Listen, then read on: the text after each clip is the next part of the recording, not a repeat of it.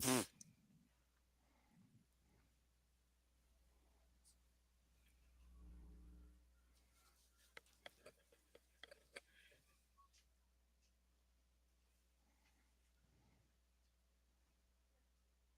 ahead, Noah.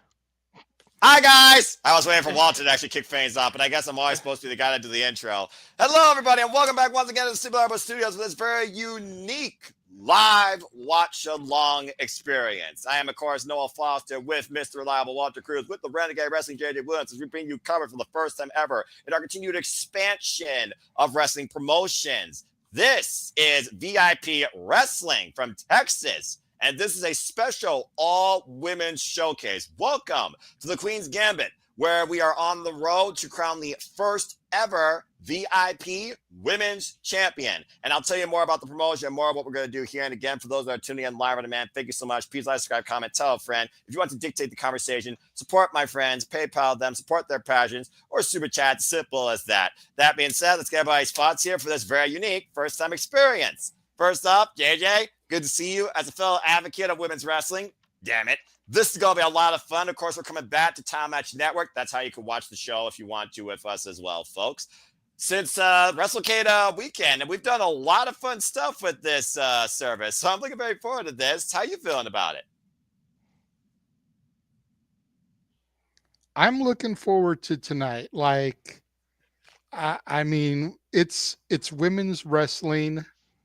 Hopefully at its best. We never really know until we get into the thick of it, but there's a lot of top tier talent from a variety of different promotions throughout the world. We've got what will more than likely be the final indie wrestling appearance of the juggernaut Jordynne Grace, as it's widely known that she is signed with WWE and will more than likely make her official debut in the Rumble tomorrow.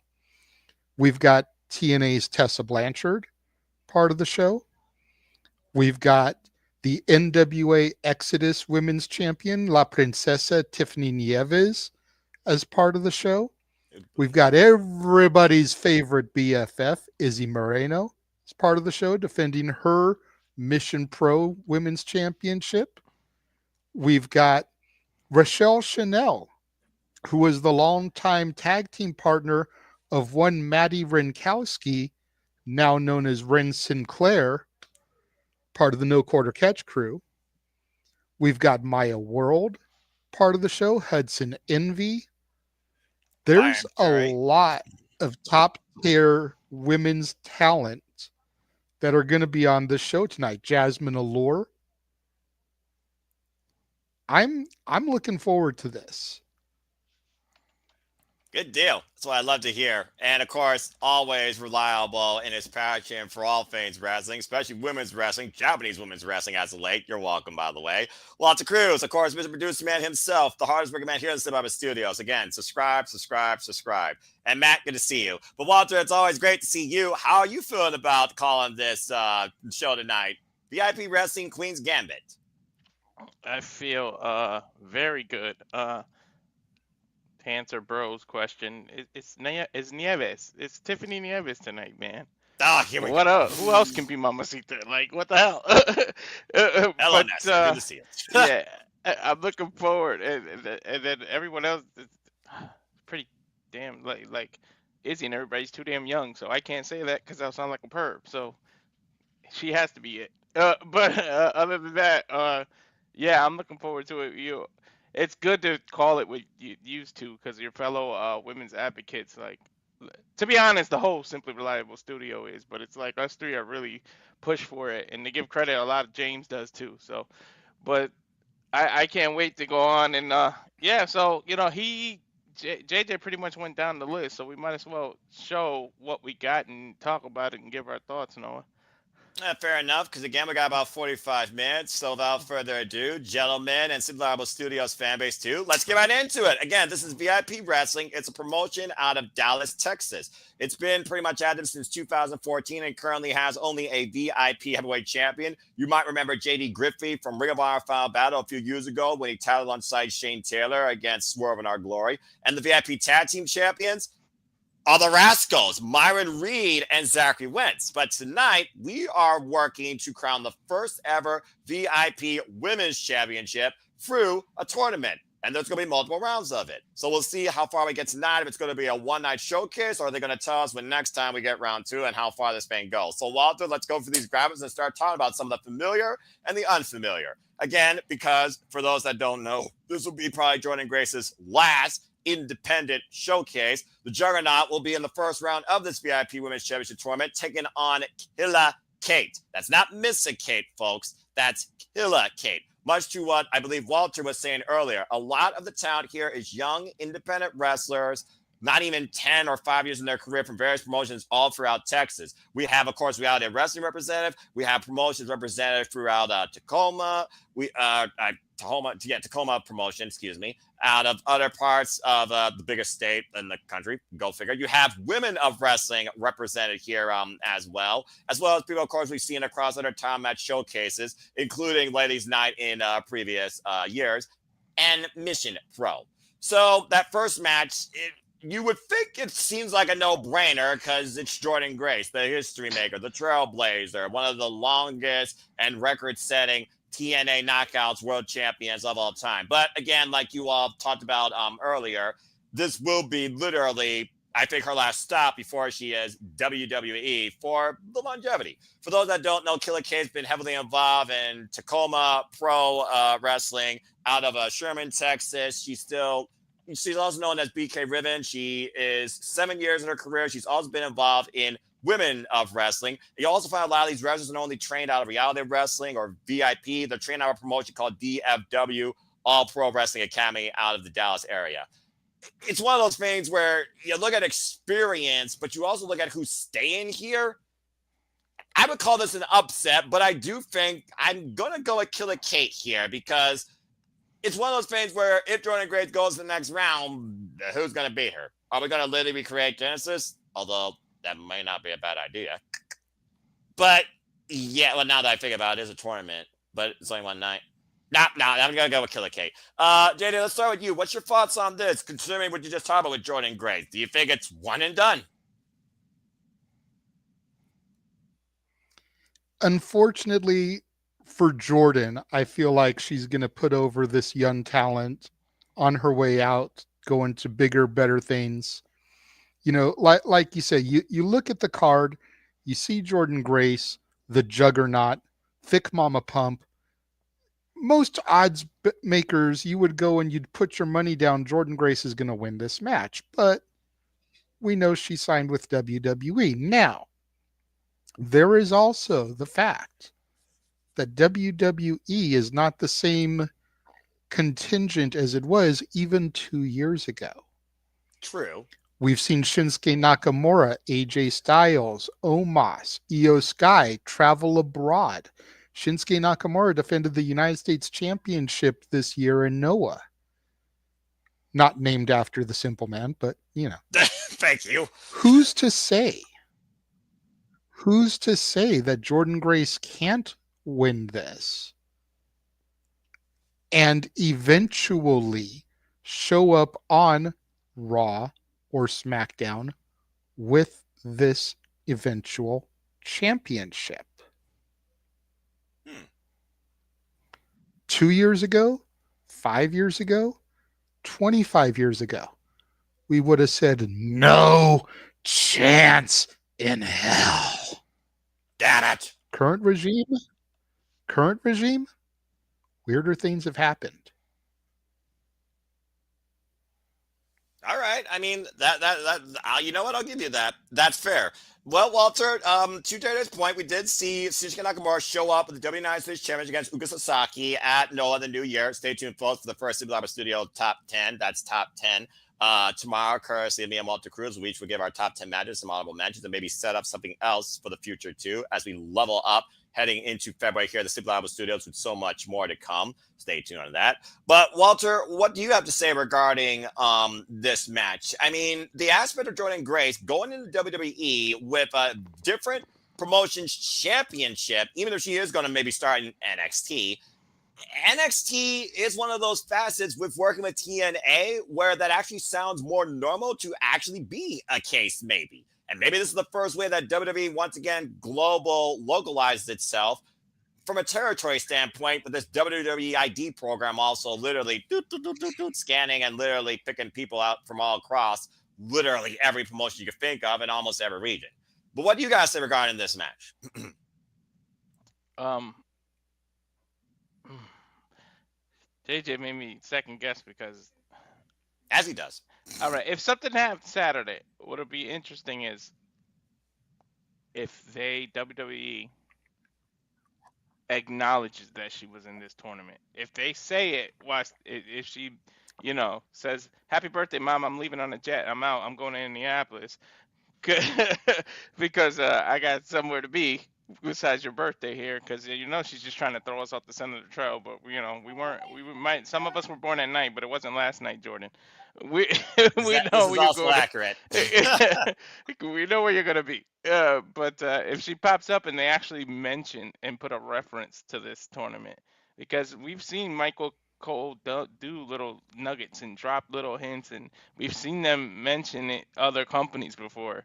So if they can do it, why not have her keep continuing in the rounds and maybe eventually lose in the finals to put someone over so she can just focus on WWE or win? But unfortunately for us, the fans of hers, I think she loses the match, the first round, and Killa gets to make a name for herself off Jordynne Grace's back. And what better name to win?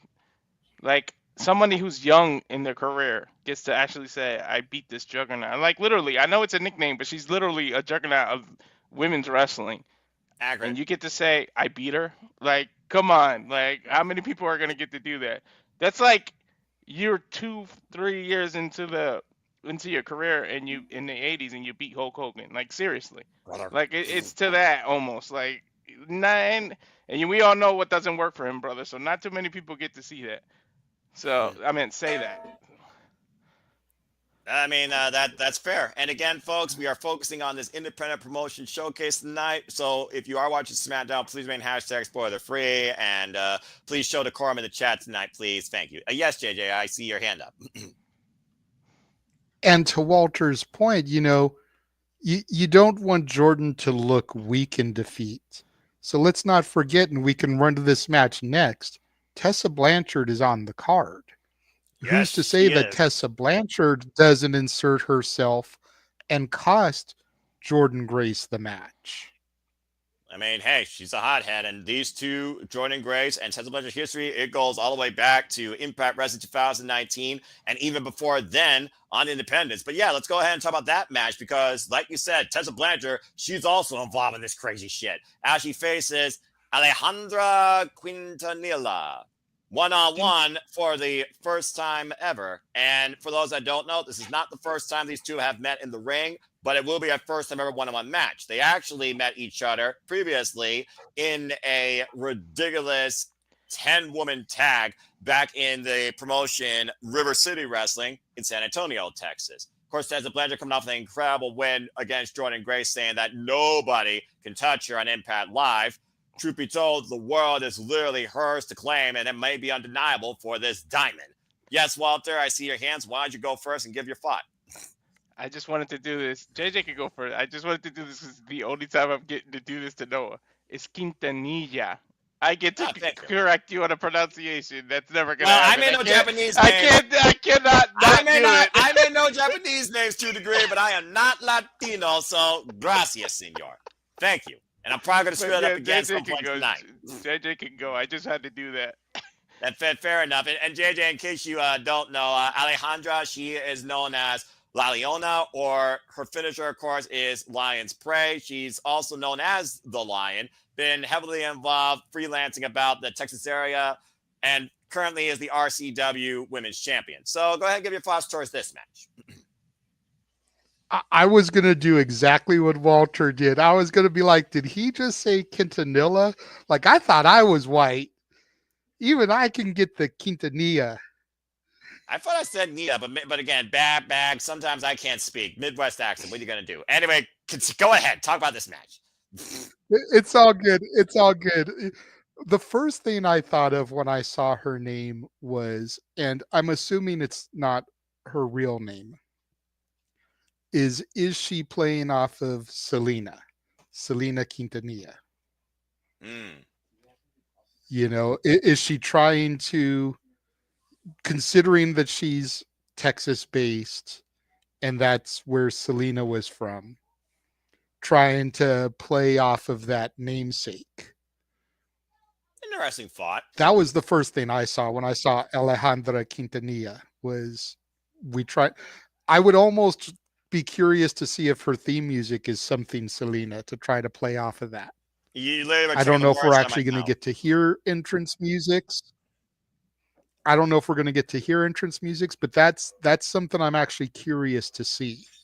That's a good But point, actually. again, much like we said, when it comes to this match, you look at it, and like we said about Jordynne, you would just assume Tessa's going to win this.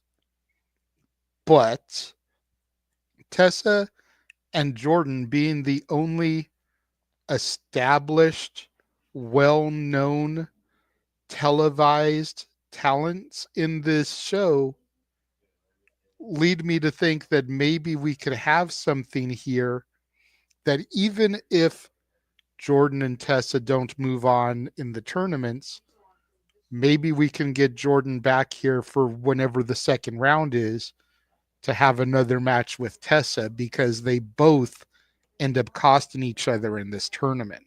Or they both on opposite sides of the bracket, or And somehow that like both draws go people. bracket.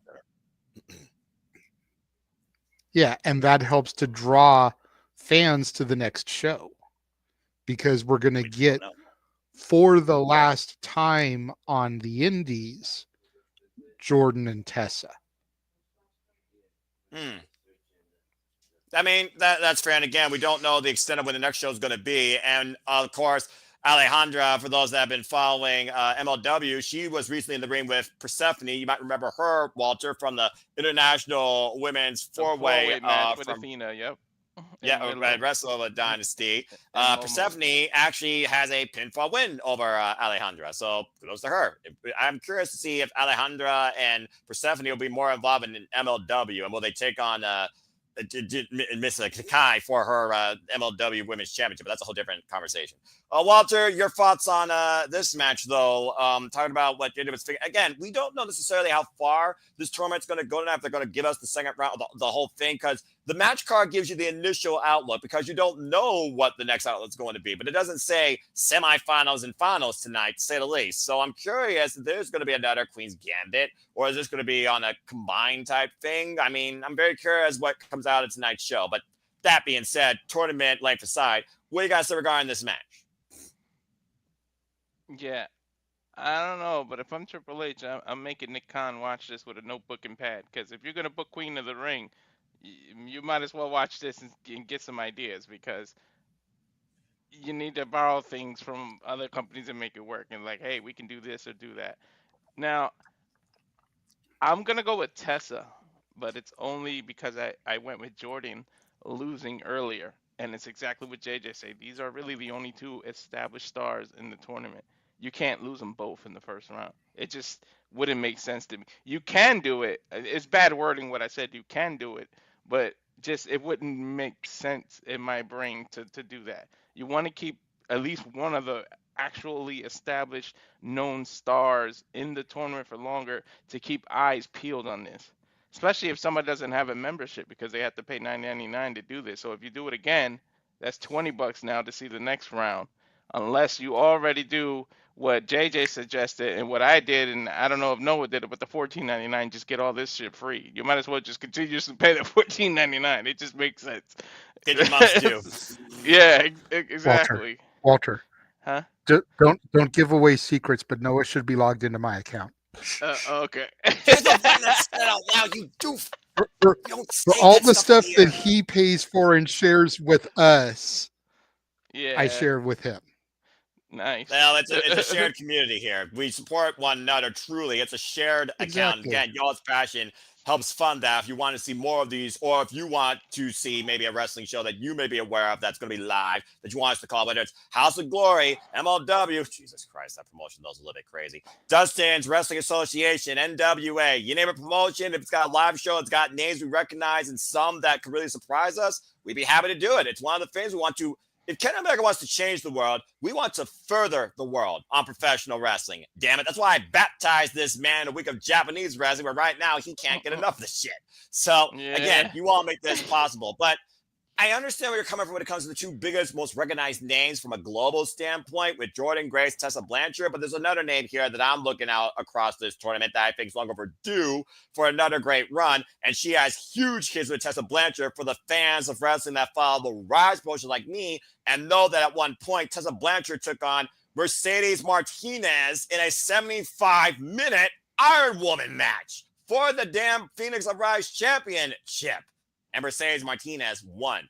If Tessa Blanchard is back to prove that nothing can stop her and she's on this crusade to get those wins back against everybody, the last time her and Mercedes Martinez faced each other was 2018 with Mercedes Martinez going over. This could be Tessa's huge revenge bitch saga against one of her greatest foes that helped her grow up in this business and fine-tune her in the ring. And you all can go watch those matches, by the way, in full, courtesy of the Rise YouTube channel. I highly recommend it.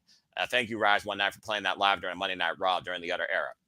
Anyway, let's go to another match here because, again, we got still a lot more. A certain match. Hold on.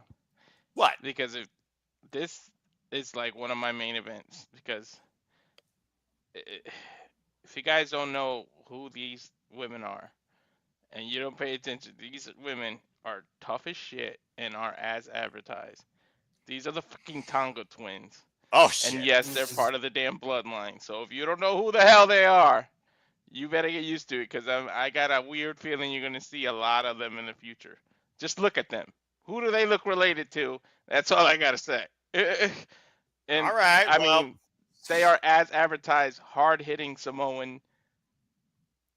Badasses. I don't want to say the word I was going to say, but yeah, badasses. That covers it. Couple of bad bitches. Yeah. all right. I can see where this is going, and I can kind of understand where he's coming from. But yes, the Tonga twins has been very well known across the independent scene. Now I'm going to try and announce those names, of course. But also, JJ, you remember Fire and Fury, of course, from our last Mission Pro Wrestling call when they took on the Mission Pro Wrestling Tag Team Champions, of course, in the King Bees. Charity King and Danny B. Of course, I'm talking about Morgan Mercy and Nova Phoenix, one of the meanest heavyweight women tag teams I've seen in a long damn time since Tenka Bozula and Marigold. Why that team's no longer a thing. Man. Anyway, this is a first-time tag team matchup, and legitimately, it's a mutual tag team bout, but it does make me wonder if they're trying to maybe create a women's tag team division here in VIP wrestling. So that being said, Walter, while you hyped up the Tonga twins, I got to ask you, while you say the part of the bloodline, how familiar are they with their work as a tag team? I'm familiar with their work as a tag team, but I'll be honest, I don't know too much about Fire and Fury. The only first time I ever heard of them is the last time you guys called it, because that is when I actually signed up for ticket, whatever this thing is called. Mission title match. Title match. I almost said ticket like it was Ticketmaster. I was going to say ticket match, but title match. This is the first. So them I don't know about, but the Tonga twins I'm very familiar. But no, you couldn't pay me to try to pronounce their names because I have no idea. And that's why I put the damn names in parentheses on our banner so we can get it. At least we can let them know the names. We might have to be quiet during the match for a second to hear the announcers say their name, so we can kind of keep it up and be like, "All right, that's how you say it."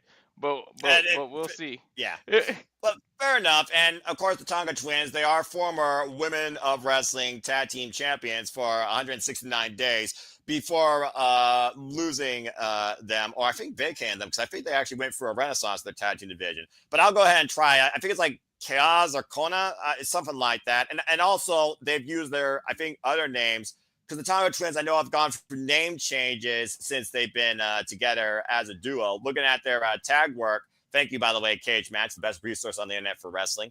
They, of course, formerly were called MK twins at one point, and I think one's called Tahim, the other one's called Talavo. But either way, the Tonga twins versus Fire and Fury, this is going to fuck shit up. So I'm looking forward to this, actually. And this will be the first time I've seen the Tonga twins in tag team action. The thing is, though, they're more experienced in longevity as a tag team, unlike the opposition, Fire and Fury, who I think have probably been tagging for maybe a couple of matches, if not less or more, than our last call, JJ. That's how inexperienced Fire and Fury is.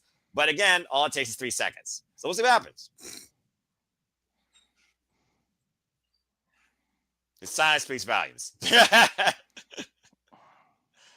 think his brain hurts. I didn't hear you throw it to me. My bad. It's kind of it's cutting in and out again. I may have to try rebooting. I believe it's pronounced Chaos and Kona. Chaos. That makes sense. Kaoz, Chaos and Kona. That actually flows off a little easier. I like that. I may be wrong, but just reading it, that's the way I interpreted it, as Chaos and Kona. But okay. I'm curious to see what these two women bring to the table, because Walter is right. You look at that image and you just look at them and they look like a couple of bad bitches. I watch Chris Van Vliet all the time. Or no, it's not Chris Van Vliet, excuse me. It's the No Contest Wrestling podcast, O'Shea Jackson Jr. and his boy. And they're always talking about, if you're in a bar and you've got 50 people in there that are trying to come at you to start some shit, who's your squad to make sure you get out of there alive? These two women look like two women I would want on my side to start beating some of them chicks up that are going to be standing by their men. I'm just saying. That's you just look at them, and looks can be deceiving, but when it comes to Samoans or Tongans, it usually is not.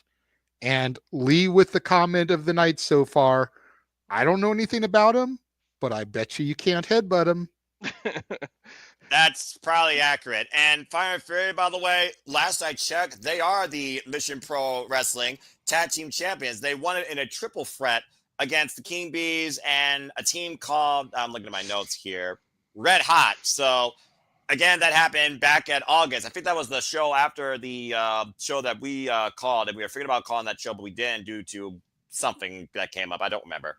Something! Anyway, I hope one of these women is going to be something to behold, and I do think we're going to see quite a unique car wreck out of this tag bout, and they probably will get savage. All right, well, good pick though there, Walter. Yes, JJ. I will be right back. I'm gonna try to reboot again while you guys start talking about the next match. Okay, fair enough. Well, again, we know we got more tournament action. Since I did the last one. Well, fair enough. I mean, we know we got a lot of tournament action. We've already talked about those, but we also have championships. We have 3 championships on the line tonight, including the championship I was talking about for the promotion that many of these women have been trained out of, the DFW women's title. So why don't we go ahead and talk about London Dior. For those that don't know, one time she was on AEW with Mariah May. She's also still very young in her career, but she's going after Hudson Envy, who looks like she may intimidate me. Hudson Envy, by the way, also known as Spike. Look at that. Good God. Talk about Mad Max. Hudson Envy, of course, has been the DFW All-Pro Women's Champion for quite a duration of time, even though it's not fully recognized. But comes in here with 12 years experience. She is a brawler. She is known as the Tattooed Metalhead Pit Bull. How's that for a nickname for you? Why, London Dior, again, we've seen London Dior throughout, if you follow the promotions like I have, not just AEW, but reality of wrestling as well. She's been involved in women's battle to the bell ladder match. She's been involved in women's tag team action against the likes of Maya World. She's also been involved, of course, in that promotion I mentioned earlier, RCW. But this right here feels like, to me, a feeding frenzy for Hudson Envy. I would be very surprised to see London Dior come out as champion. What do you guys say regarding this and that graphic you saw where that person might as well be cast in Mad Max, Walter? I was going to say they might as well cast her in Star Trek or something. Like, the way she looked. Hey, Charles, how are you? But honestly, yes, I need education. I don't know anything thing about these two. I'm not gonna lie. So I really don't know. Like it'll be a pure guess for me, but I think maybe one of these titles change hands, but I think there's a retention here just based on the photo alone. But I honestly, you would have to educate me on who they are, to be honest. Well, I kind of did that. London Dior is super young in her career, less than 1 year of experience in and out of the Texas area, reality of wrestling, RCW. Even had a stint on Collision when they were down in Arlington, Texas against the Glamour. Mariah May, why Hudson Envy, she's been around the business quite a bit, rough around the edges, quite literally. And currently, she has been a champion across two promotions, the Girl Fight Champion and the AWS Women's Champion. And now she's the champion for DFW, All Performance Wrestling, outside Dallas, Texas. She's also been involved in promotions like Shimmer. For those that don't know, Shimmer hosted a lot of women's wrestling back in the early days for many of the great female competitors you know across WWE and TNA. But yeah, I think this one right here is definitely one of those matches that I'm going to have Hudson Envy retaining and London Dior surviving. And again, Charles, we're doing well, and it's good to see you. JJ, again, you got Zarya in NXT, former Delta from Australia. I think Hudson Envy could give a run for her money against Zarya in style alone. But what do you got to say regarding Hudson Envy and London Dior? Hold on, before JJ goes, I want to get JJ. You're a TV guy. Does she not look like she belongs in Star Trek or something? Like, look at MB's head. Like, Yeah, I can see it. Oh, good grief. I don't know a whole lot about either of these two women. I know I've seen them both before, but that's the extent of it. I would call my knowledge regarding them casual at That's fair. best. I'm just looking for a great match here. I mean, we have 8 matches on the card. 3 of them are championship matches. One's the tag match, and then we've got 4 first round matches. Kind of going back to the point you were making earlier, I think that's all we're getting tonight, because to add 3 more matches to round the tournament out, that's Tony Khan levels. We're not trying to go there. I think they'll save maybe the semis. I think they may save the semis and the finals for whatever the next show is, and then mix it in with some other traditional VIP fare. Like start the show off with the 2 semis and maybe main evented with the finals, and have some other matches thrown in there for their standard VIP wrestling promotional talent. But I'm just looking for a banger here, because what I do know about these women is they can bring it. And so I'm looking forward to seeing them bring it. Well, we've seen London Dior briefly in action if you watched AEW against the Glamour Mariah May. But Hudson Envy, she's going to give her a run for her money because she's a straight-up brawler. So get ready for a fight, to say the least. All right. Well, let's go ahead and move on from there. Speaking of brawlers, fighters, survivors, let's go ahead and talk about another title match. Let's go ahead and talk about the Mission Pro title with everyone's favorite buddy BFF, shall we? And I'm sure these two are going to have very interesting conversations considering who one Mamacita is and who's one Buddy is. Let's talk about Izzy Moreno versus Tiffany Nieves for the Mission Pro Championship. We're finally running it back. The one person that probably will never be quote oh, you unquote. forgot something. What? You can't just say Tiffany Nieves. There's another part you got to say with it. La Princesa. La Princesa. Apologies for my insensitive nature on the introduction, if you will. That being said, La Princesa, of course, former Mission Pro champion. Good grief almighty, all this name freaking convention. Not saying La Princesa would be like not saying the Glamour Mariah May. Yeah. Or timeless Tony Storm. That's she a high is bar. La Princesa Tiffany Right. Nieves. Get it? It's like, got it. Bueno. Yeah, if you don't say La Princesa, it's like you're not going the virtuosa. Like you have to do it.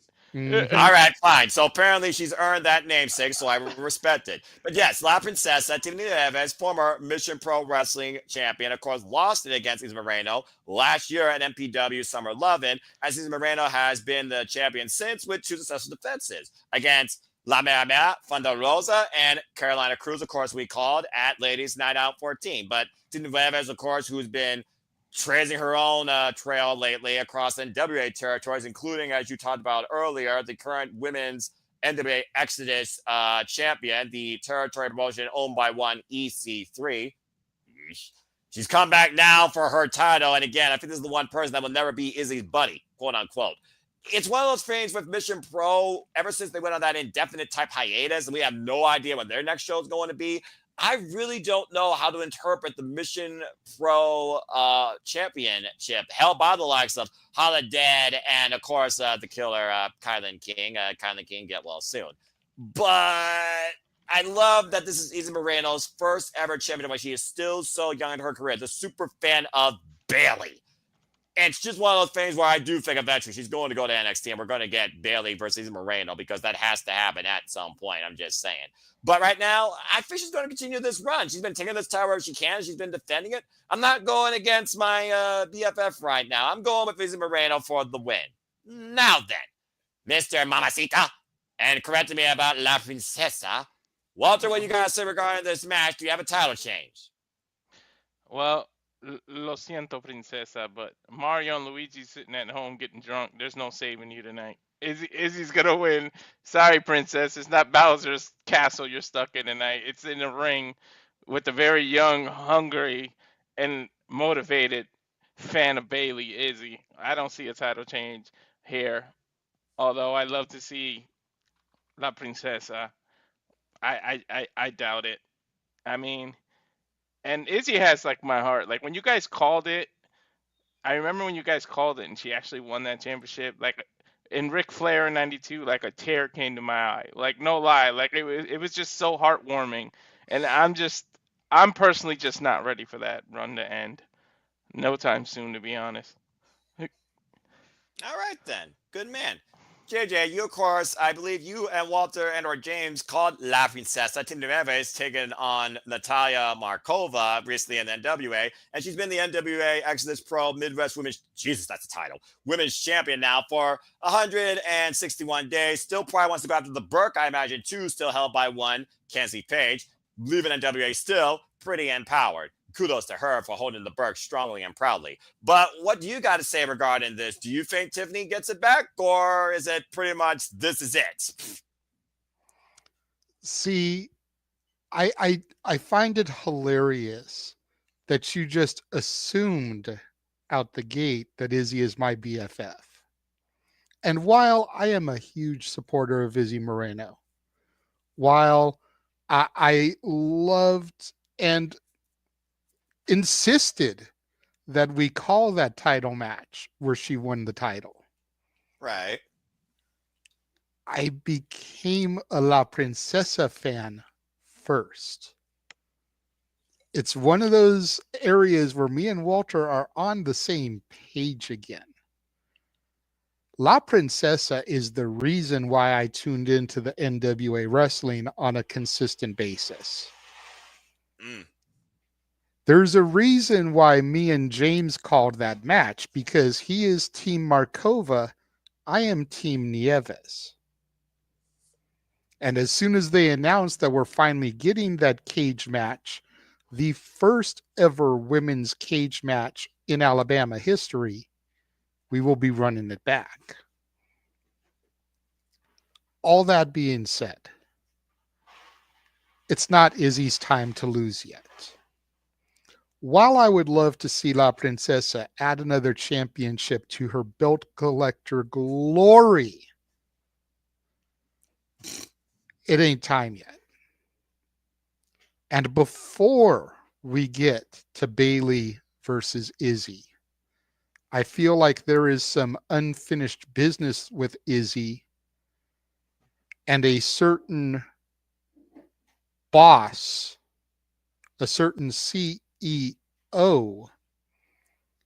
who represents a company who is going to be having their huge show of the year in Texas this year, about a month or two after Izzy finally hits 18 years old. Oh, shit. And considering the woman responsible for putting that championship on her works for said company, considering the woman who helped train her works for said company, do not count out an Izzy Mercedes match before the end of summer. Okay, then. Come with you, JJ. All right. Well, then. Well, at least we're all still going with our BFF. And we'll see what happens in Texas in July soon enough, as well as my friend the King, who will be there. I'm freaking jealous, as well as Sienna Chanel. Hope they have a great, safe time. All right. Well, let's go ahead and keep moving on through this card. We'll move away from championships and go back to, like you said, there's still a number of matches. I was talking about Mercedes Martinez earlier. We talked about, of course, the Tonga twins. We talked about, of course, Alejandra. We talked about Tessa Blanchard. We talked about Jordynne Grace. We're talking about Mission Pro. Let's go ahead and talk about a former Mission Pro Women's Champion, child. Let's talk about Holidead versus Lynn. And these two women are no strangers to each other. And again, for those that are familiar to the Texas area and Mission Pro, you know exactly what those two women are capable of. Holidead, of course, one of the record-setting Mission Pro Women's Champions. At one point, I think her and Kylan King even feuded over the title, and I'm pretty sure her and Maya World have had their fair share of fall at times in freaking Mission Pro. If Thunder Rose is the founder, Holidead might as well be the co-founder. Holidead and Lynn have shared victories both in tag action and on opposite tag teams, and also in singles action as well. The last time they were together was literally as a duo. So this is going to be interesting, considering the last time Holidead and Lynn had a singles match, Holidead took a title from Lynn. For those that don't know, by the way, Lynn, you probably remember her at times from AEW Dark, still pretty well in her career, 11 years, trained by the likes of Al Snow. What? And, of course, she is involved heavily in women of wrestling. It's one of those things, though, that I look at this match, and Holidead's one of those names that I just don't usually bet against. So I'm going to go with Holidead on this one. So, JJ, what do you got to say regarding this? Unfortunately, I'm going to kind of repeat the same thing I said when it came to Hudson Envy and Lyndon Dior.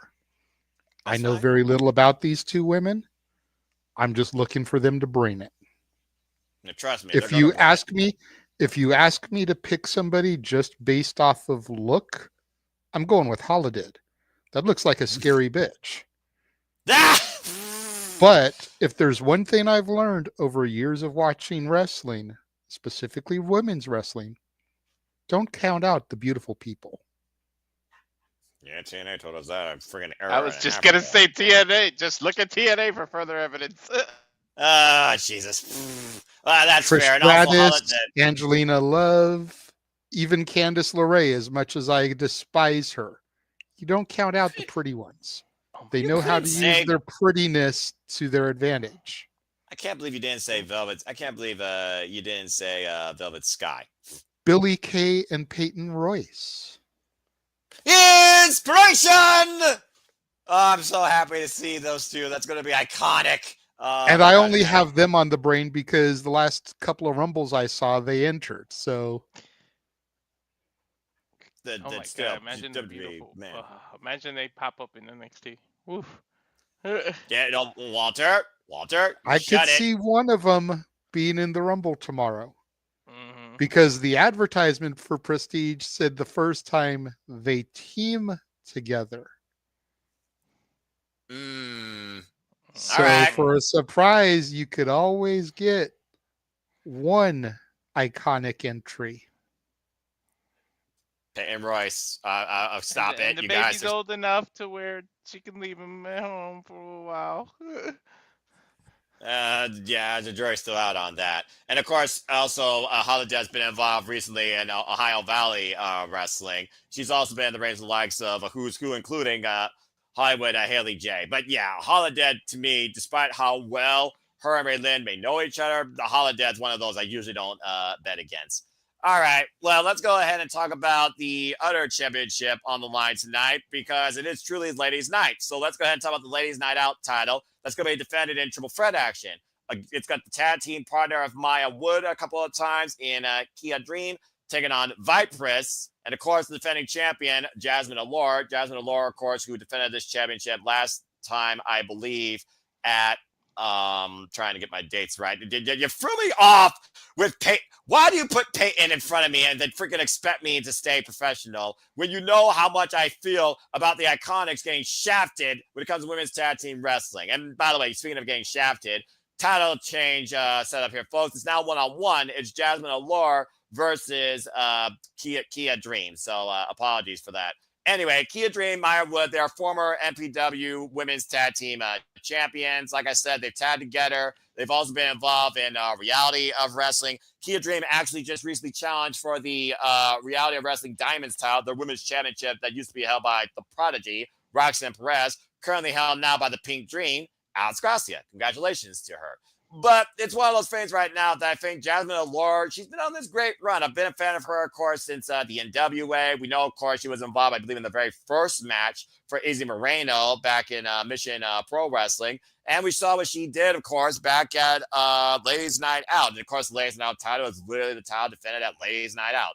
I'm going, even if it was Triple Threat, I'm still going with Jazmin Allure retaining. But I'm looking forward to this match for a number of reasons, because Jazmin Allure is one of those, again, where I think people like her, Britt Vixen, who I believe is now the World Wrestling Association Women's Champion, and still is she the Defy Women's Champion, or is that still Maria Shafir? I gotta go back and look at that promotion. But either way, I'm going with Jazmin Allure retaining. Walter, you know a little bit about Jazmin Allure. We talked about her a little bit. Now, Vipers, of course, we remember her from Ring of Honor a little bit, and we've seen her in action, but she's not involved in this now. But what do you guys say regarding the Ladies Night Out Championship? Yeah, the only one I really know is Jazmin Allure. I really don't know about Kiah Dream, but damn, I'm looking at her. I'm starting to feel the way I feel about Jada Parker. Like, holy shit. Oh, good grief almighty. Watch yourself, Walter. I think I see a shadow coming down the hallway. He's got to try to relate it somehow to something he can understand, but go ahead and continue, my friend.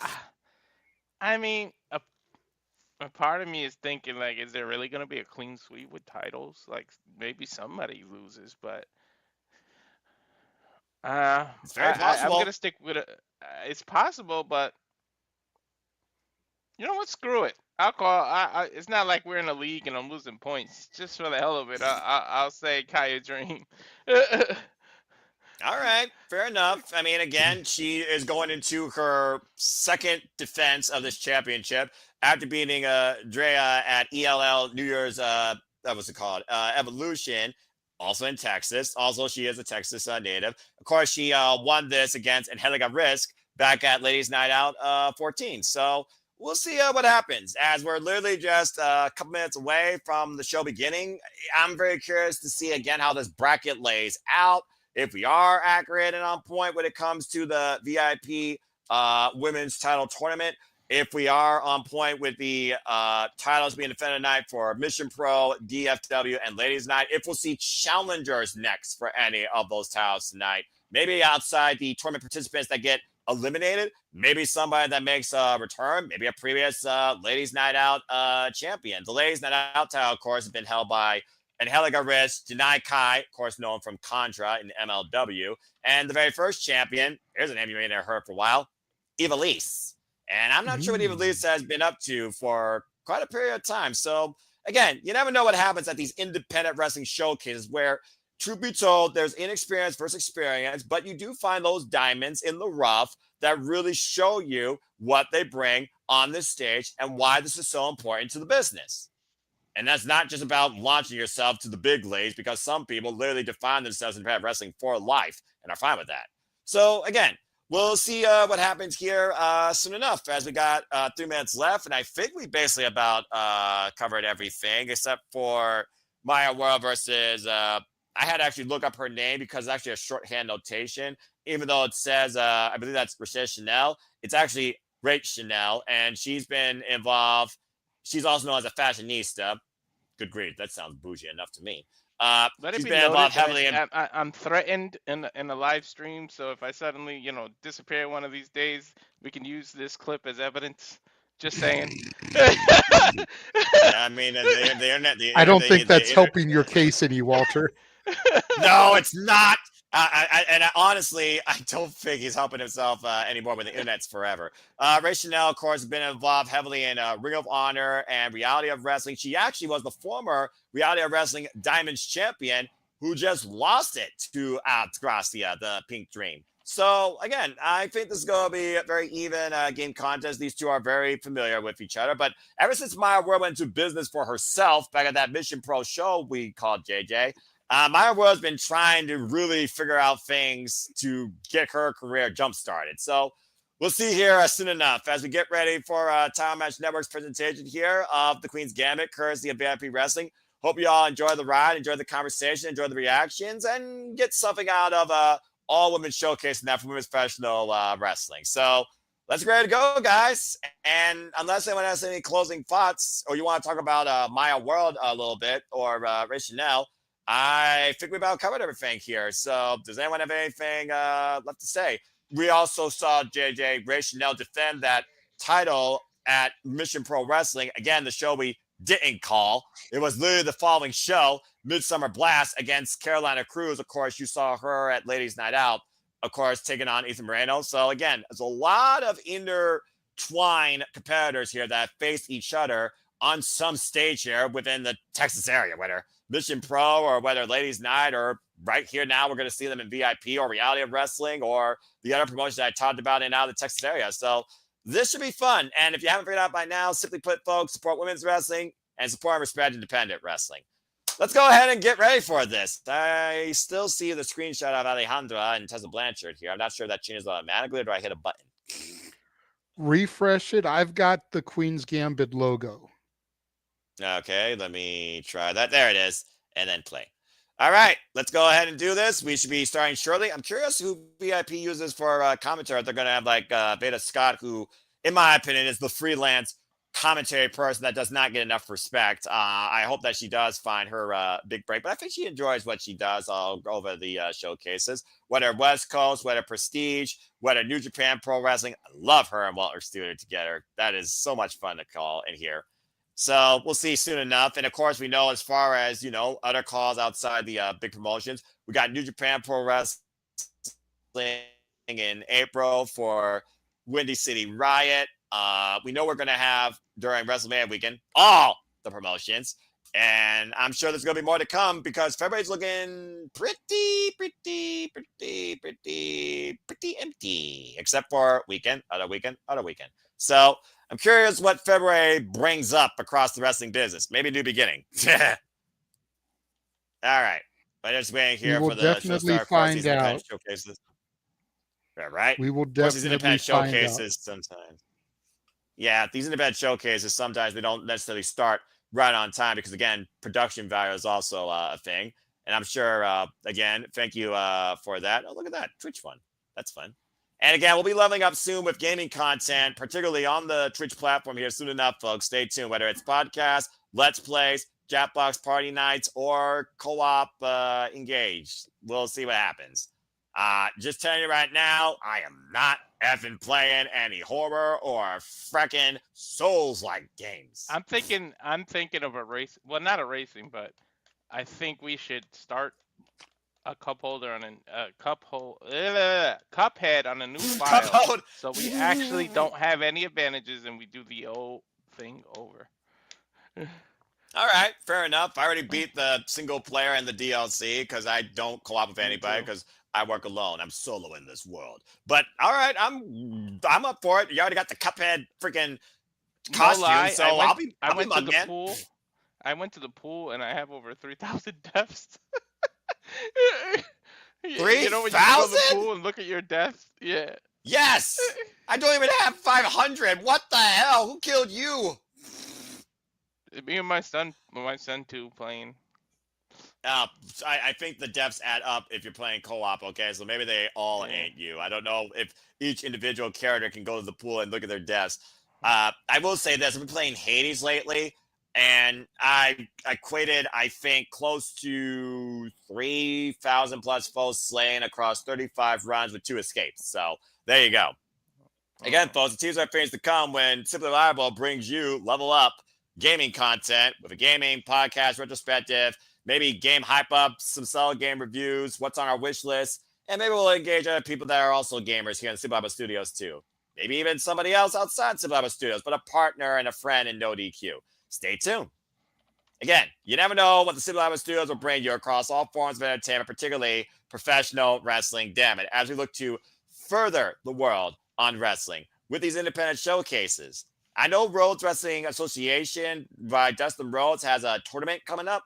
It might be something to check out to see what's going on there. Bert Vixen, I believe, is their women's champion. I forget who the men's is. I have to double check that.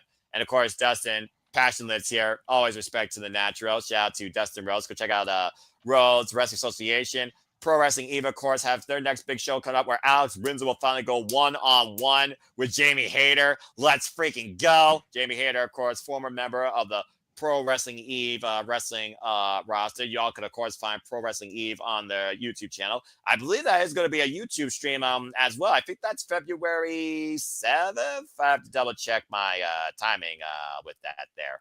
At times, MLW, of course, does their shows. We know that now Matt Riddle, is the MLW World Champion. So we'll see what's happening there. I just see logo right now. So we are just playing the 18 game.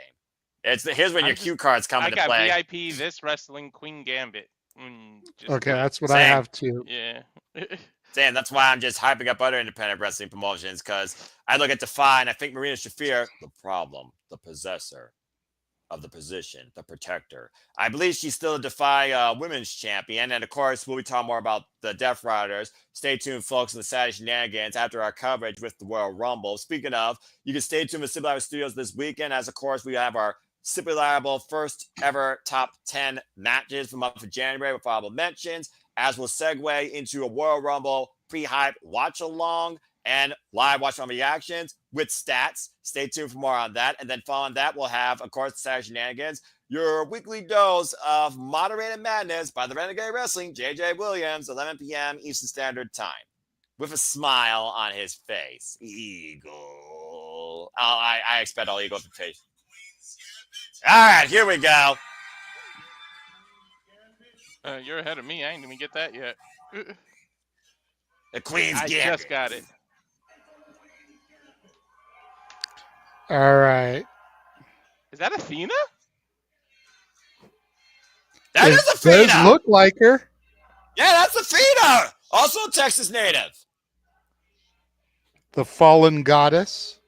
And the current longest reigning and still Ring of Honor Women's World Champion after defending successfully against Thekla in Stardom in Corrigan Hall. I think me and JJ are perfectly in sync. I think you're like a couple seconds ahead, Noah. Well, if Noah's a couple seconds ahead, that's fine because he's the play-by-play guy anyway. So yeah, true. I like that hat. It's kind of cool. Yeah, the LED.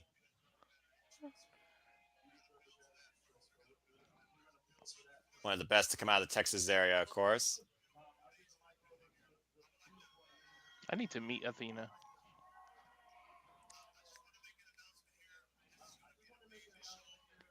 shout out to the former Ember Moon who competed in the Rumble with a jacked up arm. Right? Oh, yeah. Saw that when I was watching back the Rumbles earlier. I've seen it before, but just seeing the way she went for that eclipse with one arm. And Chef's kiss. The eclipse is one of the coolest moves right now, too. I'd love to see the eclipse versus the soul snatcher. Ooh. Yeah. I'm not going to argue there. And of course, again, like I said, Texas native, also trained by Bugatti. 17-year pro of the game, the fallen goddess Athena. By the way, guys, she's been Ring of Honor Women's World Champion now for 784 days. She's on that Roman Reigns run, man. If y'all don't acknowledge her, y'all screwed up. 26 title defenses underneath her reign. Best matches of her Women's career, wrestling too. champs. I was just going to say crowd chanting women's wrestling. They haven't even rang a bell yet. I'm here for that shit. Right? Damn right. Needed me an energy drink.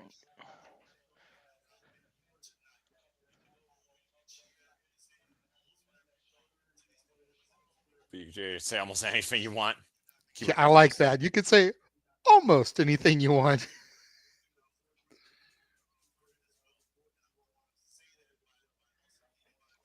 I'm curious who Don't. the guy is. Is he just like the ring announcer? Is he the owner of the company? Because he sounds like he's speaking from like a management position, you know?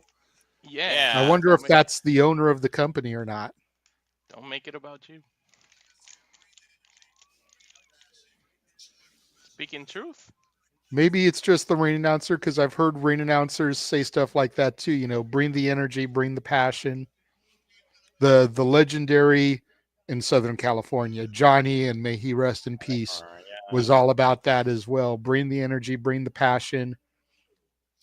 A ring announcer, owned his own wrestling promotion out here, Mach 1 Pro Wrestling. Jeff and I were frequent visitors to that. He also was the voice of PWG amongst many other SoCal feds. But yeah.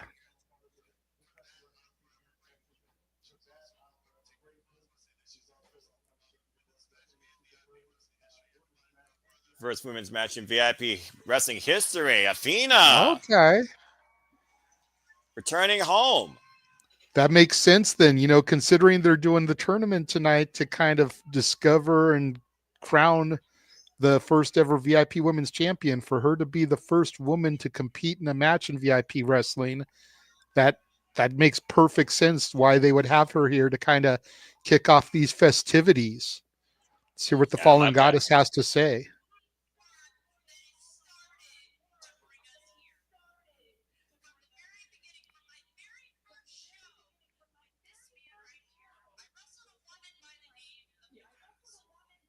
Hey, I remember Nicole Savoy. I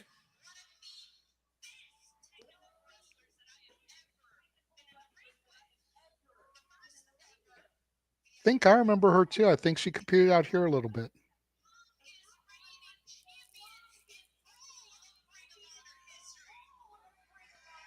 Shout out to Nicole Savoy.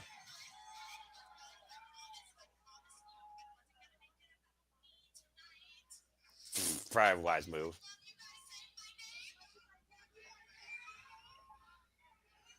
Everyone loves Athena.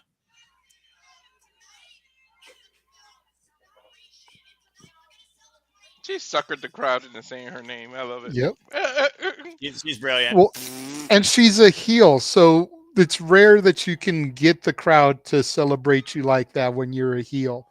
But it just goes to show, number one, her history in the state and the company, and number two, how well respected the fallen goddess Athena is.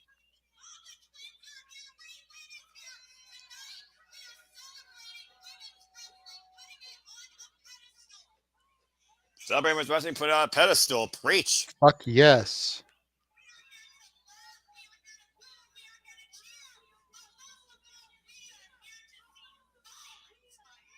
Yes, I like violence. Drink, laugh. We're here to and laugh, we're here to cheer, we're here to boo, but we're here for violence. Bring on the violence. A great Without opening. further ado, introduction. this is the Queen's Gambit. Great opening introduction there by Athena. Let's go ahead and get tonight's festivities started.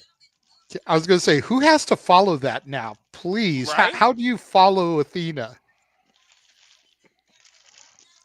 Well, you start off with Maya World versus Rachelle, looks like, as the first round of the VIP Women's Championship Tournament is going to be underway. And that being said, folks, welcome to this special conversation and also this very special watch-all event. This is VIP Wrestling, the Queen's Gambit. Welcome to Simba Studios. Noah Foster, JJ Williams, Walter Cruz. You, of course, can support us along for the ride and be with us as well. Just become a subscriber today at Title Match Network, and you can watch the show along with us. Otherwise, we're here to be the conduit to you tonight for an all-women's showcase. So please subscribe, comment, tell a friend, and enjoy the ride.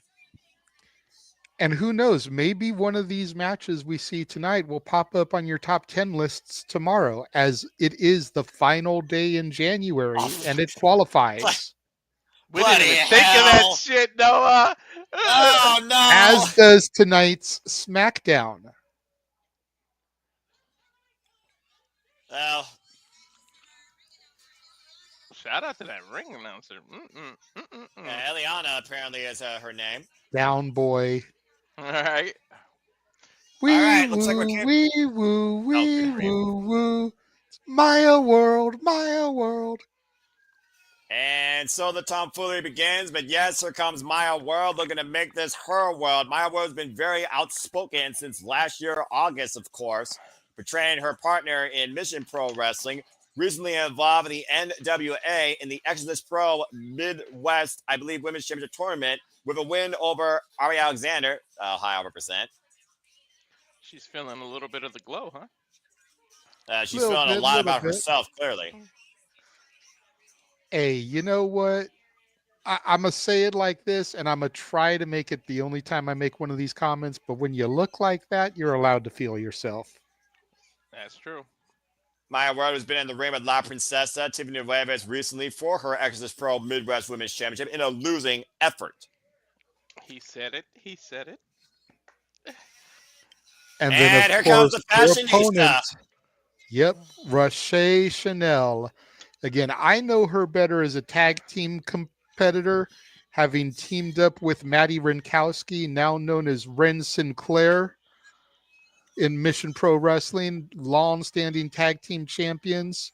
Haven't seen a whole lot of Rachelle Chanel as a singles, so I'm curious to see what she's going to bring to this matchup because Maya World is hungry. Of course, she Former brings a Chanel MPW bag. former MPW Tag Team Champion alongside Kiah Dream, by the way, who, of course, we'll see earlier. Most recently, her and Maya World met last year in Reality of Wrestling over the Reality of Wrestling Diamonds Championship across a six-way bout where both women had a chance to become the champion at the time. But there's one thing we could say about both these two, while they may be self-absorbed and highly fashionable, they definitely can get it done in the ring. And of course, these women are setting the pace for the night. First match here in the VIP Wrestling Queen's Gambit VIP Women's Championship Tournament. They ride that very, very thin line between cockiness and confidence. Bell rings are underway. I think that referee's from Mission Pro, I believe. She's probably been around the Texas area, of course, as, again, VIP Wrestling works with so many promotions outside the Texas area. Stiff Con, Yeah, I was gonna say, usually when you're on the indies, referees work a lot of different promotions. Same with ring announcers; they almost travel as much as the talent because trying to get that booking on a regular basis. And God bless the hardest working people of this business. Yeah, right. Commentary, staff, crew, referees, in-ring competitors. The independent scene is the lifeblood of this business. It does not get enough respect and support. And Maya World I'll tell again. you who I would be jealous of tonight, the damn cameraman. Easy, Tiger. Your woman is in the comment section watching. Let's focus here, guys, on what matters here because we don't know who either of these women are going to face, of course, in the next round because we know we got a nice headlock takeover there. We know we got, I believe, 8 women involved in this tournament. Just watch the shoulder up there. Great positioning by the referee. There's a shoulder down. Get a 2 count. Maintains the side headlock. Rachelle has always been so bougie with her style, both in the ring and in her attire. Maya World looks like she's got a little bit of a size difference on Rachelle Chanel there, which may be why she was able to counter that headlock into a brief 2 count. And again, the sass off the escape by Maya World. You mean height-wise or like muscle-wise? Width-wise. Okay. You never want to call a woman big, but Maya World looks like she's got a few extra pounds on Rachelle Chanel. I know. A little bit more thickness, if you will. Extra girth helped definitely right there with that shoulder block. And there's the drop down in Maya World. Cartwheel. Good scouting there. There's the side step. Oop. Leapfrog. You're saying, Walter? I don't know. I just heard the back door open, so he shut up. The jackknife. Nice float Went for the over there, jackknife. trying to get a little extra leverage, but Maya World ended up releasing. Yeah, she was looking for the jackknife takeover. Good call there, JJ. And again, right now we're at a stalemate here. Maya World, by the way, only 2 years of in-ring experience. Which is crazy to think of when you watch her and her execution and her Whoa! athleticism. You would think she's been doing this for a lifetime. Some Former people just get it Inspire and they Pro. get it quick. Northern Lights super to the bridge. Rachelle down for a 2 count. You're right there, Walter. Some people are just naturals, idiot savants, as it were. They just take to it so easily, and Maya World is apparently one of those individuals. Mm-hmm. Again, it's like one of those things where they also say it's like riding a bicycle. You never forget, but as soon as you take the first step, it's like literally you just know where to go from there. Open palm strike by Chanel in the corner. I mean, look how easy Kurt Angle took to professional wrestling. Mhm. Right? Nice escape there with Chanel in the corner. Oh, man, what a pump kick.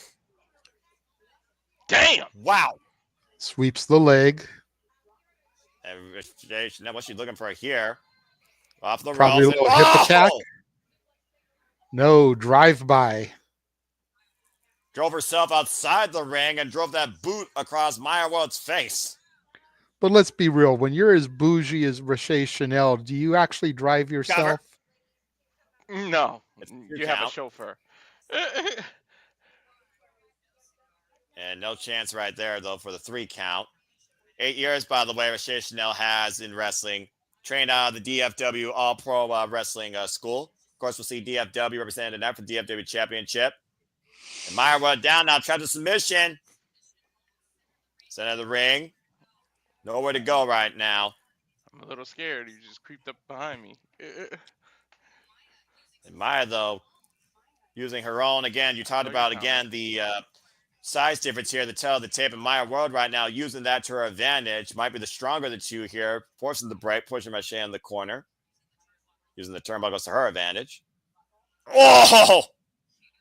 Clubbing shot Ouch. to the head and neck there by Rachelle Chanel. Drops Maya World to a knee.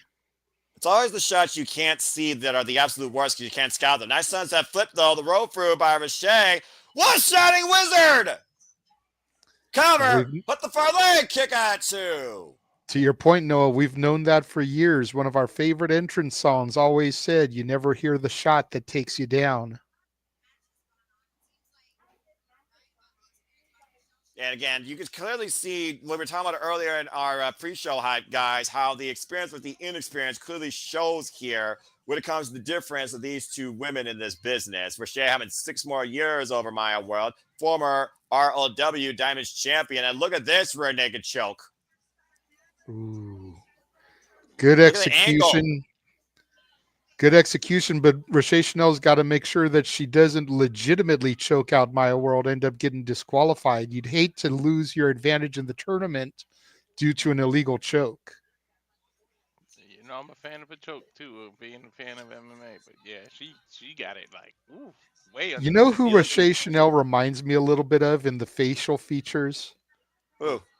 Jacqueline. Yeah, she definitely got that attitude. Hey, Teddy Long, of course, represented Jacqueline for a duration career. Exactly. We're talking about all the great Texans out here, not just the men, but of course the women of wrestling. We just saw Athena. Oh, and Maya catches Rachelle with a super kick. Huge super kick. Rocked Rachelle Chanel there. I don't even think she knows what day it is anymore.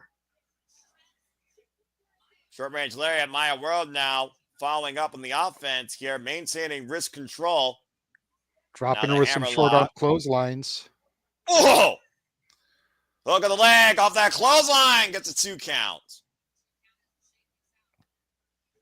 Very smart by the rookie to maintain that wrist control while you were dropping her with those short clotheslines, Noah. For the win off the float over blockbuster. Gets a 2 count. But you were talking about earlier, JJ, how Maya World seems like she comes natural to this. And Walter, you can clearly see that in Maya World's confidence. While Maya World may lack a little bit of poise, she does not lack anything in the confidence department. And that seems to be driving her forward. Now hooking the leg of Rachelle and might be trying to go for a trio wall or something bigger out of the corner. Straight to the lower lumbar. Taking a I'm not breather sure for a what she. second. Maya World picking up speed. Step up. Oh, Yeah. Rachelle with the clubbing Gentlemen, this shot to is the a bat, though. dangerous area. Yeah, I sense something very bad is about to happen. Oh! Maya World's Well, face there you bouncing go. off the top rope there. Of course, that steel cable tied to the max. Another up kick as Maya World tying the ropes. And oh! Ooh. Double knees to the torso. Sits in the cover, hooks the leg, gets that 2 counts. Mercedes Moné would be proud of that move. And now, damn it, JJ, now I can't unsee the Jacqueline reference.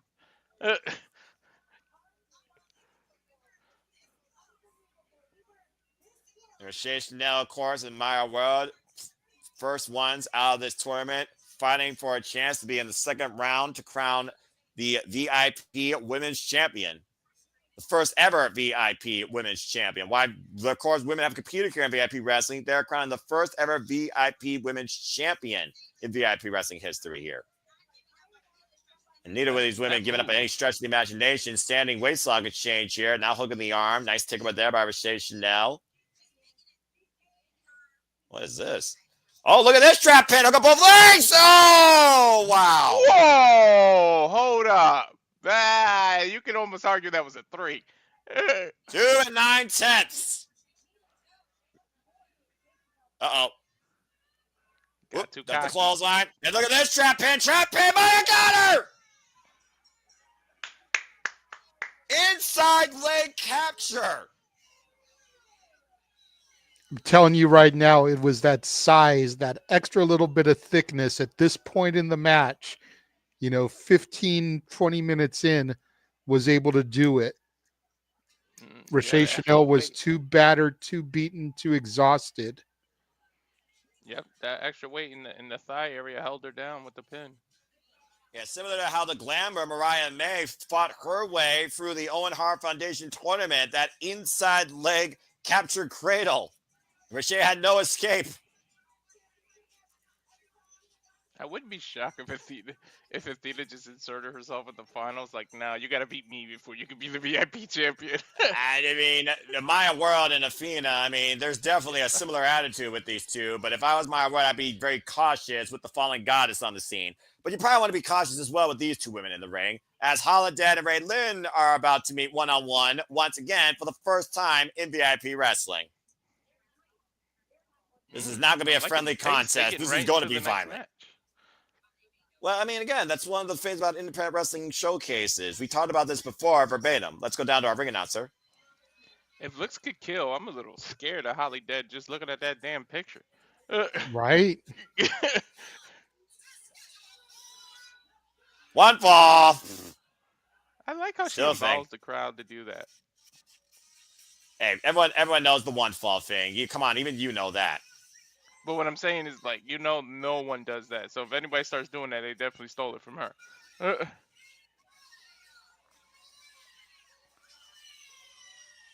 Lynn, always full of energy. 11 years of experience, trained by Al Snow, known as the Miley Cyrus of professional wrestling. Is that because she comes in like a wrecking ball? Does she have hips like, yeah? Dude, she's kind of small. Does she go for the climb? The puns. Dude, Does she give you the best of both worlds, Noah? Right. Anyway, okay, I'll stop there. Her way through the tournament. Okay. Climb her way Can through she this buy herself tournament. Flowers? I was just thinking that. You read my mind. Over 2-time. Damn it, JJ. Dude, IWC Women's Champion. The only person smaller than her is probably Rojo. Oh, Riho? Riho, yeah. Rojo. But you might want to say, what-oh, because here comes Holidead. Oh, yeah. I'm scared of her. We always talk about our schedules and how we's going to die. I think she's going to die. Right? Well, I mean, Holidead and Lynn, they are no strangers to each other. Previously fought in tag bouts, trios bouts, and even one-on-one contests. They have not gone one-on-one since 2023 for the IWC Women's Championship. And Holidead won that night, taking the title from Lynn. But if you don't know who Holidead is, she is one of the meanest, sadistic bitches you will be in the ring with. unleashes She's her like own inner carnage with 11 years of experience, but is also like a well-defined technician and a former Mission Pro Women's Champion.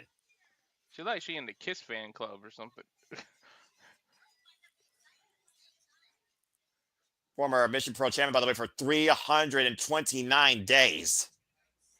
Look at the This is going difference, to be a good dude. match. How did they look like she could eat Raylan for breakfast? But again, don't count the pretty people out. They No, know Rays are how to underway. use that to their advantage, help add to their psychological game, Walter.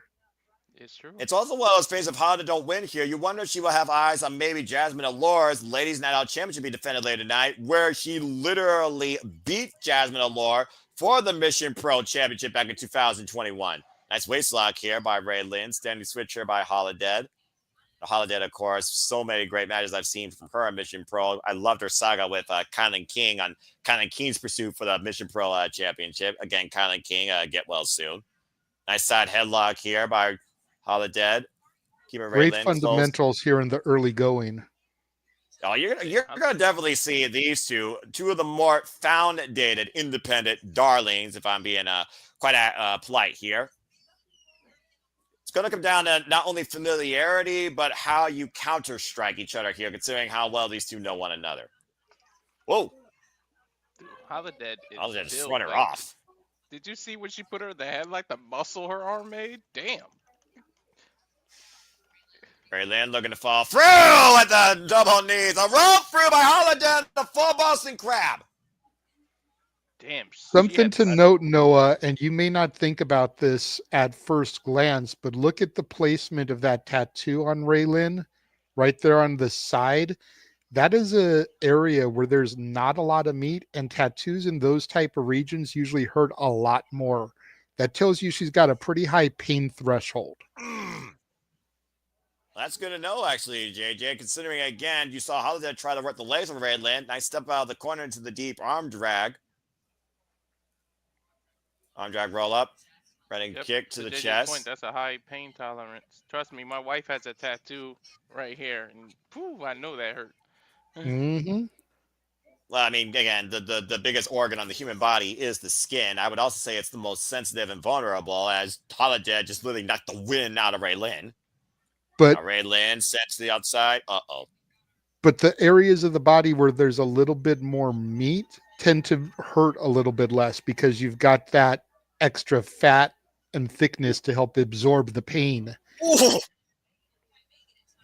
Women are smaller creatures in general, so they're already going to have a little bit more of a pain threshold for stuff like that. But then you look at that area of the body, and that's like right where the ribs are. Not a whole lot of room for fat and extra meat. Well, it's one of those things you got to lean your body. Nice drop kick in between the ropes. And, of course, the discipline of professional wrestling is, of course, mental and physical conditioning. Lynn in control of Holidead. We've got action here on the outside for the first time here. Nice crowd on hand here for VIP wrestling at the Haltom Theater in Texas. I find it interesting that group of fans they're fighting in front of doesn't have a barricade in front of them, whereas the other regions of the fans do. I wonder if that's an upcharge in ticket sales, like VIP or, some arenas and companies charge a little bit more for that type of interactivity. A kick to the midsection, knife edge chop is someone who's been independent wrestling, of course, himself in a set VIP at Kaoz Wrestling, formerly here in Toledo, Ohio. I could speak on that. And yes, that is kind of like VIP experience, but also, as Walter has watched Stardom, they could also utilize that environment more easily if they choose to by spanning out the audience. And Holidead right now using the ring apron to her advantage. Dude, in Stardom, they damn near were on people's laps. That happens more often than not, Walter. You haven't watched enough Stardom to really see, especially when hate's involved, how much the audience needs to tread with caution. And just wait until we redo Pro Wrestling Guerrilla on April 1st and you watch Samoa Joe land at my feet. Look out! Oh! Back first Jesus. into the ring post. Oh, no. I don't care how much pain threshold you have, JJ. That hurts. Ring post to the back. Forcing her up and planting her down the floor. Oof. That very thin Yep. gym mat. You're right, Walter. It doesn't matter what your pain threshold is. Steel on spine is no bueno. And Mm-hmm. Steel wins Steel every always time as wins. Holidead sits up like the undead. Think about how smart that was too. Not she ran her right into the ring post and then immediately suplexed on the thin mat, like double spine damage. And Holidead, with ideas of destruction here, might have even more ideas to use this ring to literally turn Raylin into a horseshoe if she wants. First time these two met each other, Raylin and Holidead were on opposite sides in a tag team contest. That was weird. Hello. And they lost. Ooh. I'm not sure if that was technical difficulties in Walter's house or if he just didn't want to have him getting his ass beat by his wife on camera. No, she didn't beat me. But she saw what we said The about world, pain, because look at that one. No, I see that. the world may never know. Just Yeah, like that's a how very many neat licks it concept. takes to get to the Tootsie Roll center of a Tootsie Pop. Right. Yeah, I never understood that commercial, in my opinion. Oh, why would people even try and figure out that question? Why do people try and figure out questions they know they can't get answers to? Tessa Ventura. Anyway, Irish whip by Holidead now and bring everybody Lynn in. What's this? And manhandling. Try to look for a choke slam possibly. Went for a high kick. Ducks underneath. Went for a clothesline. Holidead hooking up Ray Lynn. Oh, God, it backbreaker over the knee. Damn, that was like a Gorgeous choke. backbreaker. Yeah, that was like a choke slam backbreaker combination. Ow. Again, continued assault on the back. To y'all's point earlier, Holidead has focused and picked a target. Now going for the cover. Hook on the far leg. It's a 1 count, though. And Holidead right now just taking her time, it feels like, with Raylin. Mm-hmm. Oh, wait a minute. Schoolgirl, Raylin. Schoolgirl, the roll up. Get a 2 count. Only takes 3 seconds. Oh! And making Raylin pay for that with her clubbing lariats. Yep, Holidead spent too much time taunting the crowd and not enough time focused on her opposition. Raylin almost picked up a quick victory there. Holidead and Raylin have not been in the ring with. Go ahead, Mother. No, that's the problem when you get too confident and you distract yourself. How many times have each of us said it only takes 3 seconds? You take your eye off the ball, it's over. I mean, Drew McIntyre knows that firsthand. Oh! And of course, we'll see him tomorrow on the Rumble. And Holidead went for the high kick. Raylin able to scout it, though. Now, Raylin off the ropes. Sits in the cover. 2. Didn't get all the knees, but got a 2 count, to say the least. You see the power in that kick out? She literally threw her into the ropes. Mm-hmm. And look at the awareness as she rolls away to the apron, so Raylin can't go for another cover. Dangerous territory, though. Of course, Holidead might be luring Raylin into a false sense. Oh! That's like the second time in this match she's whipped her neck across the ropes. And now the turnbuckle's coming into play, to your point, Walter, sending her coast to coast, west to east. Again, how much more punishment can Raylin take? I don't see her taking much longer. Oh, if she hits what I think she's about to do, it's over. Not a deadlift jerk! Oh, boy. Bumping on the apron. Oh, my God, what a kick. That was big boost, dude. Oh. I think she went bouncing off the post, and I think her knee hit on the apron on the way down. Very awkward landing. Horrible impact there for Raylin. To your point, she's holding her knee. I don't know what was worse, what she did suffer, or the fact that she could have taken that vertical suplex over the top rope right onto the barricade. Look how close the barricade is to the ring on that side. Yeah, this is Holidead we're talking about. She shows no concern for her opponent. I'm just saying. The double underhook. Raylin, though, nice job winding her base, creating leverage. Whoa. Nice arm drag. Oh, the cutter! Out of nowhere. Every time you count Raylin out, both women down. She has heart. She has heart. I give her that much. She just can't capitalize on that cutter out of nowhere. Well, again, think about that also. That was a back bump, too. So, again, further damage to her own back. So, it's almost like a move of desperation. Mm-hmm. Through her knee, her back, her neck. I mean, let's face it.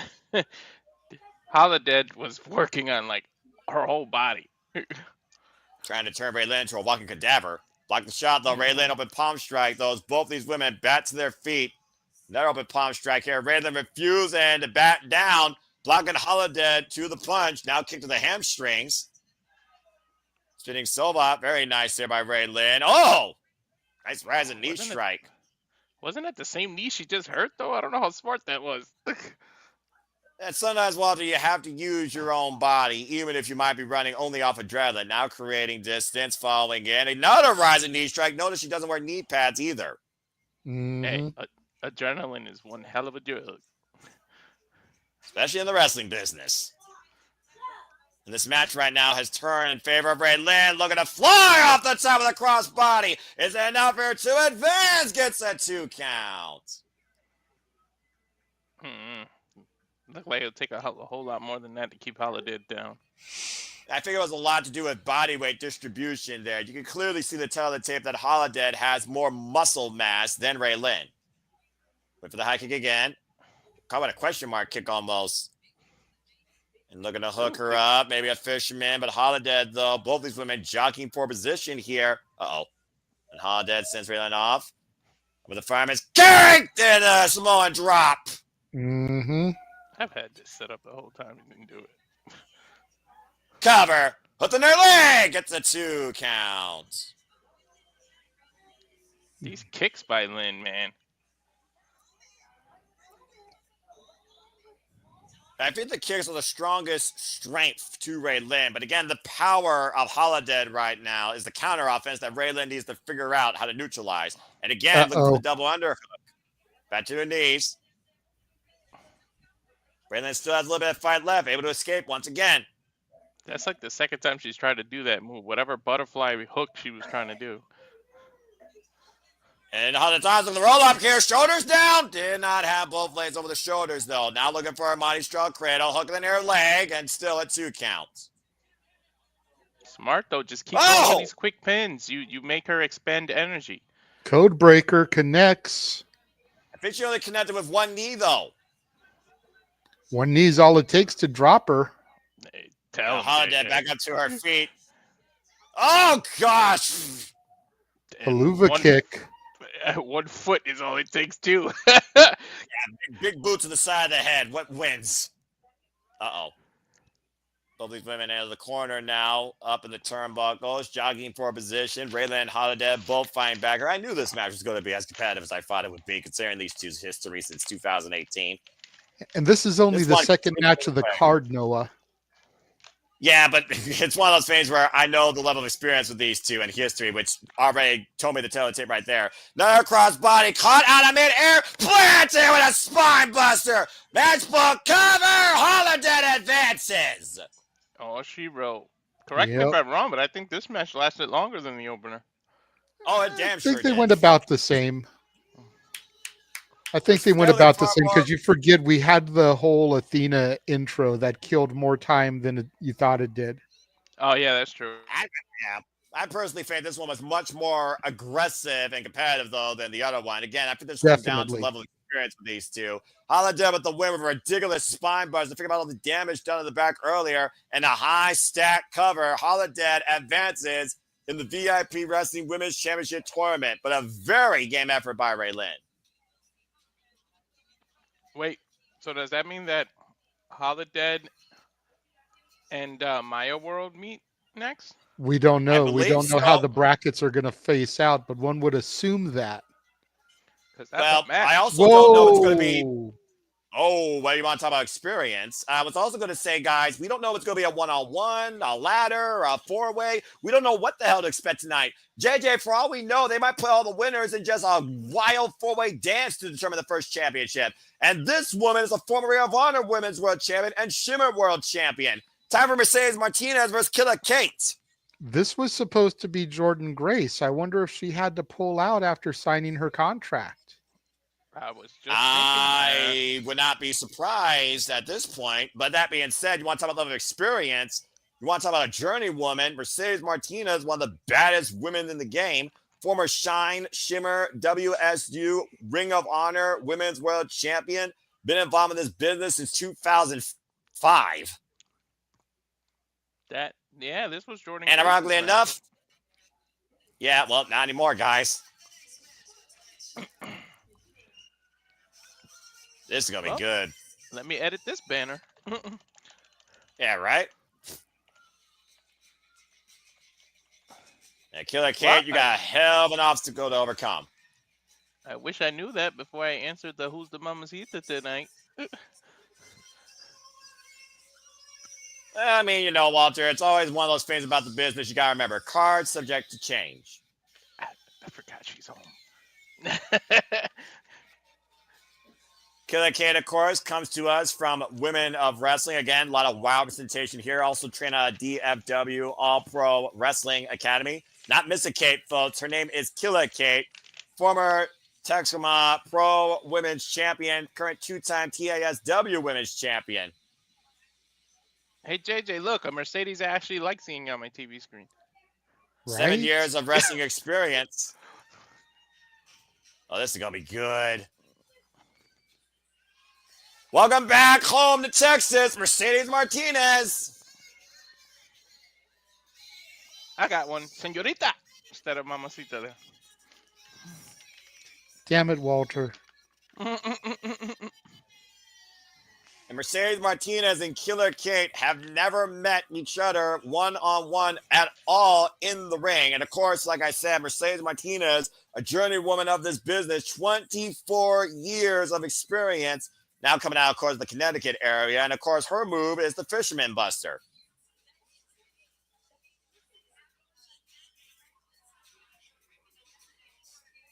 And of course, we talk about Mercedes Martinez. Let's not forget, Mercedes Martinez was literally the former Ring of Honor World Champion who lost that title to Athena.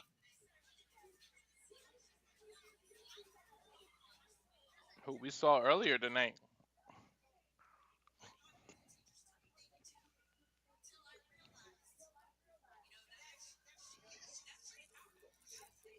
Almost looks like a bit of a teacher-student thing here when I look at both these women's just attitude and look. I see already similarities just in literally what I'm seeing here in the ring.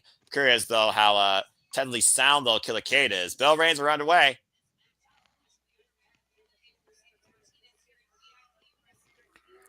Yeah. Apparently, as of the 27th, they posted on their Facebook page about this change. I just was unaware of it. Due to That's recent fine. changes in the schedule of her contractual obligations, we are sad to inform our VIP members that Jordynne Grace will no longer be in action this Friday. At that time, they also announced the addition of Vipress, making the triple threat, and they announced Athena. So, had I seen that post, I would have known Athena was going to be here. But, you know, Yeah, shit happens and surprises are welcome. Yeah,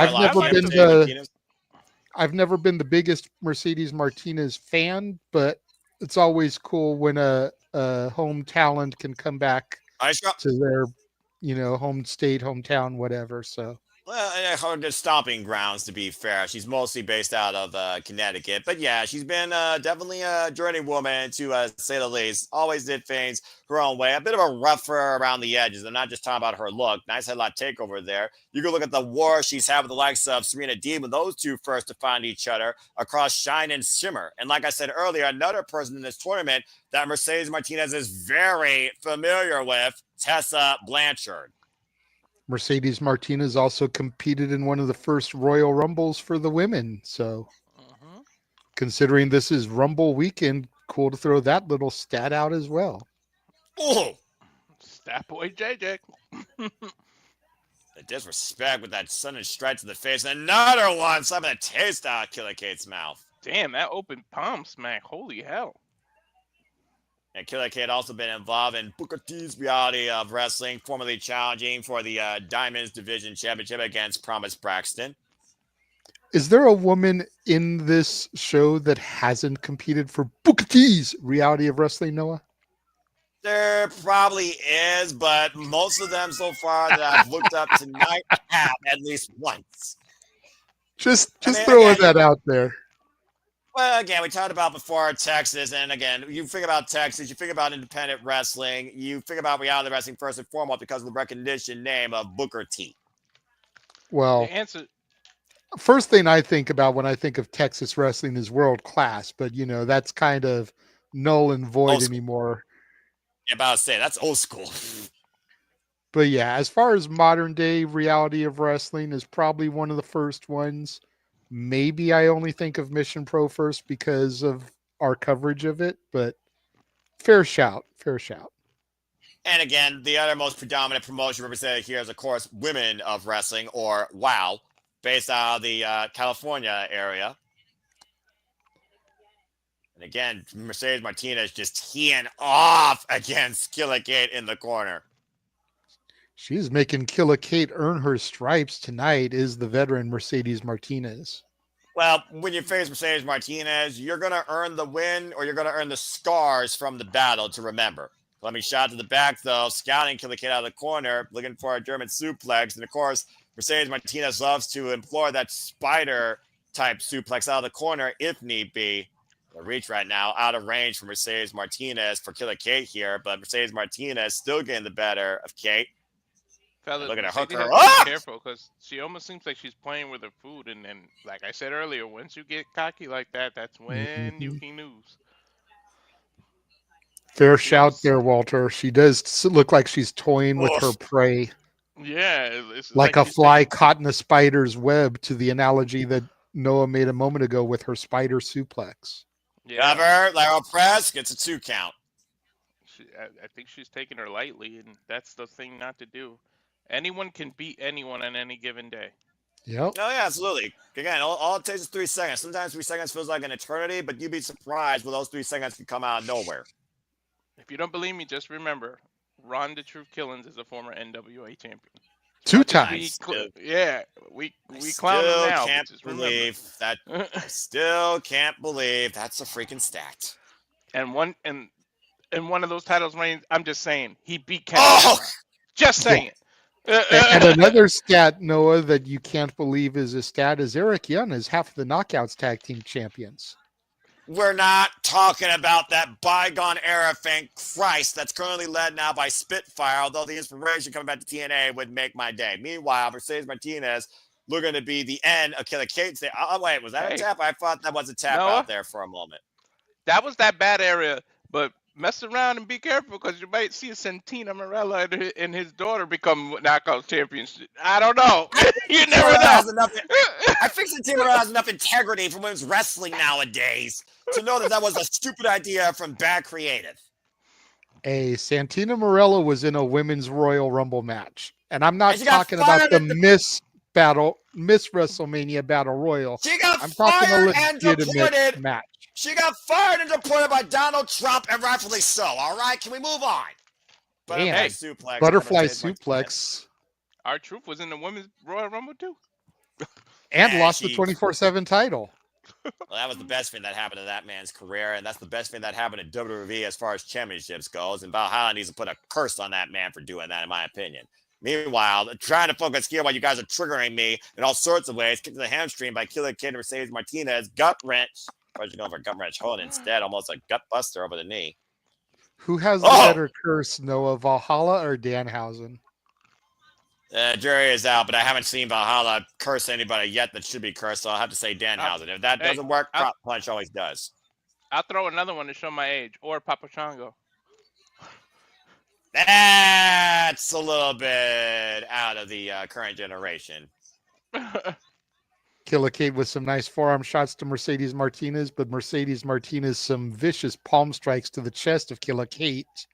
Killa Kate, though, bringing her down. Nice reverse DDT. Saying that it's over, going off the ropes, and double knees across Martinez's shoulders. Here's the cover, hook of the leg, gets a 2 count. Maybe it's just me, Noah, but I feel like Killa Kate is exhausted. Did you see the way she just kind of walked through that drop on Mercedes? Oh, no doubt She did about not it. put any energy or anything to it. She just kind of went through the motions. Well, conditioning, again, has to come into play at some point. And again, based on your longevity or based on your ring style, I mean, you build your own coherence and conditioning. But clearly right here, also under these bright, heated lights. Here's a cover. The attempted submission to Judy Gatami here by Killa Kate. Remember, she spent the better parts of 8 minutes getting her ass kicked. I mean, Mercedes was whooping her ass for a while. That's why. Well, I don't think that Killa K is going to win a striking affair against Mercedes Martinez. Now, trying to battle her in technique, she might have a better chance. Oof, until Mercedes does that and forces the break. The most dangerous part about submission, you leave your own body at risk.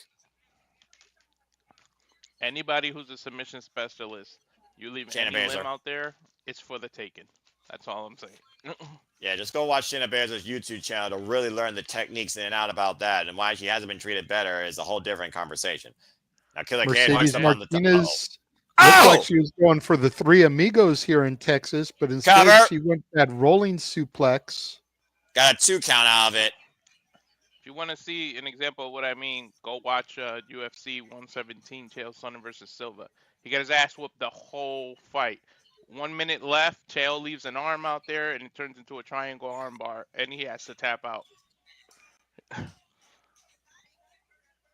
I give Killa K credit though for again enduring every Mercedes Martinez is bringing her. Sometimes endurance is all you need for a victory. Find an opening, find a moment. Up in the fireman's carry, Killa K able to escape. Now for the waist slap, back elbow, jacks Killa's jaw though, grabs the tights, brings her in, elbow to lower lumbar. Both these women right now just literally pulling everything out. Kate with her own, Miss No Good Driver almost, or Falcon Arrow for a 2 count. Didn't drop her high on the head and shoulders, almost more of a Falcon Arrow. Either way, great scoop slam, great positioning for a 2 count.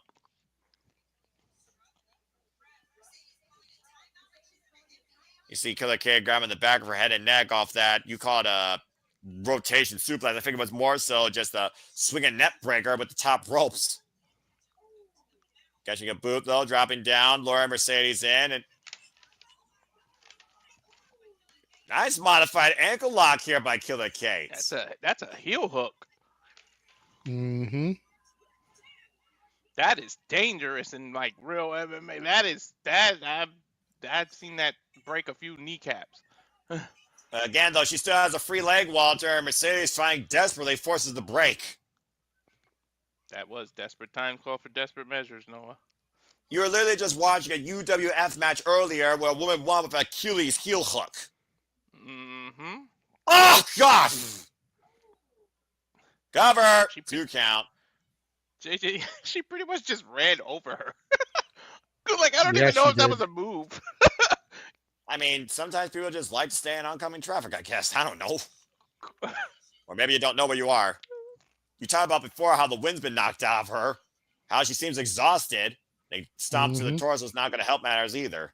Yeah, I was just gonna say those boots to the midsection are not gonna do her any favors. No, not at all. I mean, maybe she'll develop a little bit of Linda Miles permanent swelling in that region, but that's about all the favors it'll do her. Killa needs to Go learn. break her When down to the Chuck chin. runs at you, you move. Bat drop Side suplex belly by to Killa back. K. Another bat drop.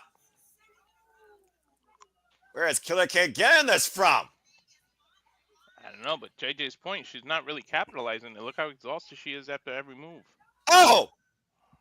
Look, she literally just tossed her. She didn't Get really her. do the butterfly suplex.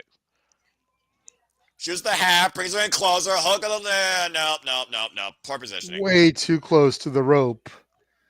That's it. If I Killa like the fact K she had the tried- experience or the strength, she would have got Mercedes away from those ropes. Yeah, I like the fact she tried to hook the arm and the leg, only hooked the arm though, and that leg was clearly on the rope before she even could trap it. That's lack of ring awareness. Yeah, dude, sometimes just in the moment. Nasty I don't know, low but range yeah. suplex on the floor. Dude, I think the mats at my gym during high school were thicker than these mats outside this ring. I'm just saying. Right? They can't though, Looks wasting a lot about of as time bringing it thick back as the inside the table ring. covers you can buy at Dollar Tree. Right? Everything on the line here tonight for both these women to become the first ever VIP Wrestling Women's Champion. And Killa K right now, slow to capitalize, probably planning her next move, but you can't waste time with someone like Mercedes Martinez. But the fireman's And carry, And again, if you're just tuning in, this is why we say card subject to change. Buff! Blanchard with a spine buster. She going for an STF? Uh-oh. No. No, she's looking for that dragon Bow and sleeper. arrow. I know exactly. Uh-oh. Bow and arrow, excuse me.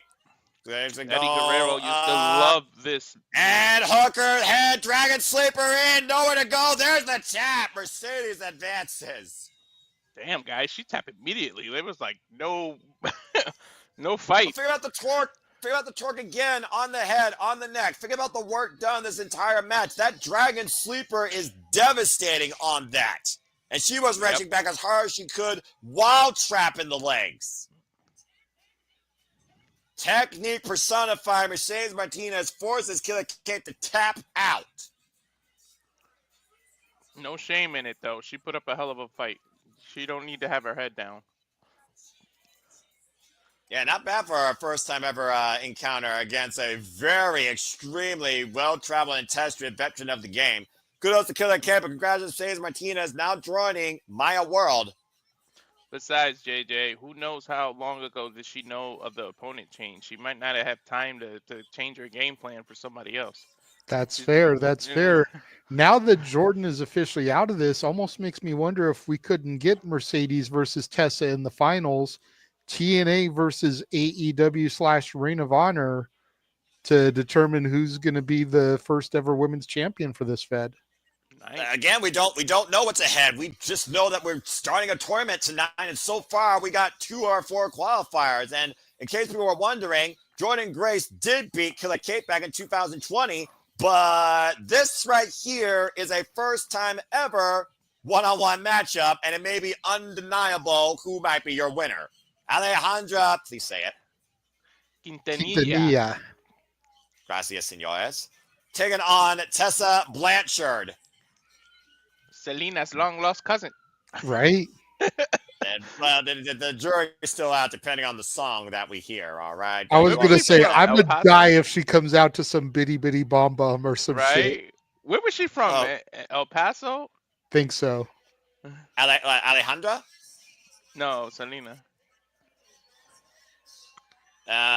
I'm not sure. I remember when I was once a wee lad in Spanish class in high school, I do remember the movie a little bit, but Alejandra is from San Salvador, El Salvador. Oh, boy. Come on, give me Bitty Bitty Mambo. I don't think it's going to happen, dude. I don't think they could pay for that. I know. Look at the camera. It looks like a damn GoPro camera. Oh, she is not coming alone. Nastico. I was going to say, is that Evil Uno? For a second, I thought it was Mean Macara for a hot second. I was like, what? Apparently, she had her own entourage here. ¿Por qué no? Why not? I feel like I should have Walter just call this match. Where's Datilla? Right? Yeah, we need Tatilla. Tatilla, I need you. Andale. Anyway.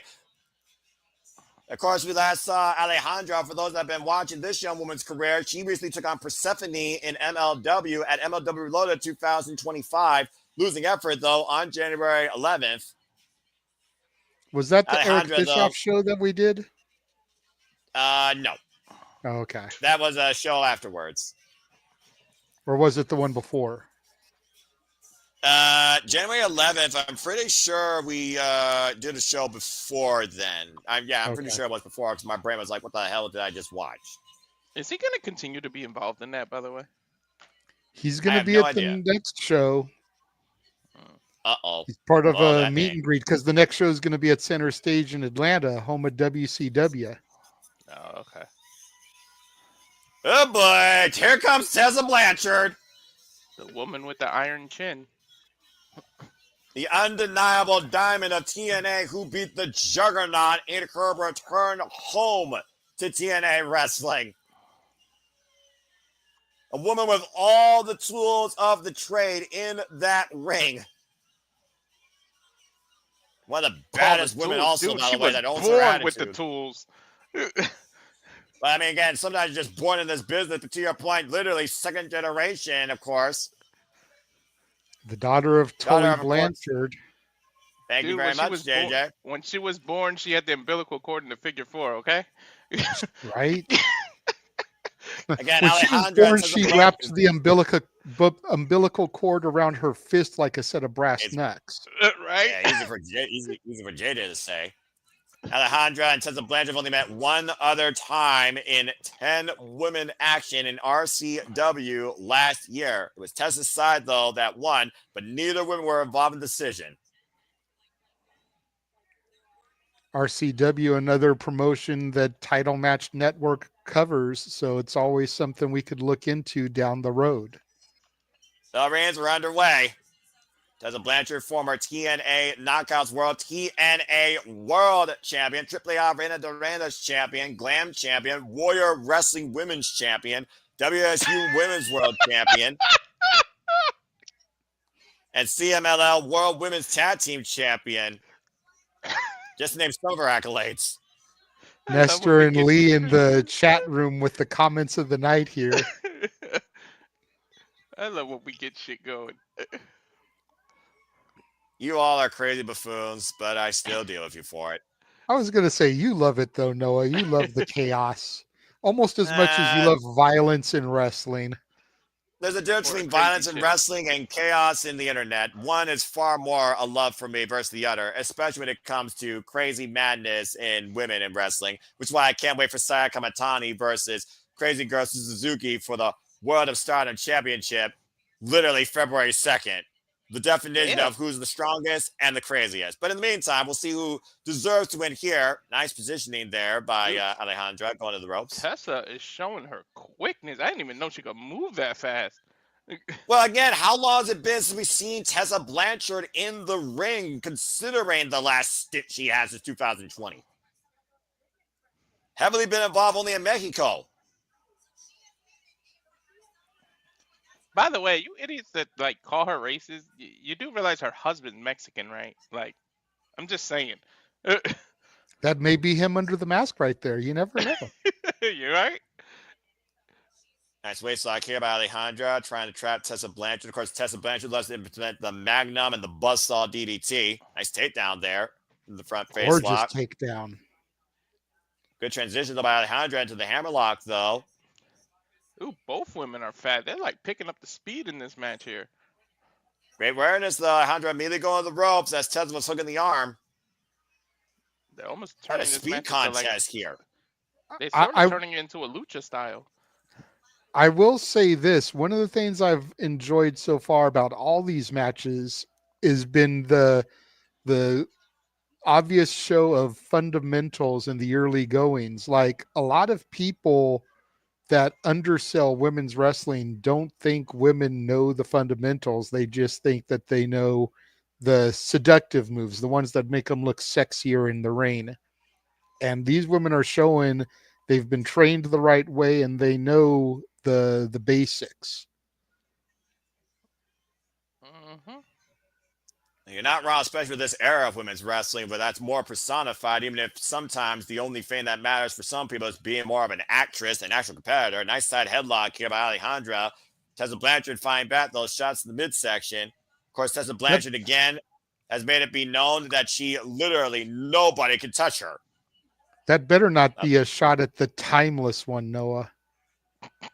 Yeah, I'll let you be the judge. Up and over, Tessa Blanchard out of the corner, create separation. I'm focusing on actual women's wrestling versus something that'll make me go into a rant if I get paid to do it. But I don't rant for free. To your point, both these women right now just out position. We've come a long way in women's wrestling, like from women being told, "Don't do what the men do," to what we see now. Like, imagine 619 missed its mark. Not just a marketing gimmick, it seems, anymore either for our first time ever. Up and over with the corkscrew. Hook of the legs. And look at the manager playing Tess at the outside of the ring. You know who Alejandra has reminded me of? Who? My girl in AEW, Willow Nightingale. And Tessa Blanchard right now needs to focus on Alejandra and not the management on the outside. Speaking of that, And, Tony, you oh, couldn't okay. lend Willow out for this tonight, man. She could have fit in here. Oh, wait a minute! Flag being used. I forgot she came out with that. Driving Tessa face first in the ring post. Flag on the play. Great heel tactics there by Alejandra. I'm not sure if she's supposed to be the heel in this match, considering how much legit heat Tessa Blanchard has. But that was a great heel maneuver there to blindside, quite literally, the daughter of Tully Blanchard. Yeah, that referee, though, giving them a earful of what they just did. Oh, yeah, but in a Alejandra, tournament like this, you've got to give a little bit of liberties because you don't want there to be a bye in the semifinals of the tournament. Something tells me though, well, whatever yeah. you do to Tessa, she's not gonna get any sympathy from the crowd. You know, if you end up doing a disqualification or a double countdown in this, Noah, then you Ooh. got to figure that whoever wins the next match moves automatically to the finals, and you don't want that. Well, we also So don't you know got what to the give a finals little bit of liberty, a little bit of lax officiating here. You want a winner. Oh! To JJ's point, I always hated a bypass in any tournament. Well, right now, Tessa, literally getting mercifully chopped by Alejandra here. La Leona is literally taking control here, going in the ring, breaking the count. Which is why I was such a big fan of the King of the Ring being on one night, because you literally had to go through everyone. Like a couple times, yeah, people earned bypasses, and I didn't like it, but you really got to earn your way. Win 3 times, like to JJ's point. If you DQ somebody, it's an automatic pass. Well, both these women, again, they don't mind bending the rules. Oh, that was a nasty kick right to the arm. Speaking of bending, Tessa just got bent in half with that damn kick. Alejandra was ready for her. Mm-hmm. And apparently, guys, if you just heard, tonight we will crown the first ever VIP Women's Championship champion. It will be determined in a fatal 4-way final. Okay. There we go. And Alejandra driving the knees of the Tessa Blanchard in the corner. Both these will become the third qualified participant to join Mercedes Martinez and Maya World. Sits in the cover. 2. No. That was a unique way to cover. And float up like an accordion. Right? She just literally sat into the cover. I was about to say, like you said, mixed reaction aside, they are appreciating what both these women, of course, are bringing tonight to the ring. And Alejandra might be looking for a finisher here. The Lions pray. And again, Tessa Blanchard trying to fight back, though. It's a mixed volume audience here, clearly. Now trapping the arm between the legs, hammerlock position. What is this? Tessa fighting. Tessa is fighting not to get that other arm up. That's like Almost, a modified almost an stretch. abdominal stretch. Yeah. Yeah. I'm about to say, I was figuring the words to me, Jay. They were trying to figure the same thing, but it's almost like the positioning there, though, was a little bit sideways versus the way you hold your opponent vertically, but still heavy torque on the rib cage of Tessa Blanchard. But forget the back of the head, miss, up and around. And the fireman's carry, and Alejandra finding back, waist lock, standing switch exchange here. Again, the speed element of both these women. I did not expect to see this tonight with these two. Oh, they're coming out of nowhere! How are they still moving at this speed 10 minutes into the match? Like, holy shit. Tessa out of position, though. She's not able to capitalize on that cutter, get the pinfall. You got to figure if she was closer, this would be over. Digging down deep here, JJ and Walter. Again, we talked about before, endurance, cohesion, coherence. Everyone right now literally lending their energy towards this great match, this great night tonight where history will be made. If there's ever a time you need to dig deep, it's during a tournament. Especially for the first, not only become a champion, but the first champion. What a running John Woo shotgun drop kick. To your point, Noah, there's nothing like becoming an inaugural champion, because nothing, no matter what, nobody can ever take that away from you. You'll go in the history books forever. And you got to figure, as much as these two women are giving right now, as fast paced as this is, one of them has got to compete again tonight in that fatal 4-way. Mm-hmm. Are they going to have enough gas left in the tank once this is over to carry into that match? It all At this depends. And point, I again, doubt drop it, to kick, be great honest. scouting. Tessa. Shot fired. Oh! Cover off the lung blower. Check How the out at hell did 2. she not get her? I think the face of disbelief on Tessa Blanchard echoes your sentiments there, Walter. But again, this is what Tessa needs to regroup, needs to reconsider. You're in control. You're not there yet, but you know you're getting closer. One of the biggest withdrawals of Tessa Blanchard in the past has been her attitude. It cost her against Jordynne Grace in 2019 and sent her downwards into a tailspin in Impact Wrestling. Looking to hook up Alejandra, positive the buzzsaw DDT. Meanwhile, schoolgirl roll up, 2 count by Alejandra. Sidestep off the ropes again. Oh, runs it a boot. Dude, they're still Now off the ropes moving at the again, speed of and light. whoa! Almost a reverse sling blade. Cover 2. No. Whew. You were saying, Walter? They were still moving, yeah, but this is a hell of a match, man. I'm about to say your silence spoke volumes as you went for the second cover. Like you stopped yourself in your own rebuttal. I knew Tessa Blanchard had a temper. I had no idea about Alejandra. Hey, man, she's Latina. They all got tempers. I was going to say that's about all that you really needed to know, bro. I'll take your word for it. And Alejandra, again, though, slow to follow up here. Tessa Blanchard right now, literally worse for wear. Might be dead weight at this point. Ay, what a rake. And Tessa's still literally fighting back while Laliona literally clawing, pun intended, Tessa Blanchard's spine. Arm up and over. Looking for the Lion's Prey. Got Tessa Blanchard hooked right now. I thought The she was reverse gonna do a Russian leg cravat. sweep. Tessa able to unlock it, though. Trying to fight free. Blocks the leg. Blocks the rising knee strike. Elbows to the midsection. And by Tessa right now. Whoop. Up and over. Wait a minute. Oh, Counter. I think she spiked her, Noah. Guys. I think you're right. Tiger Driver. Cover. 2-10. No. I'm glad. You know what? I'm glad she kicked out, gentlemen, because the way she landed on her neck, I thought for a second she was kind of out of it. It almost looked like she was looking for that Cobra clutch net breaker of sorts.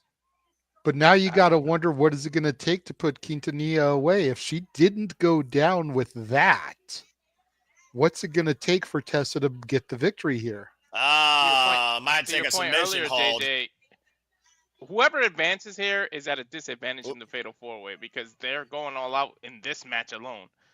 Schoolgirl, roll up. It's on. Oh, runs a super kick. But it goes to show, guys, how far they're willing to fight for this first, to be the first VIP Wrestling Women's Champion. And the fireman's carried now by, wait a minute, Tessa, able to try and escape. Able to sit down, the hook of the leg. She's got the ropes. Oh, referee caught. Tramposo. Cheater. Good scouting, great positioning by the referee there. Again, the heelish tactics from Alejandra Quintanilla, which makes you think that Tessa Blanchard's the baby face here. It's weird to see it. Oh! Destroyer. Mexican Destroyer. And I can say that because Tessa literally been fighting down Mexico. Cover. Put the leg. Couldn't believe it. Got 2.5. Bullshit. Walter, don't call bullshit. The Destroyer is like a blue thunder bomb. It never gets a pinfall victory anymore. JJ? Yeah, Whoa! right. Corkscrew plunger, wiping out the manager and Alejandra on the outside.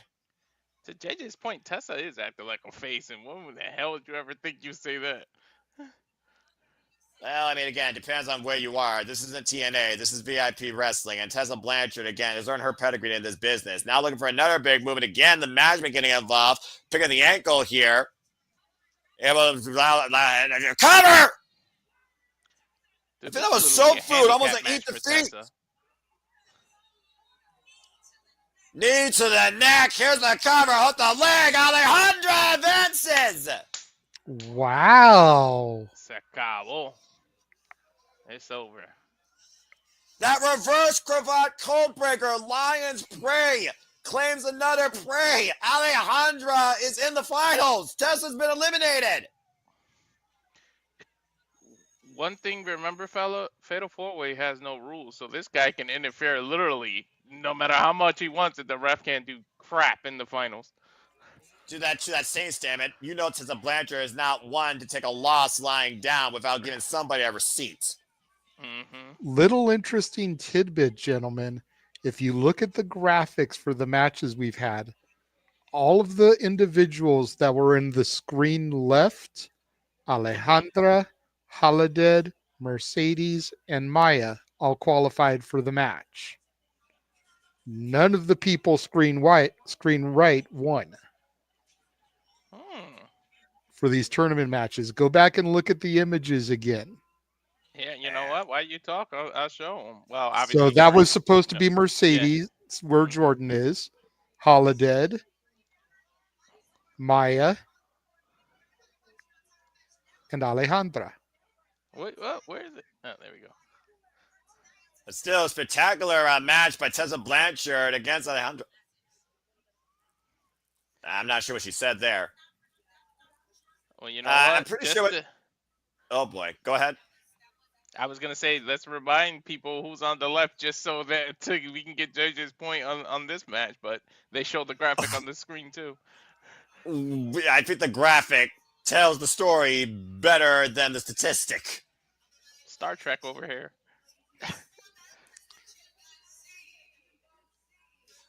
Well, anyway, I think also Tessa said something that I don't need Walter to translate because I don't think it was kid-friendly, Latino or non-Latino. Good grief. And they're making the announcement one more time that the winners of those 4 matches we just saw are advancing to the main event tonight to see who will be the inaugural VIP Wrestling Women's Champion. And before we get to that, we still have 3 championship matches and a tag team encounter. And to your point, here's one of those 3 championship matches now. Time for the DFW All-Pro Women's Championship as Hudson Envy goes one-on-one against London Dior. DFW, another company represented by Title Match Network. If we want to give them an opportunity some point down the road, you know, we ought to take a look when we get off the air. But we ought to start taking a look and seeing what all is coming up on Title Match, because I feel like if we do one show a month from Title Match, it kind of helps to justify the amount we pay each month to have the service. True. But we should try to find one show a month to do from Title Match. Whether it's VIP, Mission Pro, something we've done before, or whether it's River City, Reality of Wrestling, DFW, or something else that we've never covered. But also, I've noticed this about also what we've done with Title Match Network, JJ. Every one of the Title Match shows we've done have been all women showcases. With the exception of WrestleCade, but you're absolutely right. That's because we love and respect women's wrestling, and we want to see it get the coverage and the respect that it deserves. And it looks like I'm not sure if they had a botch production moment there, but it looks like that triple threat is still on for the Ladies Night Out Championship. I think what's supposed to happen next is Hudson Envy versus London Dior, but their fee cut, so maybe they're taking an intermission or something. Or yeah, I'm thinking. I'm thinking it might be an intermission because we just had 4 matches. Get a little break, then we'll come back with a few matches, and then we'll get the main event probably. Isn't it kind of crazy to think that we've had? Wait, no. Yeah, wow. Yeah, you're right. We literally have had 4 matches. That was literally the 4 matches of the freaking tournament. Holidead, Alejandra, Maya World, Mercedes Martinez. And to your point, every woman was on the left side of the graphic. So now we know those 4 women will compete tonight in the main event in Fatal 4-Way to crown the first ever VIP Women's Championship. Do you look at Maya World, who has youth, hunger, and self-confidence? Do you look at Mercedes Martinez, who, wherever she's gone, championships have followed, probably the most disciplined travel woman here? Do you have Alejandra with the fact that she has her manager and her second to help her as the initial champion? Or do you have Holidead, who might be the most dangerous force amongst all these four, former longest reigning Mission Pro Women's champion, win this title? And speaking of titles, here is apparently what the title looks like. It's like a mini That is gold on one strap. that is the banner on Facebook. That is their championship that they are going to crown tonight. Nice. Just keep in I mind I like this it. match. I like that. I know that MB's on the left, but this isn't a tournament match. This is for the title, so I know. Well, it might not fit into the statistic. And to your point, about to Noah, say, it was originally a one-on-one match for the Ladies Night Out Championship, but I feel Viperous was added when they made the Mercedes Martinez change, which is what bumped it into a triple threat. and of course, So you know, you knew Triple Threat something Champions before will I be did. involved. I mean, look, I don't scroll, but sometimes when you open the thing up, when you just see something right in front of you, you get the answers that you need. So it is what it is, I guess, when it comes to that sort of stuff to a degree. Again, I'm curious though what Tessa Blanchard is going to do next and where she will wrestle next, and if we're going to see her again in VIP wrestling, if not later tonight, after that incredible contest with Alejandra. So again, we're on a commercial break, so this is interesting. First time we've done these independent shows, we have a commercial break. Now, I've been Like independent television. wrestling myself recently. Well, yeah, seriously, it's one of those things where I'm just like, I had to get the Nah, shtick it's in. fair. It's fair. It's fair. It's fair. I went to Insane Wrestling Revolution, owned by Rhino up in Michigan, and they do have a point where you go grab a snack, meet the wrestlers, stretch your legs, breathe, and do all type of shilling shit. So you know, it is what it is. Again, folks, Hey, I hope that you Noah. are enjoying what we do here. Go ahead, Walter. Do you have Wrestling Universe? Of course I do. All right. There's always something going on there. You kidding me? What, did you pick Got something? an email. I just got an email. Check Oh, that I out. wonder what's What, Ro about. Raggy? Let's see what you got Whoa, going on what here. happened? I couldn't. We know about that. That already happened. No, but they're now it's on restreaming demand to basically. rewatch now. Yep, that's what they do. That's what they do at Wrestle Universe. They first have the pay-per-views for those promotions on a Bima live review service, and then a month later, they have it on their mainstream service for people to watch as they wish. In this case, Wrestle Universe. That's the promotion. That's the service you can watch DDT Pro, Pro Wrestling Noah, TJPW, Marigold, and Sendai Girls. Excuse me. Right in time for the Took me a list. moment. Like, hey, in case you forgot, here's some matches y'all saw during January.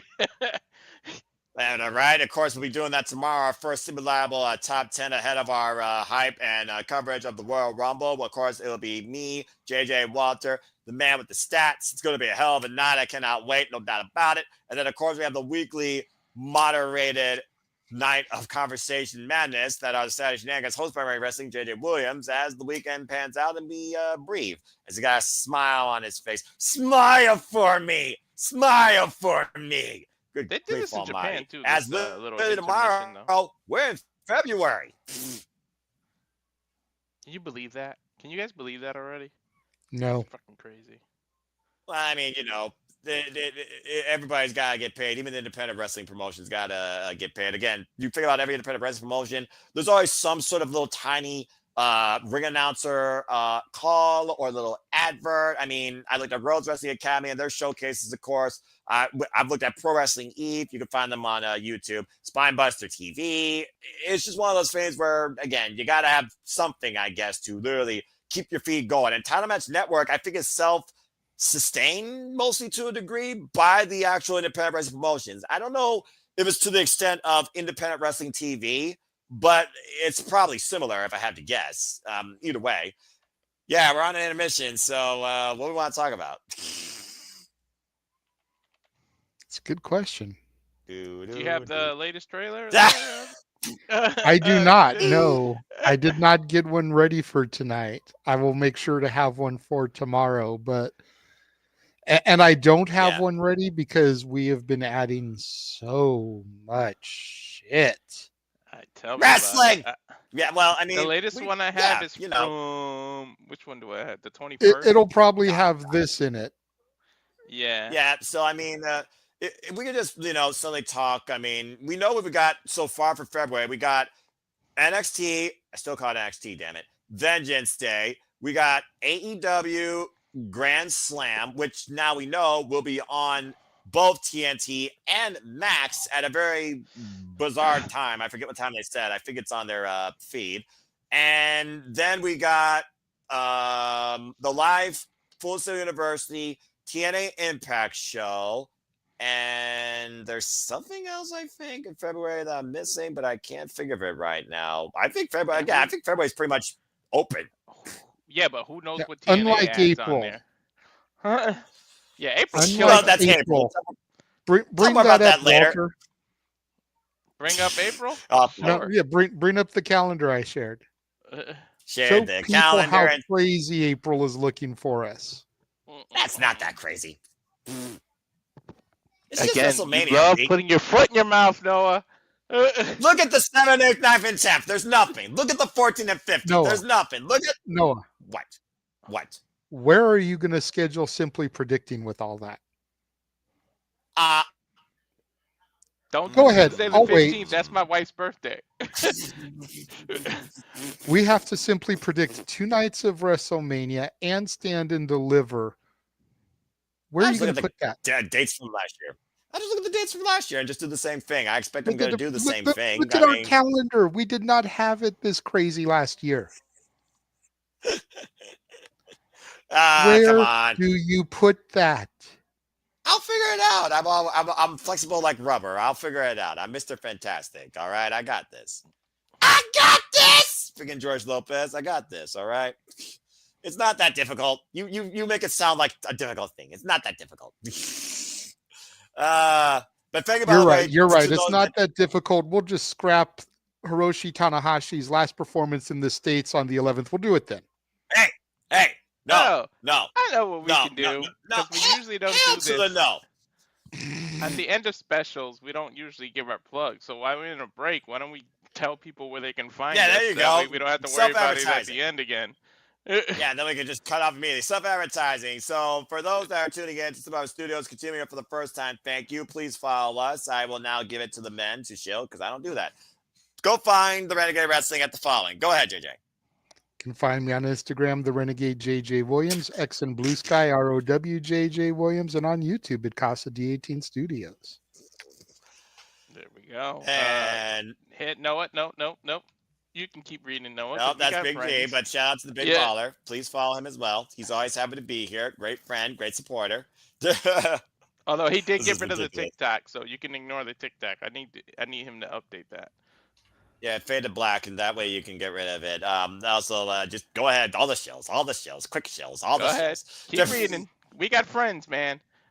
Yeah, of course we do. We got friends that do really cool and dumb things on the internet. The J. Hebert side of things, courtesy of James Hebert, of course. You can follow him at YouTube, the Twitter, Insta, and Facebook at J. Hebert side 95. That again is J. Hebert side 95. And you could also find his JJ, documentary. We got to give Noah the impression of James. Like, damn. Right? That was a solid impersonation of James. I'm not going to lie. Yeah. I mean, we'll let I thought JJ I read was this because, of course, this is his brother. God bless you. I You hope he's can feeling follow better, good too. old JM on the socials. Jeff Meacham on Twitter, Blue Sky, YouTube, and Facebook _ Jeff Meacham on the Instagram. There we go. Noah, I know you don't like to self-promote, but you got to. No, I don't, because it's not about me. It's not about me. It's about wrestling. But if people wish to engage with me, they're more than welcome to try to. You can find me primarily, very rarely, I say that in the same sentence, on the Twitter and on YouTube. And Foster in 1916. Again, shout out to W fam because we just are about all things wrestling. Go check out the last impromptu. Come be part of the prediction leagues that, of course, continue to host, score, and simply predict as the WWE League is officially underway. Where I'm performers on my social media and on my YouTube channel. As long as I continue to wish, remind, and encourage you, there are no winners, losers, and betters. Just enjoy life and enjoy wrestling too. As simple as that. Not going to go into that long spiel tonight because by now we should be back to some wrestling here at VIP Wrestling Queen's Gambit. Damn it. No. So, again, we're just waiting it on. out. But again, we got Walter's graphics still, and subscribe. Yeah, You need but oblivious, let me look at the graphic. hallway first. Shit. You need he needs an oblivious graphic where it just says subscribe once in a while, just flashes on the screen. Go ahead, Walter. Of course, the Twitch, the newest one, at SRS 1983, Blue Sky and Twitch at Walter Alex Cruz, Instagram Walter.Cruz.940, and the bread and butter, as I call it, the Rage of Wrestling YouTube channel. Please check that out tomorrow. Our top 10 wrestling matches of the year, not the year, the month, January 2025. And we're still chilling, man. And you know what Gambit is doing right now? 2 hours later. Did you find any more of those graphics, by the way? No.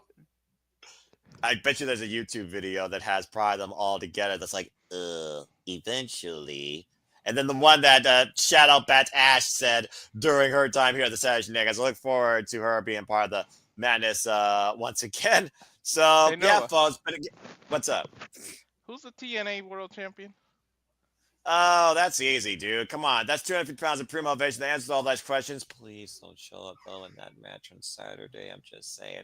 But, of course, he is the one that we always believed in. We believed. And that, of course, is Joe Hendry! Wait, why you ask? Name and he appears. I believe in Joe Hendry. How did you walk right into it? Damn it!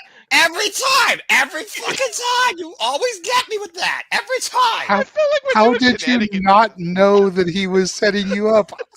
Man, Ray Charles saw that coming a mile away, and he's freaking dead and blind. I keep forgetting he's got it in the brand. I think it's in a different brand, like my freaking ATW one that pisses Kings off. I forgot y'all had in the damn brand. Damn it. Ah, that's annoying. All right. Well, anyway. What's not annoying is what's going to be what's not annoying is what's going to be, again, another fun, incredible weekend. We got top 10 matches. We got World Rumble. We got Saturday Shenanigans. We got the start of February. We're leveling up with gaming content. Whether we start with the podcast, the Cuphead playthrough, or the something else you might decide to. Who knows? We got Vengeance Day. And there's always going to be something. Something! Damn it. I can sum up how you feel. Something you ought to think about for the gaming content, and this is, I know you're not in it to make money, but I know you probably wouldn't mind generating a few extra bucks. Figure out if there's a game out there that you guys own and other people in the chat do too, that you can co-op and invite people that for a $5 donation, $10 donation, y'all can co-op one day and broadcast that on the Twitch or whatever. Like, it would be cool for the interactivity. Especially like something like Ninja Turtles. Ninja Turtles like 6 players, dude. Or like Mario Kart. Yeah. Everybody and their mama's got a Mario Kart. Like, seriously. That fucking blue shell, though, is the bane of my existence, and so is the lightning. But again, you also need to find a capture tool for that as well. And for the Switch, so, the Switch is the pain in the butt to broadcast. But by the way, WWE 2K24 or 25 or whatever the last one is that you bought. I'm sure you've got access to it, but do a WWE play along, you know? We did promise that we were going to do a MyGM mode, and with the new one having online MyGM, that literally might be the one we do it in, Walter. Just saying, again, this guy's got to assign the budget and the brands. I fear which brand he gives me. So I'm sure it'll be interesting, but yes, I promise you folks, again, that is what's to come. So stay tuned. And also continue shenanigans, karaoke, expensive identity as always. Damn it. and We other stuff too. Noah, Here at the Skip Live Studios. we have What's to up? we have to involve JJ in that because look, I can do Raw, you can do SmackDown, and we can give NXT to JJ, and we all do I our suppose own that's GM true. things. Yeah, I suppose that's true. And if he has issues, he We're could always back. ask that. All right. I'm not back yet. Come on. All right. Here we go. Different ring announcer. This is for the DFW championship. So go ahead and bring that one back up. The Star Trek participant, as you called her. Oh, good grief. She really does look like she belongs to that. I forget what those people are. Was called she a now. Klingon? Yeah. I'm just gonna leave that. I'm just gonna leave that alone. Now, is that because you disagree, or is that because you don't know what a Klingon is because you don't watch television? I'm not. Or when gonna- you were once a wee lad, you actually saw an episode of Star Trek, whether it was the OG, the Next Generation, Deep Space Nine, one of the other 1500 series or a movie, and you actually know what a Klingon is. I know more about Hudson Envy than I will disclose about anything else not professional wrestling. And Hudson Envy, again, is a powerhouse brawler who previously has been involved in the ring with the likes of Nicole Savoy and Alejandra Leon that we saw earlier, and also Holidead, currently coming in again as the good grief almighty, my brain, DFW All-Pro Women's Champion. Does that say legend on the back of her trunk? She's been involved for 12 years, so she might be her own self-proclaimed legend in the making. 34 years of age, 150 pounds, stands 5'5", 12 years in the game, known as the tattooed metalhead pitbull, calls herself the future of women's wrestling. Who the hell is Jay Sharp? I'm Manager, guessing- probably. Yeah, I think JJ. Huh. Yeah.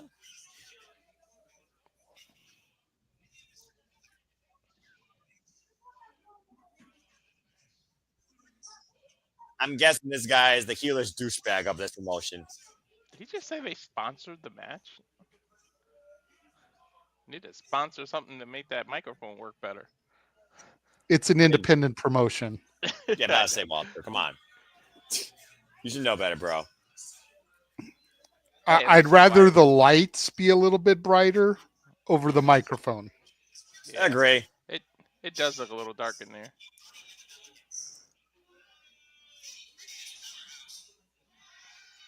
There's the what? Some things never change.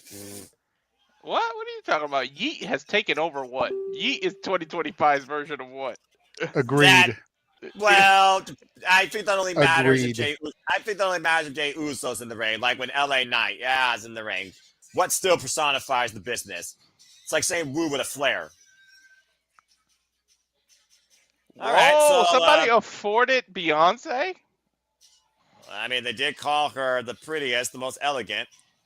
Here comes Lynn Dior. She may not be as pretty, though, as she comes into this match afterwards, though, after Hudson Envy gets done with her. Well, JJ, maybe that's why the lights aren't as bright. They put all the half of the budget went to this Beyonce song. You got to figure independent wrestling doesn't pay for song rights That's true. because they're not shown on legitimate television. Mhm. If this was being broadcast on Spike TV, USA Network, any of those type of things, you wouldn't get to see it because of the rights. They also probably do not feature this if they sell DVDs. They probably cut the entrances because then they'd be making money off the song. Mhm. Yeah, about I to know say, 'cause- PWG does that. yeah, When you music would go to rights- PWG, you would hear the final countdown. But when Bryan Danielson wrestled, if you watch the DVD, they would already be in the ring. Right. Well, Europe, I mean, that's a budget that no independent wrestling promotion can afford when it comes to just one play of that song fully. Second half of VIP Wrestling Queen's Gambit. Well, that's a hell of a pump kick by a woman that hasn't had even 20 matches yet in her career. Lynn Dior, the previous DFW All-Pro Women's Champion, taking on Hudson Envy tonight. No offense, but you can't come out to I'm a diva and then like mess up your first move. 18 matches, Walter. Jesus. 18 matches. I know. One-way trip Oh! to Germany from Hudson Envy. Yeah, Meteora into the ring. Folded up in an accordion, and there's a double knee. So, okay. Now we're getting back into wrestling play here after both JD and Walter tried to scramble my brains with other stuff earlier. Y'all asked us to kill time, and then you're going to be mad at what we killed time with. Right? To fuck, Noah. I didn't say I was mad. I was just making a point. Oh, that was a hell. I'm going to give it to you this time. Damn it, Noah, you freaking idiot. If I'm an idiot, I'm the smartest idiot here in the Super Liable Studios. That's fair. No one By will the way, dispute that. Irish Rip Reversal is Hunt and Envy. We have lost our damn fucking minds. Thanks to intermission VIP Wrestling. Did Miss Oh! Evans break into like Hulk Hogan's closet or something? Right? The Just red saying. and yellow. Oh, good grief. Looking like a pack of Sunny D. And Lennon DR right now might be literally in the danger zones. Box the PK. And that's an Envy. Oh! Got face first on the apron. I wonder how much this sponsorship really was worth. What is this? Coming shots here by London DR to Hudson Envy. Hudson Envy able to finally find her footing on the floor. Drives London DR into the apron. Y'all might remember London DR for those that know more about the mainstream wrestling. She faced the Glamour Mariah May in a 35-second bout on AEW. The answer, Nestor, is yes. It's a watch along, but we had time to kill. Yes, and so shenanigans we was born. engaged in some shenanigans while we had time to kill. And now gosh. Noah can't get his brain back together because we flustered him so much with the shenanigans. It's the story of my life being part of this crazy internet family. Gosh dang it. We broke Noah the way that Noah broke James with the something. That will be always the greatest episode in the history of sad shenanigans for the rest of my life. And the only reason he's not continuing it every time that one of us says it is because he knows he won't break us. Mm-hmm. Also, I don't overkill a gimmick unless it's absolutely necessary. And what is Lennon Dior looking for here? Oh, another pumpkin to the side ahead of Hudson Envy. But you can't win the title out there. But with everything that you have said about Hudson Envy, London Dior is making a huge mistake by stalling, by playing to the crowd and not staying on top of the champion. Yeah, again, we talked about earlier being full of yourself. Lennon Dior being the definition of that. And as far as I know, New Japan's the only company where you could win the title via countout. You need to get her ass in the ring.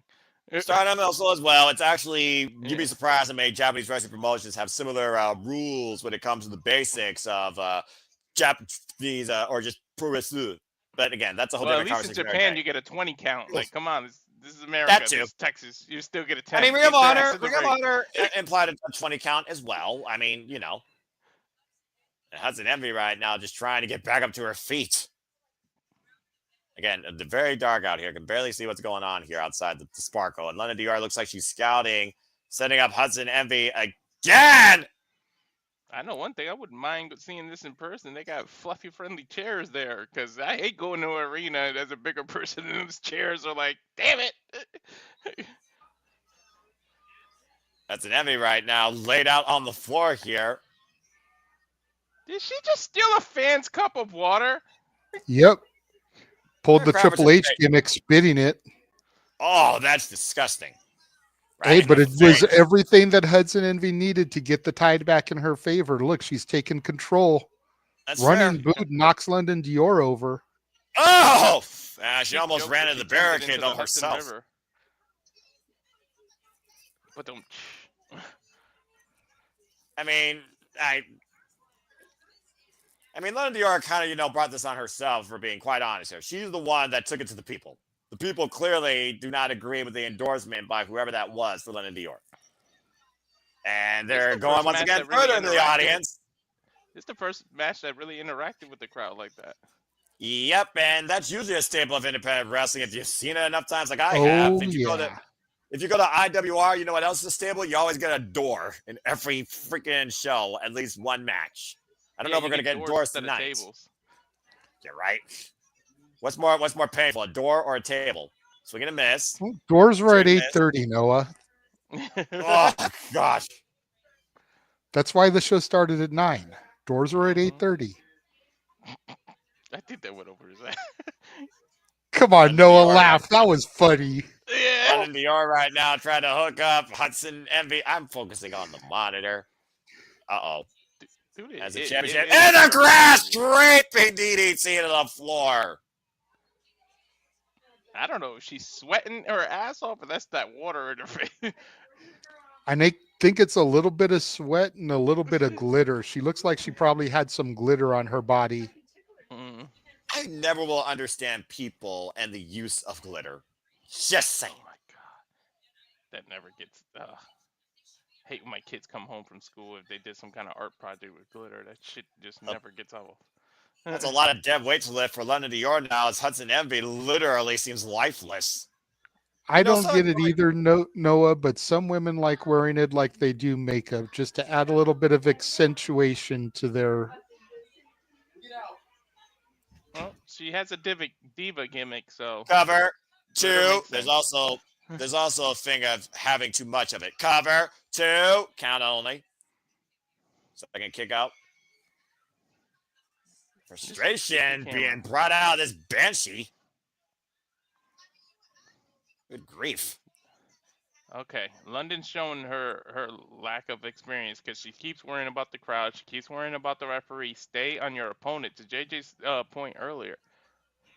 Again, I already told you a difference of experience, though. We talked about youth versus established. But if you're going to be a heel, if you're going to work as the heel of the match, it shouldn't matter your experience. This is heel 101. No way. Is she trying to literally do a double underhook suplex? At a standstill right now as Hudson Envy fights back with a headbutt. That always works. Good grief. Oh! Nice That's rolling straight kick. Up strength, dude. Yeah, straight up brutality now being brought out here and up on the shoulders. Looks like she's looking for some white noise there. It looked like she was trying to adjust position, though, but might be struggling a little bit there. You see London Dior still fighting back. Or maybe trying to hold her for a submission. Oh! Referee got bumped into the corner, though. Hudson Envy not able to capitalize after that devastating maneuver. And now these yahoos are back on the Tron. I think somebody pushed the cameraman. Like the whole camera shifted. Anyway, the referee's been indisposed. London Dior, though, is a nice. And look where the title is, guys. Look where the title is. Wait, what? Face first on the championship goes Hudson you gotta Envy. be kidding me.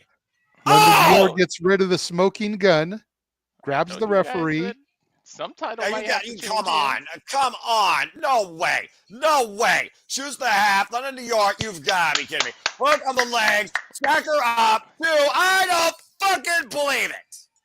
I told you guys some title's going to have to change hands. Congratulations to London Dior, your new DFW All-Pro Women's Champion. Wait a minute. Didn't I call that? Didn't I said London was winning the title? You did. Confetti is falling in the arena. Better than glitter. Confetti. That just looks like a bunch of cut-up Post-it notes. Be nice, Walter. Expenses. That's true. Yeah, about to say her entourage that funded her clearly had a very minimal budget here, but London Dior. Because the rest of the money was spent for Tessa Blanchard. You call it a fashion disaster if you want. London Dior is the new DFW All-Pro Women's Champion. Independent or not, that title looks nice. I mean, Dude, what's up with this guy? That's like the third time London interacted with him. Maybe it's her man. You never know. Yeah. Well, don't know what her man is, but we know what her title is. There's that distraction by those idiots on the Titantron as well. Let's not forget them. Not she's not only a I did diva, not see that now coming. she's a champion. In her 19th match. We'll see how long it lasts.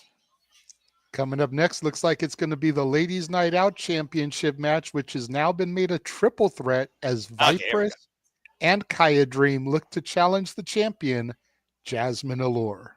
go. Okay, this should definitely stabilize my mind. Thank God.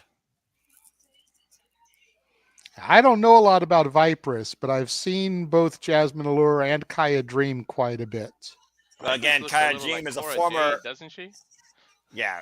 Well, Kiah Dream is a former MPW Tag Team Champion alongside Maya World. They held those titles for 70 days. Well, back to the regular announcer. I wonder if the ring announcer for the last match was the DFW ring announcer. Yeah, I'm pretty sure that was one of those Maybe. interpromotional showcases. All right. Here comes so the latest addition to the match, Vipress, for the first entrant. Been a while since I've seen Vipress. I got a different look.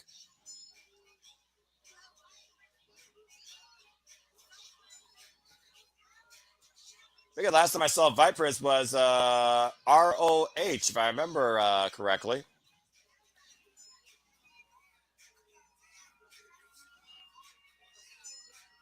Apparently, she was on the first ever VIP wrestling show, also with women.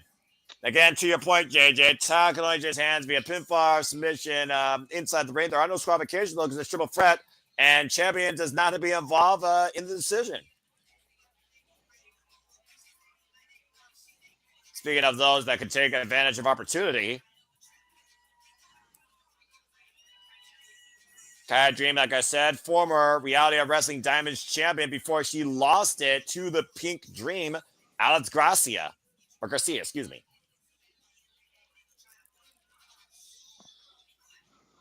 Jazmin Allure, of course, the fourth ever Ladies Night Out champion, following the lineage of Eva Lise, Janai Kai, and Angelica Risk. Beating Angelica Risk, of course, back at Ladies Night Out 14. Going into her second defense tonight.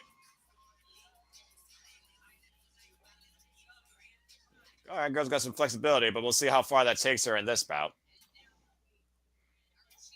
The fact that you noticed that, huh, Nella? Well, I mean, again, Him, I'm sure I have not seen Kiah Dream in action, so with that type of pop circumstance, I wonder if she has a striking background or a high kick like Aya Sakura, for example. Saying, you're starting to notice women's flexibility. I think me and JJ are corrupted. Flexibility and gymnastics goes a long way in your offense in the ring. Soruka, of course, demonstration of that. And personally, I would not mind seeing Soruka in the Royal Rumble tomorrow night. Give me a very unique, what's the word I'm looking for? Soul Snatcher elimination? Yeah, that, thank you. The Revolution Cutter. Daggum. Dude, with the athleticism of the NXT women's roster, the way to survive a Rumble now is going to be crazy. Like, there's going to be new ways, new things that we've never seen. Well, considering most of these women were never even wrestlers, they were gymnasts and tournament and friggin' volleyball players. Mm-hmm. Complete opposite definition here with these three women, though.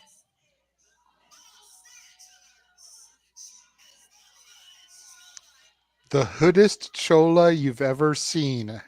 The hoodest chola. Okay, that's the thing. I don't know. I grew up around a lot of hood cholas. I'm just saying. Last time that Jazmin Allure and Vipers were in the ring were back in 2023. Is she from LA? Because that's where a lot of hood cholas are from. Yeah, she said the west of Los Angeles. Okay, yeah. And then the Queen of the South, Kiah Dream. When that's any safer than South Central LA.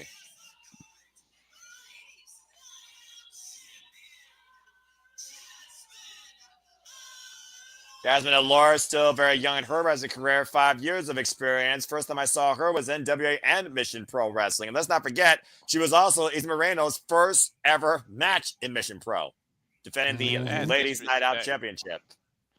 She's kicking them under her shoe. She's disrespecting both of them.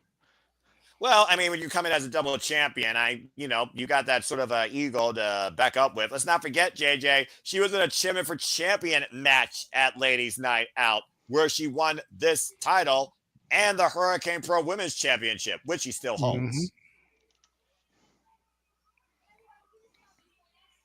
What's funny is she came into Ladies Night Out 14 as the Hurricane Pro Champion, has not defended that title since last year, December, after being at Helica Risk for it, but she's already defended the Ladies Night Out title once. Perhaps the Ladies Night Out champion is more prestigious, or Hurricane Pro just hasn't ran a show yet. Possibly. I mean, again, the thing about independent promotions, we know they go in seasons or, in sessions. So, I mean, the race are underway here. Triple threat action. First before submission inside the ring wins the title. And Jazmin and Allure pie facing both the competitors. Not sure how wise that is. Oh, well. And it is a triple threat, so there are no disqualifications. Yeah, but you almost wonder, though, is it worth the challenger to work together to leave the champion out of the picture? Here's a roll-up by Vipress. Oh, nice takeover there by Jazmin, though. Quick roll-ups by all three competitors here as Kiah Dream now look to hook Jazmin for the crucifix, and Jazmin rolls through. I don't think I had any 2 counts, by the way. I don't know if you all counted any of those. I also know Kiah Dream from CCW because that's where I also saw Kylan King. CCW, by the way, is a promotion out of the Florida area, in case you folks don't know. Malachi Black recently showed up in CCW. Nice deep arm drag there by Kiah King. Nice drop kick there by Vipress. Oh! Or no, excuse me, Kiah Dream, excuse me. See, now we're both watching. It's all right. Kiah Dream, the one in green, Vipress, the purple, Jazmin Allure in the red. And face plant though by Kiah. Thank you, Jay. Botch or Walter. Oh! And it should be easy to read. For freaking Kiah Dream has the word dream on her ass. Well, it's one way to remember who's who. Cover 2. I almost asked the wrong question. Like got a Jade 2 count. Mortal Kombat. I don't know if I would go that far. Vipress and Jazmin Allure to the outside. What's Viper's looking for here on the apron? Nice senton off of the apron. There. Takes out Kiah Dream on the mat. Yeah, you notice how Jazmin Allure's like, nope, I just got out of the way. She Smart literally girl. pulled the Samoa The reason Joe. why You she's guys the saw champ. that? Right? And Jazmin Allure with the double cross body. Oh my gosh, she almost hit the knees of that fan right there, man. I don't like being that close like that. I don't know. I think the fan would have been okay with it, Walter. Yeah. Okay. I just don't know if Allure's cranium would have been okay. And sometimes you just act without thinking. Jazmin Allure doing the smart thing now, bringing one back inside the ring, focusing now on Kiah Dream. Kiah Dream, Irish whip into the corner. Oof, right in the elbow. Kiah Dream, by the way, trained by Devon Dudley and Jay Lethal and Ace Steel. Damn, that drop kick, man. Her neck snapped. You guys saw that? Oof. Nice German suplex takeover. Great lineage of teachers there. And Viper's coming in for the save. See, originally I was thinking that was going to be one-on-one with Viper's and Jazmin Allure when I was first looking at that graphic, considering their familiarity with each other. Oh! And Jazmin and Viper's taking down Kiah Dream for the moment. I'm not going to complain. The more the merrier. Give me more women's wrestling. I mean, I'll always all the wrestling. All the women's wrestling. All the women in wrestling. All the professional wrestling led by the women. That sometimes know how to wrestle better than men. But anyway, Viper's right now with Kiah Dream. And I said what I said. Face first. Some men act. And right now, Jazmin Allure and Viper's double teaming Kiah Dream here in the corner. Great camera shot there. Yeah, literally being choked out, the boot wrenched across the throat. Oh! Reversal with the jawbreaker. Jazmin Allure right now. Kiah Dream up and over. Catching Jazmin Allure coming in, clubbing shots in the back. Here's the schoolgirl. There's the roll-up. New champ denied by Vipress. Now Vipress teeing off against Kiah Dream here. I don't. What's her new name? Because she was once called the Serpent of Evil. What's Viper's now known as? Oh, the Hoodist Chola. Yeah, that sounds like something you would create out of a Saints Row video game. German suplexes there to Kiah Dream by both Vipers and Jazmin Allure. And clearly, Vipers and Jazmin Allure are targeting. All right, well, that's a moment. Targeting Kiah Dream here. But it's not elimination. It is one fall to a finish. Well, again, I do wonder, though, if Vipers and Jazmin Allure rather have had this been a one-on-one. And Kiah Dream, though, gets the boot up. Slash Jazmin Allure coming in. Back elbow strike by Kiah to Vipress. Irish whip falls up the forearm. And Kiah right now taking advantage of both Jazmin and Vipress in respective corners. Oh, good shoulder block to the midsection there. Kiah right now to choose Vipress. Might be looking up. What is this? Oh! DDT with the backstabber, Chain Fury, 2 count for Jazmin Allure there. Nearly retained her title. That was really smart.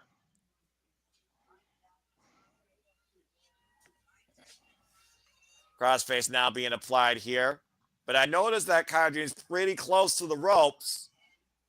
Now look at the way about the shoulders. What's the shoulders of position? Sees the shoulder down for a 1 count. And again, far angle, though. It was kind of hard to tell, though, how close Kiah Dream was close to the ropes there. Straight around. Oh, ate an elbow. Get to the midsection. Hard elbow. That can cut you so easily, just the tip of the elbow like that. A bone-on-bone impact to your point, Walter. Kiah catching Jazmin, looking for the cutter. Vipress looking for the cutter on Kiah. All these women are looking for cutters on each other. What the hell? Okay, triple cutter. A 3-way cutter. Gentlemen, mark my words. If not by the end of this year, then by the end of next year, Jazmin Allure will be in NXT. Both statement, but in the meantime, all 3 4 women are down. p.m. January 31st, 11:04 p.m. Eastern Standard Time. Duly noted. I'm just saying, like, she has the look and the ability that Shawn Michaels looks for. Yeah, but right now we're looking to see who gets the advantage here as all 3 of these women are fighting on their knees, literally teeing off against each other. Forearms, I'm a huge chops, HBK slaps. fan, but damn, I didn't know him and I have the same taste. I'm just saying. Almighty. And right now, Jazmin, what is this? Huge spike DDT from Kiah Dream. Ow! Plants the champ. And Kiah going to the cover. To break it up. Yeah. Dude, she spiked the hell out of her. Damn. Oh! Bio driver by Vipress to Kiah. Here's the cover, and Jazmin comes in to break it up. Speaking of spike, then she followed her up with the damn power driver. What the hell? I mean, we went from a 3-way cutter to a pile driver frenzy, then a big boot right to Vipress' face by Jazmin Allure. Jazmin in control, now looking to hook up Vipress. Going in for the kill with a lightning spiral as Kiah breaks it up. I thought she had it there. Now Kiah, what is this? She looked like she was setting her up for the Sister Abigail. Schoolgirl, deep roll up, roll through, now into the crossface again, and look at Jazmin in between Kiah and the ropes. And it looks like she's got it. Looks like she's got it in deep. That's it. That's it. And look at Jazmin not letting go, though. Well, vicious submission. Good grief. Let go of her neck. Wow. Good match. Self-proclaimed Queen of the South, still the queen of Ladies Night Out. Jazmin Allure with the win over Kiah Dream and Vipress in this triple threat bout. 2 successful defenses now of the Ladies Night Out Championship.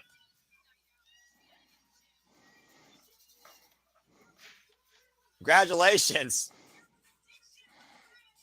Again, it's one of those things where I look at somebody like Jazmin Allure and the growth of her career, and I didn't see her losing tonight.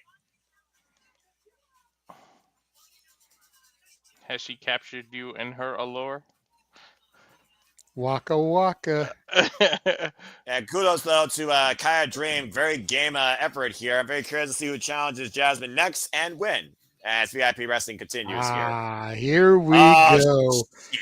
Everybody's favorite BFF, Izzy Moreno, getting ready to defend her Mission Pro Championship against La Princesa, Tiffany Nieves. Get Well, it? we just. Got it. Oh boy. Bueno. Yeah, I remember that general manager put Tiffany Nieves in her place, and rightfully so, which of course led to Izzy Moreno achieving a childhood dream. Still not fully grown. God bless her. Yes, young 17-year-old Izzy Moreno defends the Mission Pro Championship now at VIP Wrestling Queen's Gambit. Let's freaking go.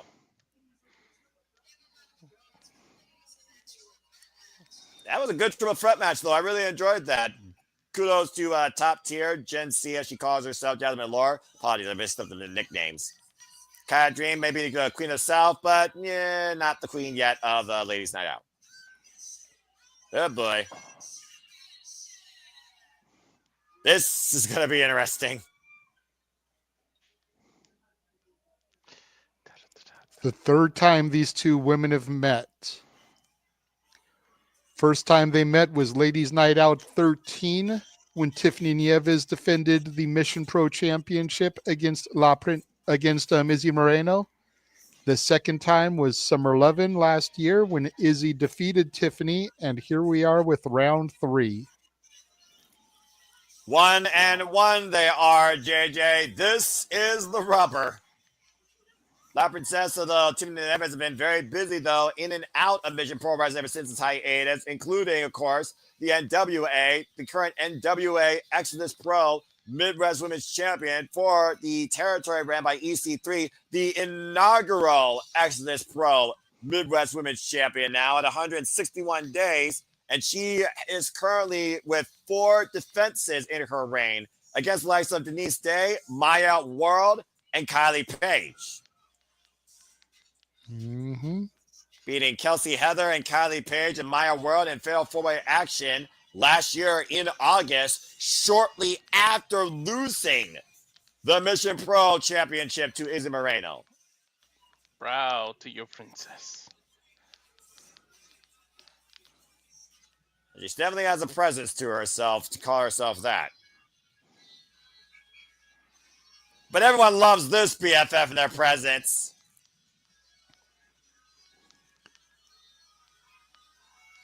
Izzy Moreno, of course, who's been the Mission Pro champion and everybody's buddy with wins over the likes of Thunder Rosa and, of course, most recently, Carolina Cruz.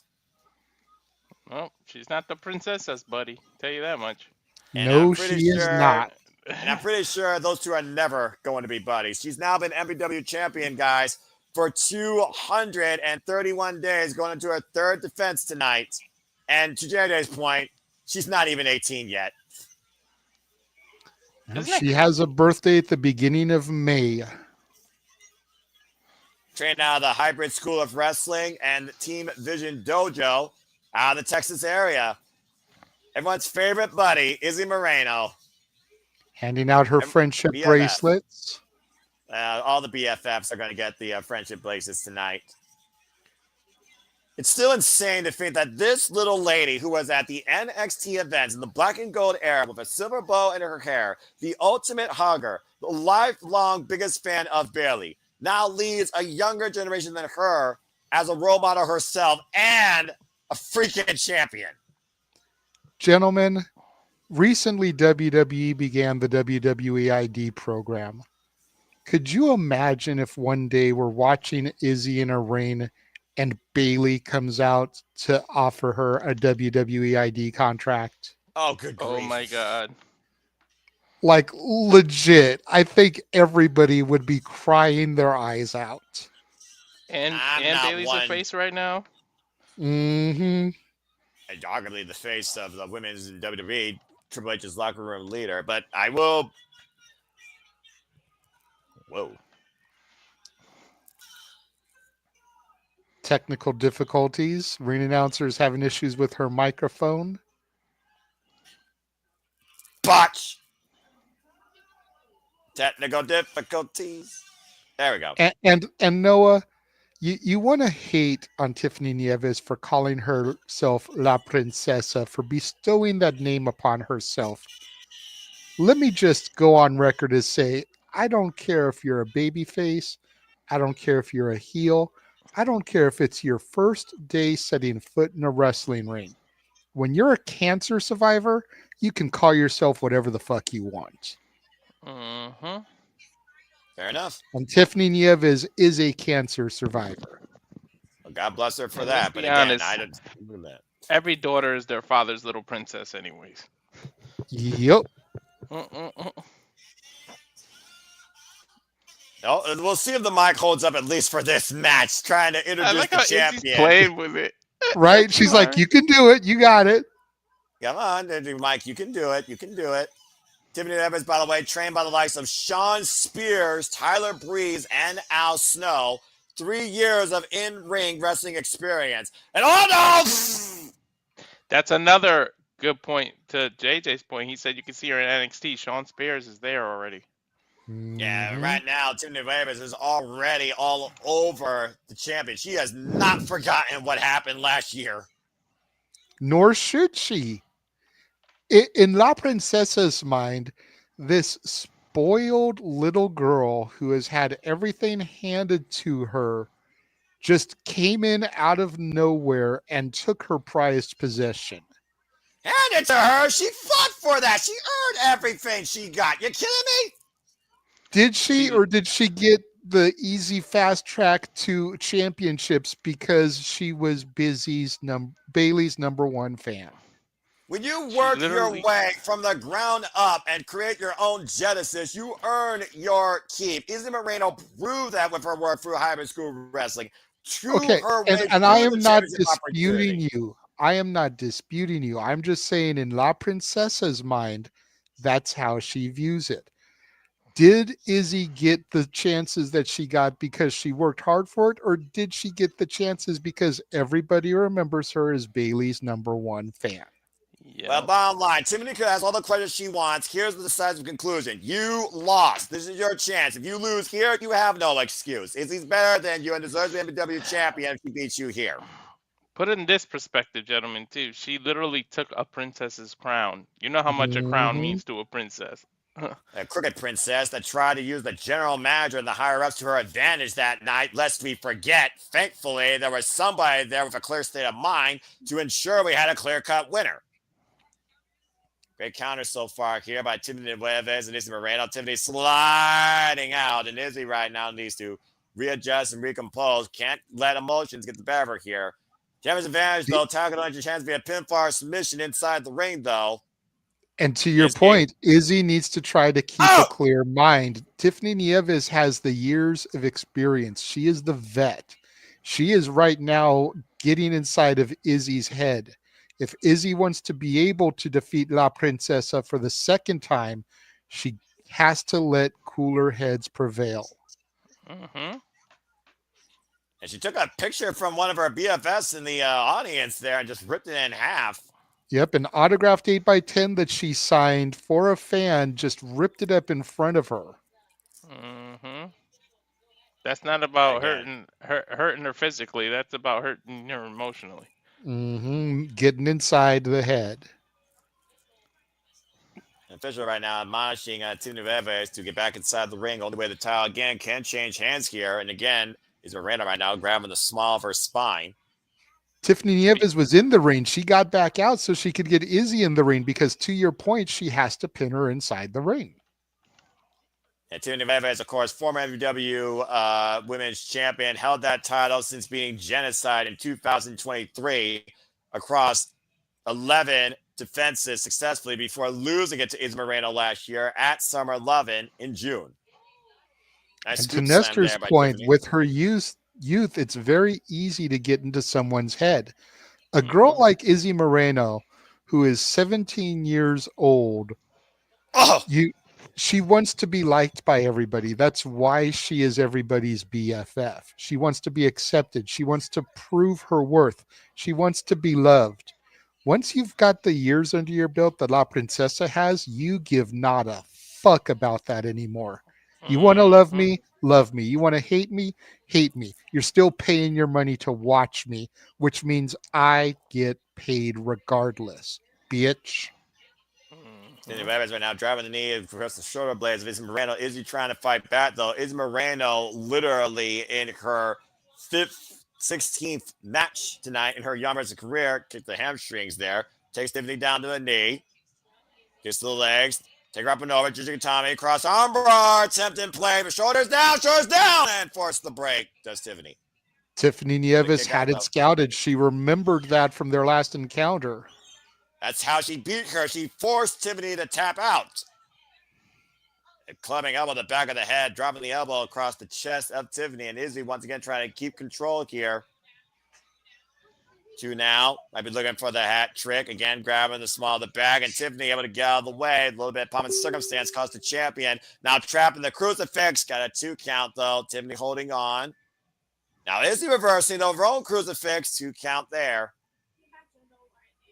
Arm rear by Izzy Moreno, keeping Tiffany close to the center. And Tiffany, though, grabbing the hair. Again, the pent-up frustration, hostility of these two young women. Oh, man.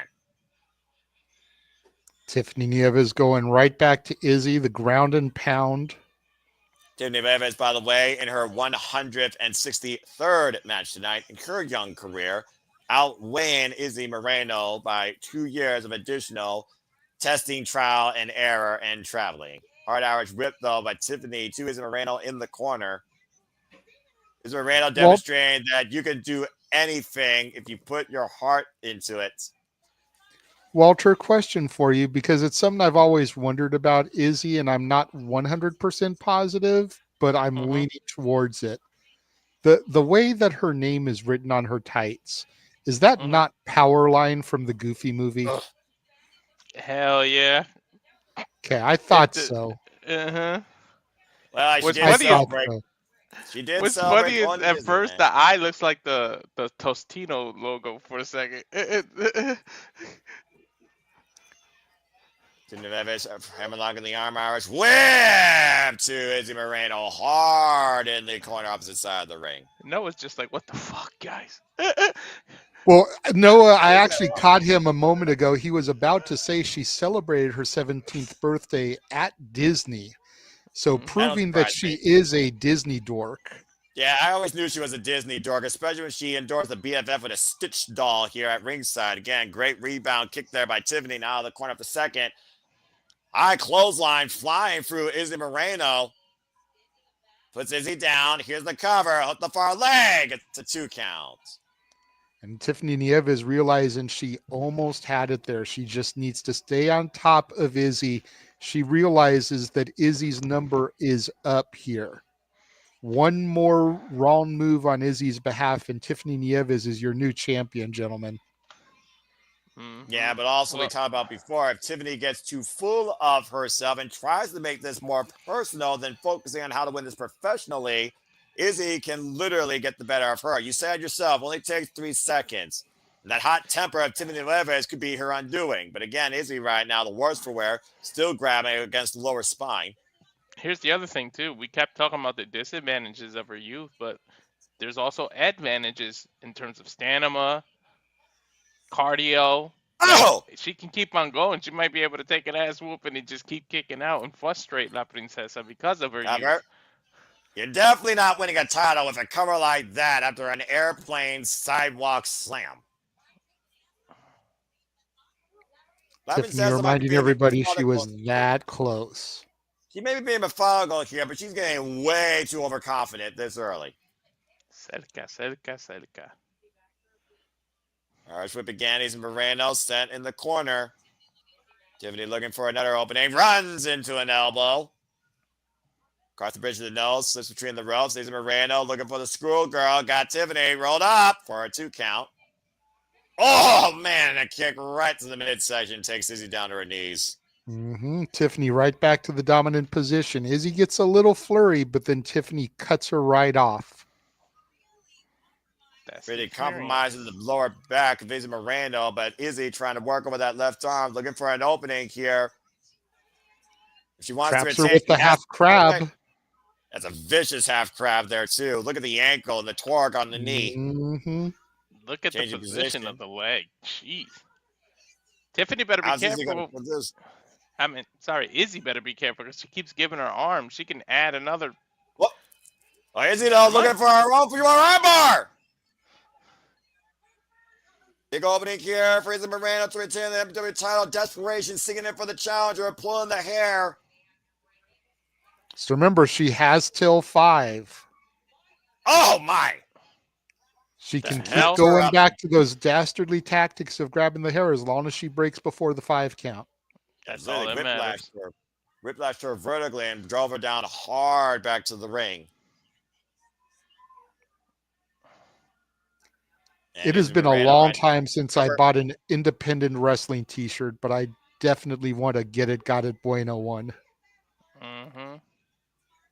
And again, the Mafago approach to Nueves once again working the lower spine of Izzy Moreno. Going Now back to the legs. Might be looking to Deep apply Boston further pressure. Deep in the full crab this time.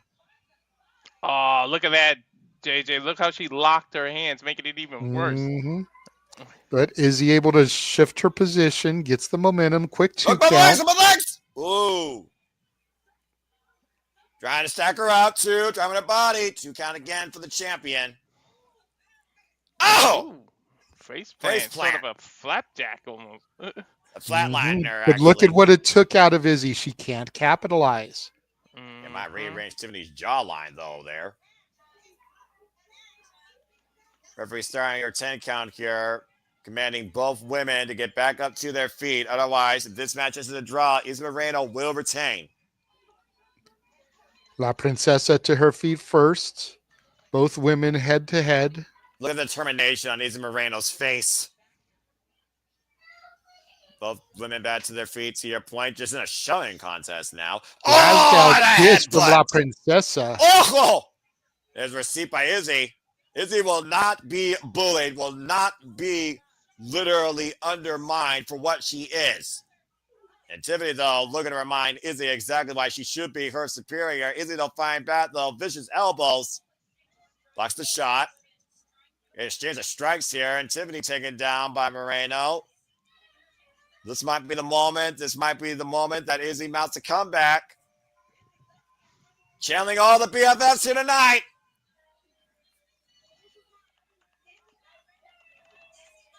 Izzy right now running into the torso of Tiffany Neves. Brings it back towards center. What's Izzy looking for here? Got Tiffany scouted! Into the knee strike, falls the cover, hook the leg, and Izzy gets a 2.5. But look at the look on Izzy's face. She's beside herself. She looks like she's ready to cry. Her best efforts have not put La Princesa away yet. What is it going to take for Izzy to get the victory here? But she's got to put it to her head that everybody she faces is going to have that experience, and it's going to take a lot to beat them. So she can't let herself get too frustrated. Oh! Planted with a spine buster out of the corner. Here's the cover. Gets a 2 count. Arm up at the last possible second. Tiffany nearly sees the title back. It's one of those things also when you look at Izzy Moreno's young career, Tiffany Neves has become truly her greatest rival, her greatest challenge to overcome. She did it once, but can she do it again? And Tiffany right now, wait a minute. Wait, what is that? There's something in her hand. Wait, what is that? It was her tiara. Oh. Backstabber from Izzy Moreno. Oh, right in the spine, right in the blade. Turn your ass around, ref. Crossbreaker's in play. Crossbreaker's in play. Ref, turn around, damn it. She tapped. She Referee definitely didn't tapped like see 5 times. Can't call what you don't see. Izzy needs to be focused. JJ's point, don't count if you don't see it. Izzy goes back into the armbar, though, but look how close Tiffany is to the ropes. That's going to call for the rope break. Is he not letting go? She has 5 seconds now. Well, again, think about how personal this feels for Izzy Moreno. She doesn't give a damn at this point. What the hell, Izzy? She The won't let official call for go. the bell by Izzy Meyer took Tiffany's arm. Tiffany wins via disqualification. Hey, I said you said it earlier. She has till 5. Izzy ignored it. The No, winner of JJ. this match via disqualification, La Princesa, But Tiffany Izzy retains. Nieves. What the Izzy fuck? retains though. However, and still your champion, because the belt can't change hands via DQ, Izzy Moreno. I don't want it to end like that. Can we get some? Can that bring in? Can that guy come back out and restart this? 5 more minutes. Tiffany knew exactly what she was doing. She couldn't beat Izzy fair and square, so she tried to resort to dirty tactics and got inside the champ's head. That's not her fault. That's Izzy's fault for not letting go. You can't blame La Princesa on this one. Izzy lost her You head. can't blame Izzy for doing that either.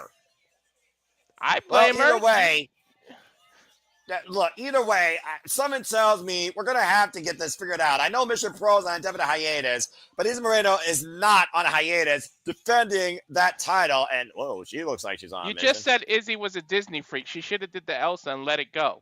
But Maybe next time these two compete, it'll be championship versus championship. Well, again, while there's fire in Izzy Moreno's eyes, and it looks like she's still hell-bent on taking Tiffany Nieves' arm, we're going to move on to our semi-main here, believe it or not, folks, for tag team action. The Tonga twins take on Fire and Fury. That's a hell of a transition. I mean, dadgum, Izzy. The other ring announcer is back.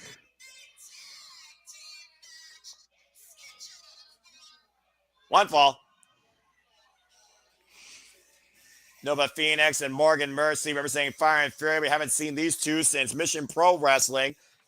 Of course, again, we covered that show at Summer Lovin', but the following show that we didn't cover, Midsummer Blast, they became the new Mission Pro Wrestling Tag Team Champions.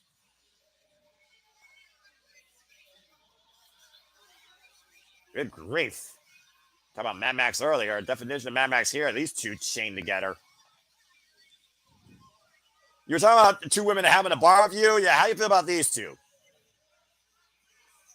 They're definitely vicious competitors, but I think I would put my money on the Tonga sisters. I'm just, you don't mess with Samoans or Tongans. I don't care how big and bad these girls look. The one damn near tripped getting into the ring, like seriously. And I'm supposed to be scared of them? Yeah, you know, there's that thing where impersonation is only go so far as your presentation. I'm a little scared of the chains, though. Like, what the hell? Well, again, last time we saw these two, they took on the King Bees, Charity King and Danny B, in a losing effort for the MPW Tag Team Championships. And they also have extremely limited tag team experience. Against these two, what the hell? What the hell is happening the here? Usos going to do the little dance? This is a Tonga tradition here. All right. I remember when the Usos did the what was it called? The Hanu? The Haku? That's what I'm saying. Huh. For something that's supposed to be intimidating, this is more welcoming and traditional. It's deceptive. They want to lure you in and then snap. I'm right there with Walter. It's deception. Uh-huh. You heard of an anglerfish? They have that beautiful little light, and you get lured, and then what happens? Oh, my goodness. All right. Kona and Kaoz, the Tonga twins. I'm representing, of course, women of wrestling. That much. All right. I acknowledge them. Me too. Former women of wrestling tag team champions, by the way. You, of course, can watch that promotion, I believe, folks, out of the LA area on CBS and other services. They held those titles back in 2023 for 169 days. And these two young ladies have only wrestled for literally 40 matches together. Put them with Nia Jax. Oh, no! Well, turn your back on your opponent, and this is what happens to you. Fire and Fury right now, the front toward enemy offense in the early going here, driving the Tonga Twins face first. You might remember these two at one point. They were in AEW against Big Swole, Red Velvet, and Counting King, formerly Ashley MK and Steph MK, the MK Twins. Of course, came into Women of Wrestling back in 2022. And they also were previously involved here in VIP Wrestling, taking on Bougie Reality, Winston Clare, and Rachelle Chanel twice in tag team outings. I'm not sure which one's which, though. Big hip checks here. Mitchell trying to get control here. It's supposed to be a tag team contest. Now, I don't know who's legal. Okay, well, the bell rung, so I guess now I'll figure it out.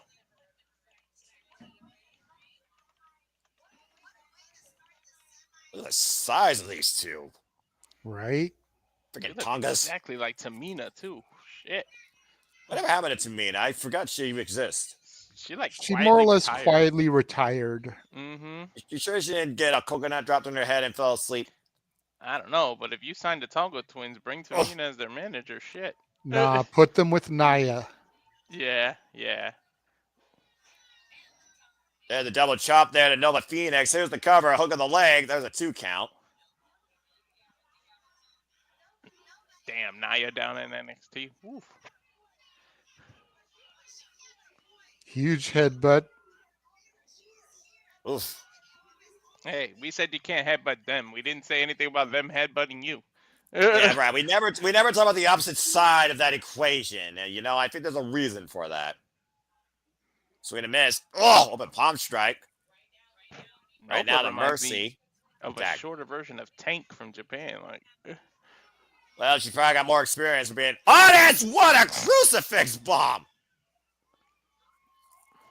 Here's the cover, and Nova breaks it up immediately. They did the Moana. Yee-hoo! And Fire and Fury right now being snuffed out and being literally tamed here by these Tonga Twins. Up and over! Nice net breaker off the stun gun off the top rope.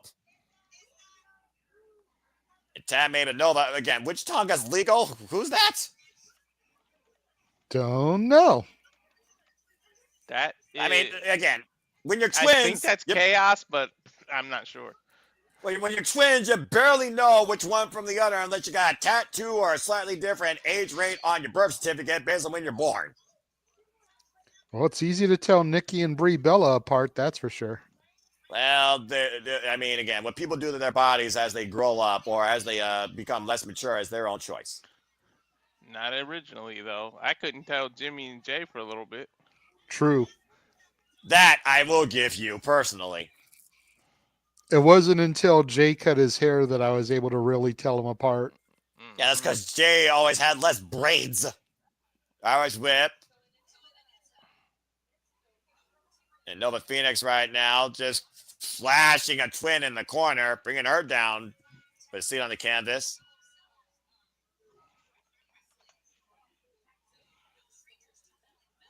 And of course, like I said, former Women of Wrestling tag team champions in their very young careers. The promotion that I believe was managed and produced for a little while by one AJ Lee. Ooh, that is true. Yeah, she did have her hands in WoW for a little bit. Will she make a return to WWE tomorrow? We shall find out in about 12 hours or so. 16 hours. Light it up. And Noah Phoenix right now, tag. Well, I'm They're letting it tag up either Mercy. way. What is on the line here? Oy vey, face first. Come on, JJ. That was a damn it, Walter moment. Huge Step up, senton. senton. Shoots the half. Here's the cover up the far leg. Gets a 2 count. So I think this, Sorry, this Walter. is Morgan, Mercy, and Kona right now. Yeah, I know that's Morgan no. Mercy. Yeah, thank you for that. That's her first name. But yeah, as far as the Tongan, I'm just going to go along with it. Okay, now that was just insult. I'm trying to instigate. The Tonga Twins, by the way, part of a group called the Island Dynasty with Kiki Kimura, excuse me, at Women of Wrestling. A lot of trios, actually, in women of wrestling. And look at that stretch of the leg underneath the throat by Mercy. And to your point, JJ, she knows she has 5. By the way, Nice folks, snap there by Morgan Mercy there to one of the Tonga twins. our semi-main event, by the way, spinal tap kick to the Tonga. After this, all that's left is crowning our first ever VIP Wrestling Women's Champion in that Fatal 4-Way.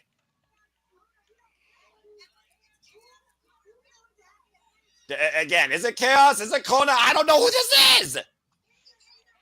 Well, here comes Nova Phoenix. We know who that is. Yeah, I mean, one's got blue, one's got orange hair. Oh, well. But right now, Fire and Fury have found the rhythm here. I don't think the other Tonga's been in the match at all. At least not legally. Damn, cannonball in the corner. Big cannonball by Nova. Brings it away. Here's the cover. Away from the ropes. Gets a 2 count. Wonder if they're going to give us another intermission after this match for the main event, or if they're going to go right into it. You're evil. Why would you put that out there in the ether? I'm just saying, because they did 4 matches, took an intermission, 4 matches. Even if it's just like a little 10-minute, like, hey, go to the bathroom, come right back. We'll be, Ay, ay, ay. I'm surprised they didn't do a little, like, after they had to clean that little confetti, they did that shit quick. I mean, you could take a hand Hoover vac to clean up those sticky notes. I'm just saying. That's fair. I speak from experience at work. Get to the midsection there by Mercy. And again, the referee, though, being distracted by the other Tonga, who's been trying to get in this match every way she can. Morgan Mercy headbutt a Tongan. You know better. Apparently she did, and I'm not sure who got the worst of that as she made the tag to Nova Phoenix. Damn it, Mercer, you fucking idiot. That might be the most accurate statement of the night. And one from Nova Phoenix barely phases the Tongan. Uh-oh. You done pissed her off. That's a big right hand. It'll block the shot, though, by Nova. It's a big woman, both of them. I think Kona might be the one, literally, that's been in this match this entire time. And again, both arms trapped here. What the hell's going to happen here? Is she going to do Nova, don't do it. Yeah, God! I knew it. Both women on the ground, justifiably so. You don't have but a Samoan. I thought she was going to do that chain. You know, when they hold each other to do the chain headbutt when they do multiple, but, the rapid you can't fire headbutt a headbutts. Samoan, so she can only get one off. I don't think there's a person on the planet that could rapidly headbutt a Samoan. But then meanwhile, here comes the other Tongan, though. Get to the midsection. Oh! Now, why did that look like Jey Uso to me? Huge Samoan drop from the Tongan. Nova Phoenix breaks it up. Yeah, I'm about to say, hot tag here by the other. I apologize, folks. We don't know these two names. This has got to be Chaos. Because you know what it is? Oh! I think she's like slightly shorter, but like only an inch or two. Again, Nova's not legal. Nova's not legal. After that spine buster, doesn't matter which Tongan's legal. Well, there's the bloodline stuff. There's super kicks. Good grief. That super kick stopped Nova in time for a second. But now Mercy. Oh! Death Valley Driver. Uh-oh. Uso splash. On the top rope! Speaking of bloodline moves. And she's legal. There's a cover. 2 in the tunnel. Dude, this match has gone off the rails more than a Saturday Shenanigan episode. JJ, that might be accurate. Hey. That just means I can keep better order than I give credit for sometimes. Oh, JJ, God bless you. Oy vey. And meanwhile, all 4 of these Goliaths are down. Behemoths. Shit. The Tongas right now teeing up against Nova Phoenix. And Nova teeing up against the Tongas. We got a 4-way brawl here. Every woman on their knees. It's like a wheel that's slowly leave that turning. joke alone. Imagine the Fire and Fury versus Alba Fire for the Fire name. That would be something Vince Russo would book, huh? Well, I mean, hey, they probably doing more than whatever the whole union's been doing as of late. As I'm trying to be triggered. Fire and Fury trying to fight back here against the Tongans. And once again, isolating a Tongan, looking for the double Guzo. Hoisting her up. Choke slam! Are we even sure Get in she's the position. legal one? Here's their cover. And the other sister comes over the save. I don't think the ref knows who's legal at this point. And at this point, you just know which is Leo and Fire and the freaking Fury and just go along with it. The hip check there, though, wipes out Nova. Again, Mercy has been legal this entire time for the opposite team. Thankfully, open palm strike. No, that's not true because the other one came in a few times. Nova Phoenix legally. Well, right now, Mercy's legal, and I believe that's Chaos they figured out in the ring. Open palm strike there. And now hoisting up on the shoulders. What the hell is this? Now both Tonga twins in the ring. Now it doesn't matter to me. Double Samoan drop with a neck breaker. Cover 2. Tongan twins with the win. That's a hell of a finish.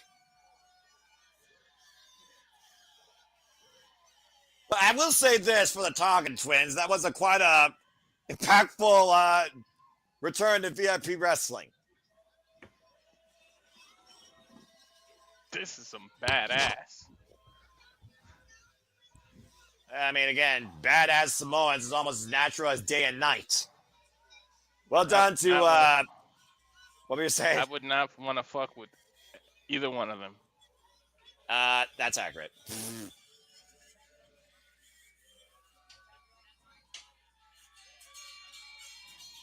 Wait, why am I looking at this in the chat? What's manifest gotta mean? Anyway, well, congratulations to the Tonga twins, and I'm to sure manifest, Roman Reigns' FCW name. Oh, good grief! Congratulations to the Tonga twins here tonight at VIP Wrestling. Wait, why are they giving the fans handshakes and stuff? I thought they were heels. I'm pretty sure in that match, dude, the Tonga twins were the baby faces. I don't know. Hey! Look who called it! Fucking hell, JJ, you freaking idiot! Ah! That's annoying! Alright. Well, damn it. Okay, why don't we go ahead and... Yeah, he said it was quick. On a night where we figured out the fatal four-way to be determined for the first ever VIP Wrestling Women's Championship, where Izzy Moreno was suddenly able to retain her title but got disqualified trying to take La Princesa to Nueve's arm. Damn it, Noah. What? I don't have that banner. I totally forgot they added that. We don't have a graphic for it either.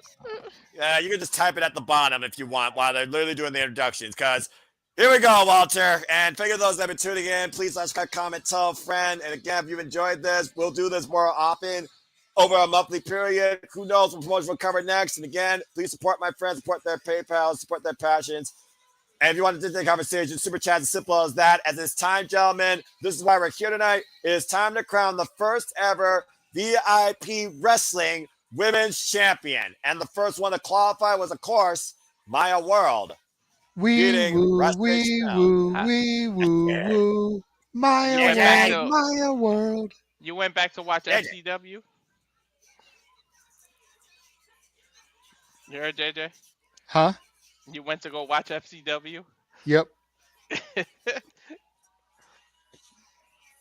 And you were right, by the way. You manifested it. They gave like a little 30-second intermission. About to say. So the question is, we all know the 4 women that are in this match now. Who's your picks to take the title? No, I'm going to go to you first. You're on the spot. I mean, again, I look at Maya World. She's got the inexperience. I look at Holidead. To me, she has the most determination. I look at Mercedes Martinez. She's the most championship accoladed and disciplined.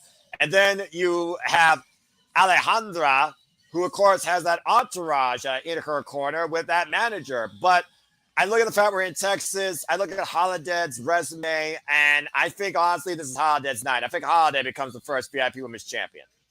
Walter? I think I tend to agree. It's either that or Maya, but I'm going to go with Holidead because I feel like Mercedes is going to go back to Ring of Honor so they won't. I don't think they'll let her be this champion. But Tony has done weird shit, so we don't know. But yeah, I think Holidead has it. Yeah, I definitely am eliminating Mercedes Martinez just because of the fact that you got to think about what her fee is for these shows and Hmm. can they afford to pay her on a consistent basis to defend the championship. That's the Although reality of the situation. I wouldn't So mind that though leaves seeing me with Mercedes being it. Holidead, that leaves me with Maya, and that leaves me with Alejandra Quintanilla. Correct. And I am unlike you guys. I don't think it's going to be Holidead. I'm leaning towards either Alejandra or Maya. Well, I'm going to go with time to find out. Alejandra. You're gonna go with Alejandra? Okay. I'm going Alejandra. Well, it's interesting you go about Alejandra because, again, Alejandra was previously involved here in VIP Wrestling. Of course, was the DFW All Pro Women's Champion. And guess who beat her that night for the title? Holidead. Holidead and Alejandra have very rich violent history back in 2021 here in VIP Wrestling. On the other side of that note, though, Mercedes Martinez has previously faced Holidead twice and beaten her. So how poetic would it be, Noah, if Alejandra pins Holidead to win the championship here tonight? Or on that coin, how would it be so full circle, third time the charm, if Holidead pins Mercedes Martinez become the champion tonight? Obviously, the referee holding the newly minted VIP Women's Championship. But the funny thing is, we're talking about a level of experience, history. The one thing we're forgetting about that you always got to consider in a multi-person match, a wild card, that's got to be Maya World. Maya World might be the one person no one's thinking about here. JJ's thought about her. He mentioned her. Not here, he didn't. I said it was between Alejandra and Maya for me. But you picked Alejandra. I did. I tell you But what. that means that Maya is like my second choice here. Mm-hmm. I almost wonder, though, also we'll get some strange lines because you saw Mercedes Martinez and Holidead with a little bit of a glaring staring. Again, would they want to just be sell with these two? And again, how much is that entourage of Alejandra going to come into play? The rings are underway. Our main event, VIP Wrestling Queen's Gambit. First ever VIP Women's Champion to be crowned. I don't know what y'all think, but that Alejandra's theme sounds like some shit Conan would come out to. And Like back Alejandra in immediately going to the WCW. outside No of the ring. comment. Mercedes Martinez and Holidead, though, going to the outside as well. Did they just And get the Fandom I don't title? think I don't think Holiday and Mercedes Martinez are going to tolerate Alejandra's outside entourage tactics. What? Maya's just chilling in the ring by herself, recuperate, rest, She's girl. letting not them that take it to strategy. themselves. Mm-hmm. It's smart yeah, for like this someone is- the inexperience of Maya. You let these three exhaust themselves. The Smartest thing to do in history a is fatal with four-way. these. The history is with these three women. We literally said that. Whoa! And Maya did not want to be left out of this picture. She came in mind. like a wrecking ball. Alejandra, by the way, who first faced Holiday and Rachelle Chanel back at VIP Wrestling in 2021 when she was the DFW All-Pro Women's Champion in a triple threat match back in April. All right, so we have it now. Alejandra isolated with Maya World. Maya World up and over out of the corner. Looks for the clothesline, hooks the arm, swings her around, front face lock. Nice German suplex. Looking for a rollover. There's a second, and you were calling for this earlier, JJ. Yep, she That's just not too landed bad. the three amigos, the trifecta of vertical suplexes, Noah. Meanwhile, Holiday and Mercedes Martinez are fighting on the outside, though. And again, you got to worry about Alejandra's manager at ringside. See, now if I said that, I would have got hit. But you get to say it. And Holiday right now with Mercedes Martinez in the ring for the moment. Hey, all I can say is she's not right down the hallway able to come sneak up on me with the chancla. She said it herself, though. That's not fair. A sidewalk slam as Maya World comes back in the ring. Nice drop toe hold, though, by Maya. Takes Holiday down. Catching Holiday Half there. crab Single locked leg in. grab. Single ankle lock, basically, here. But here comes Alejandra. Now Alejandra, what the hell is this? Double team submission here. Each woman with a half crab, and here comes Mercedes Martinez. Wait, Now, if she taps, wait a who minute. wins? Double dragon sleeper. Okay, well, I would consider Mercedes would be the one that would win because she's in the most top position here and also has her own stereo submission. You gotta consider the one in the most dominant position would be considered the winner, right? But how long you hold that as all 4 women explode, and Holidead might have a messed up leg after that, if not both. The schoolgirl though, Alejandra gets a 2 count on Mercedes Martinez. Now Meyerwood trying to take advantage. Meyerwood would previously face Holidead 1-on-1, rolling her up, small package. The name of the game in these kind of matches is isolation. You're gonna find a way to isolate one of your opponents. Whoa! Well, And let's not forget, in these multi-person matches, there are no rules. Could one of the victims of these 4 women come back for a distraction? Could Tessa Blanchard get back involved? Lynn. Exactly. Mm-hmm. Oh, well, I kind of wanted them to go to blows, man. Oh! Clearly there's bad blood with Alejandra when it comes to Holidead Mercedes Martinez. And it does sound like Holidead, to your point, guys, Holidead Mercedes Martinez wants it to be a 1-on-1. Or maybe it's a game of one-upsmanship at this point. No, yeah, guys, we've reached the anything you can do, I can do better portion of the match. Well, I mean, it's been a while since Mercedes Martinez and Holidead have shared a ring together. That probably dropped there. The Ric Flair strut? Oh, come on. A little bit of flair by Mercedes Martinez. A sign of things to come at the Royal Rumble. They are built very similar. Like, look at their builds. Last call for alcohol from Holidead to Maya World. A little Fargo strut. Oh, geez. That's not great. What the hell is happening here? One-upmanship. Like Walter said, anything you can do, I can do better. I don't know how much a Flair and a Jarrett have feud over the years, but meanwhile, I know how much Mercedes Martinez and Holidead have because we're finally got these two squaring off. Blocks the shot with the boot, blocks the shot with the boot, and both women collide into the ring, clubbing clotheslines. Well, both men were horsemen, and both men led their own stables. Oh, that's true. You did admit Double J was a horseman, so I guess that it is accurate. Oh, and a headbutt! And Maya with the double cutters out the corner. Or stunner, excuse me. Back stunners. Now, lastly, with Alejandra. Alejandra, though, lands on her feet. Oof. Hook kick. Rock Maya. Hook kick by Maya by Alejandra. And all 4 women down for the time being. Sheesh. Referee starting her 10 count. In Maya World last faced Holidead back in 2023 and lost. 4. 5. Good grief. She's up to 6 now.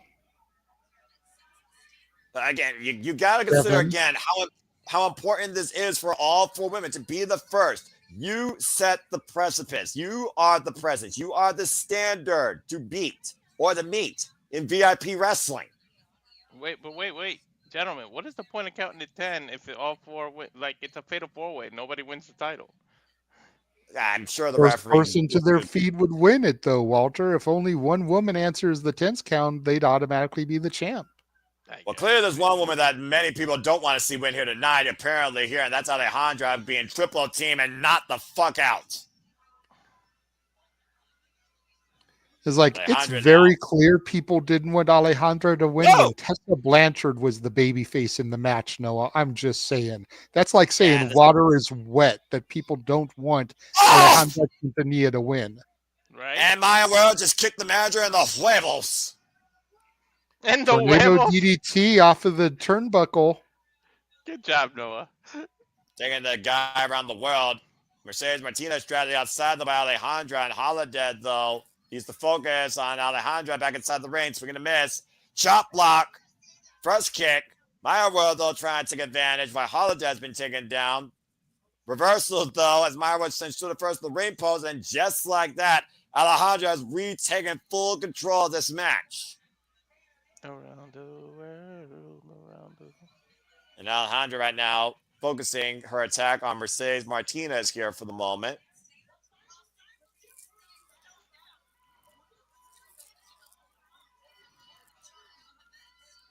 And Mercedes Martinez here. Squaring up against Alejandra. Holidead and Maya World are down for the moment. Hoist her up. Goes a Blanchard! Good grief! So here comes Mercedes. Maya World trying to No take one really has the advantage. momentum now. Again, every time Backstabber you to pick someone to Mercedes. control, every time you pick someone to control, there's a reset point. You saw Mercedes curve off that. Went for the clothesline. Schoolgirl. Leg capture, pin, and capture. Oh, that is exactly how she beat Rachelle Chanel to get to this match here. Uh-oh. Oh! I was supposed to go for a black hole slam. Instead, turn into a flatliner. Maya World taken out again. Holidead back control. Blocks the clothesline. Massive spine buster. And Holidead Crowd once chanting again. Holidead. Again, Holidead, I think, has been probably the most impressive and aggressive tonight. The VIP wrestling audience approves of it. Mercedes Martinez now clubbing away at Holidead in the corner. Uh-oh. Oh, no. Oh, that spider German! Man, the control that Mercedes Martinez has whenever she does that always impresses me. Right?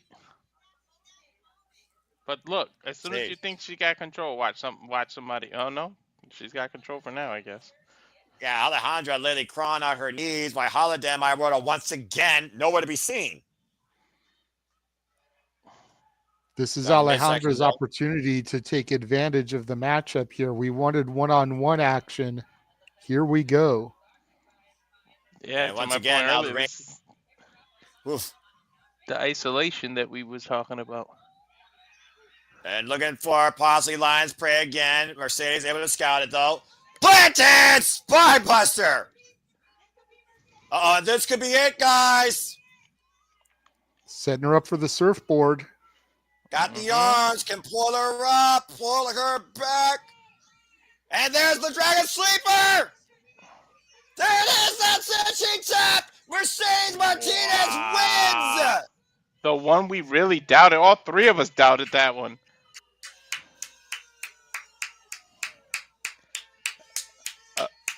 Apparently she doesn't charge that much, JJ. Hey, but who is there in attendance? Your current reigning and defending longest ever Ring of Honor Women's Champion.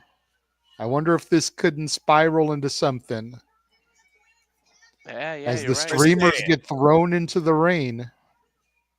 Mercedes Martinez wins the Queen's Gambit. Hey, Noah, now I feel like I'm in Japan with the streamers.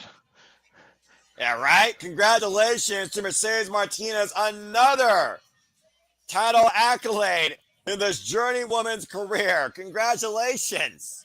The first ever VIP Wrestling Women's Champion. What a night. What a match. It's a hell of a return back home to Texas here to VIP Wrestling for Mercedes Martinez. I'll tell you that much. Gentlemen, who did she replace in this tournament? Jordynne Grace. That'll be Jordynne Grace. Almost makes you wonder if Jordynne Grace was the original plan to win this. Right. Yeah, it's hard to say at this point. Well, when you figure the person who took her spot won, they could have gone with any of the other 7 competitors that were already announced for this tournament, Noah. I'm just saying, it makes you wonder. Things that make you go, Mm-hmm. But congratulations to Mercedes Martinez becoming the first ever VIP Wrestling Women's Champion. And her first championship accolade since 2022.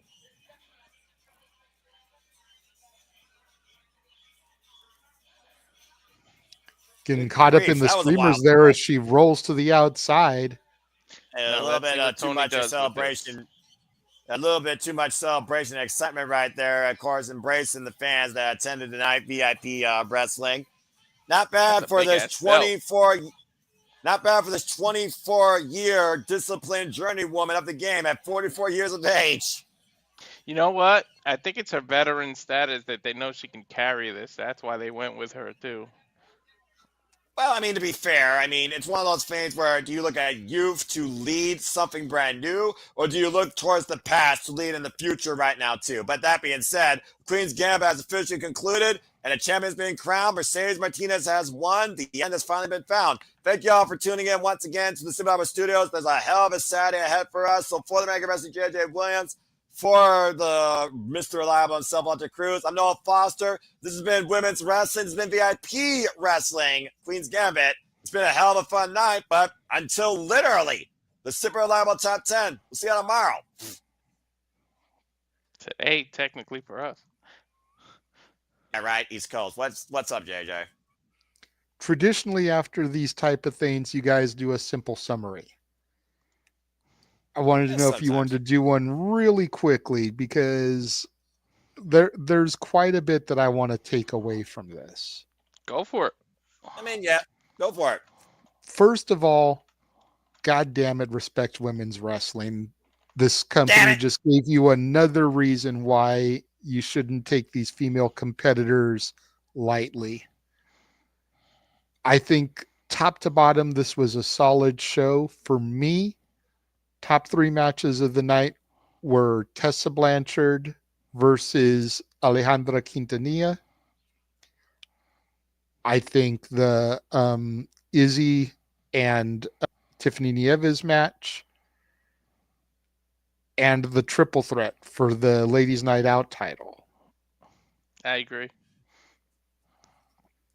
This match was good. It was solid, but I feel like it was a little bit rushed because of how late in the card it was, how late in the night it was. I feel like they could have given this match a little bit more time. I feel like it was the shortest match of the night, which is kind of crazy when you're doing the first championship. Yeah, you might be onto something there. Yeah, you would think you'd give that the most time. But again, I think they decided to just throw it here. They already had people, again, why would you fly somebody out for a second match just to put the title on them when you can save a fee? They're already here. You know what I mean? Like, I know a lot of these women are from the Dallas area, but all of them are. So you have to think of that from an independent promoter booking standpoint. You got to pay fees again to get these women to show up for a second time. Just to have 3 of them lose. You know what I mean? Like, take advantage of it. You also never know what the curfew is for the area or the facility. Nope. That's also one of those things, though, where, again, you always have to judge your booking by how long you want to actually give what should be the most important moment here. But, yeah, I figured the matches all had a fair amount of time, a great showcase. There was some tremendous talent that really surprised me that I wasn't that familiar with. I think Kiah Dream has a lot of great potential. I also thought that, again, the triple threat for the Ladies Night Out Championship was probably my favorite match of the night. Definitely our most compelling story, and definitely our most compelling call was the Mission Pro title match with La Princesa, Tim DeReves, Lisa Moreno, and something that's far from over. Extremely impressive with Lynn and Holidead picking things up where they left off. And congratulations again, though, to Mercedes Martinez. And something tells me that Alejandra and Tessa Blanchard, I need to run back in the TNA ring. That was a fucking awesome match. Yeah, absolutely. I'm still getting used to Tessa Blanchard. Her rise to fame was prior to my return to wrestling. I only kind of heard secondhand the controversy that came from her. So pretty much her return at Final Resolution last year, that was my introduction to Tessa Blanchard. So I've literally only seen her have like 2 matches, 3 matches.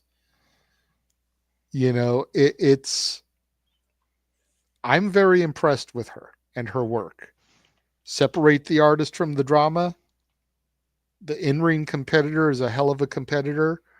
And now that we have this crossover, I'd be lying. And I know you very viciously with vitriol on your impromptu talked about, let's give it time.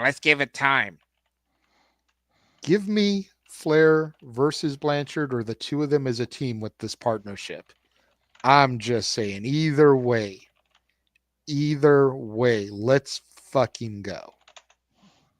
All right, Mr. Optimistic Premonition Booking. We'll see what happens. You can't push time any faster than it is right now, but we'll see what happens. But I know what I mean, if nothing else, how many times over the course of a year do we see main roster come to NXT?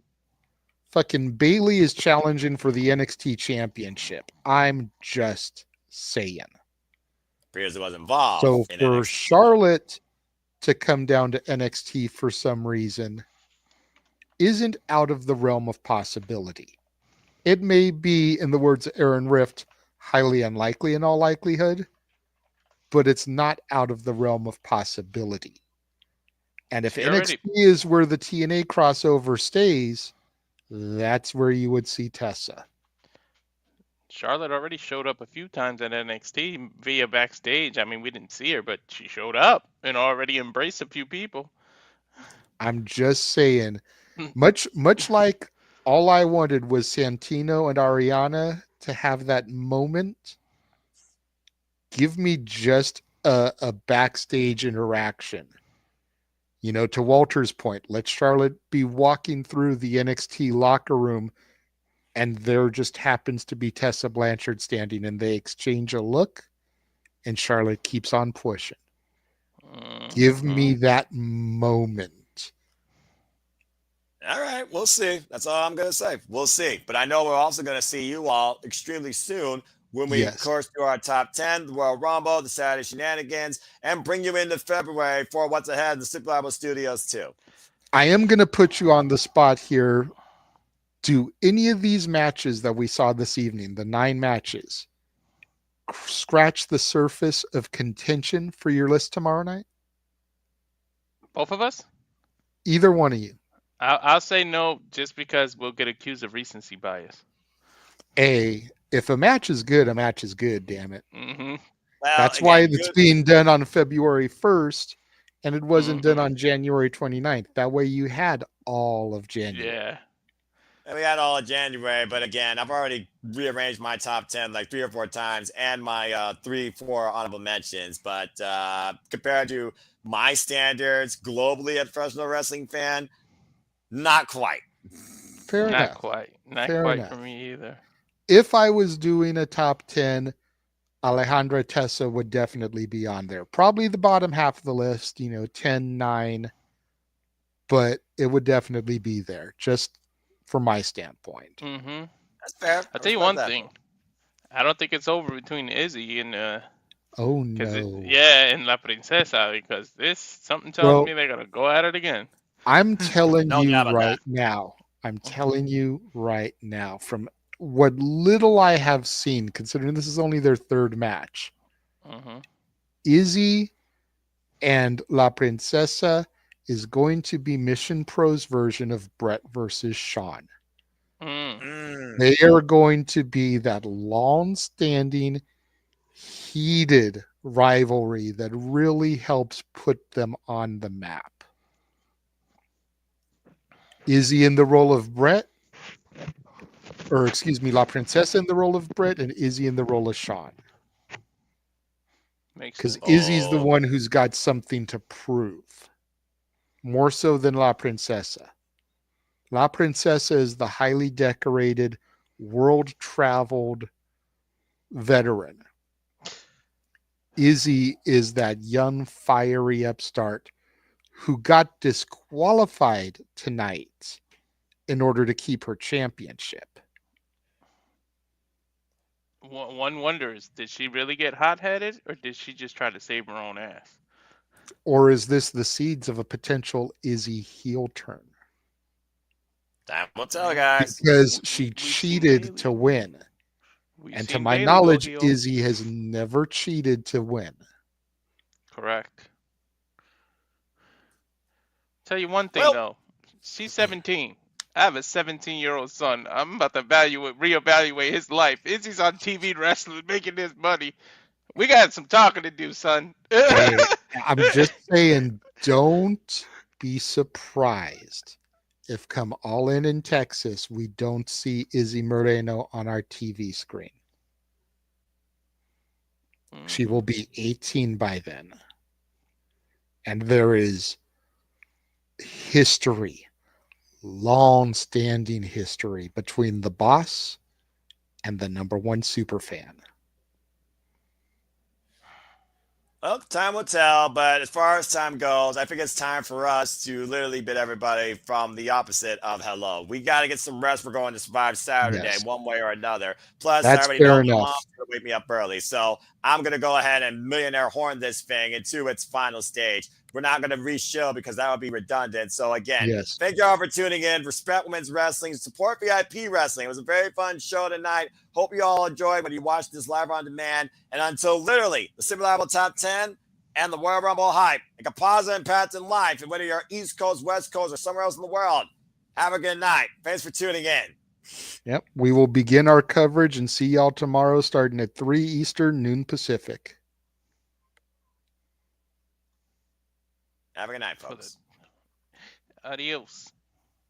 Bye, guys.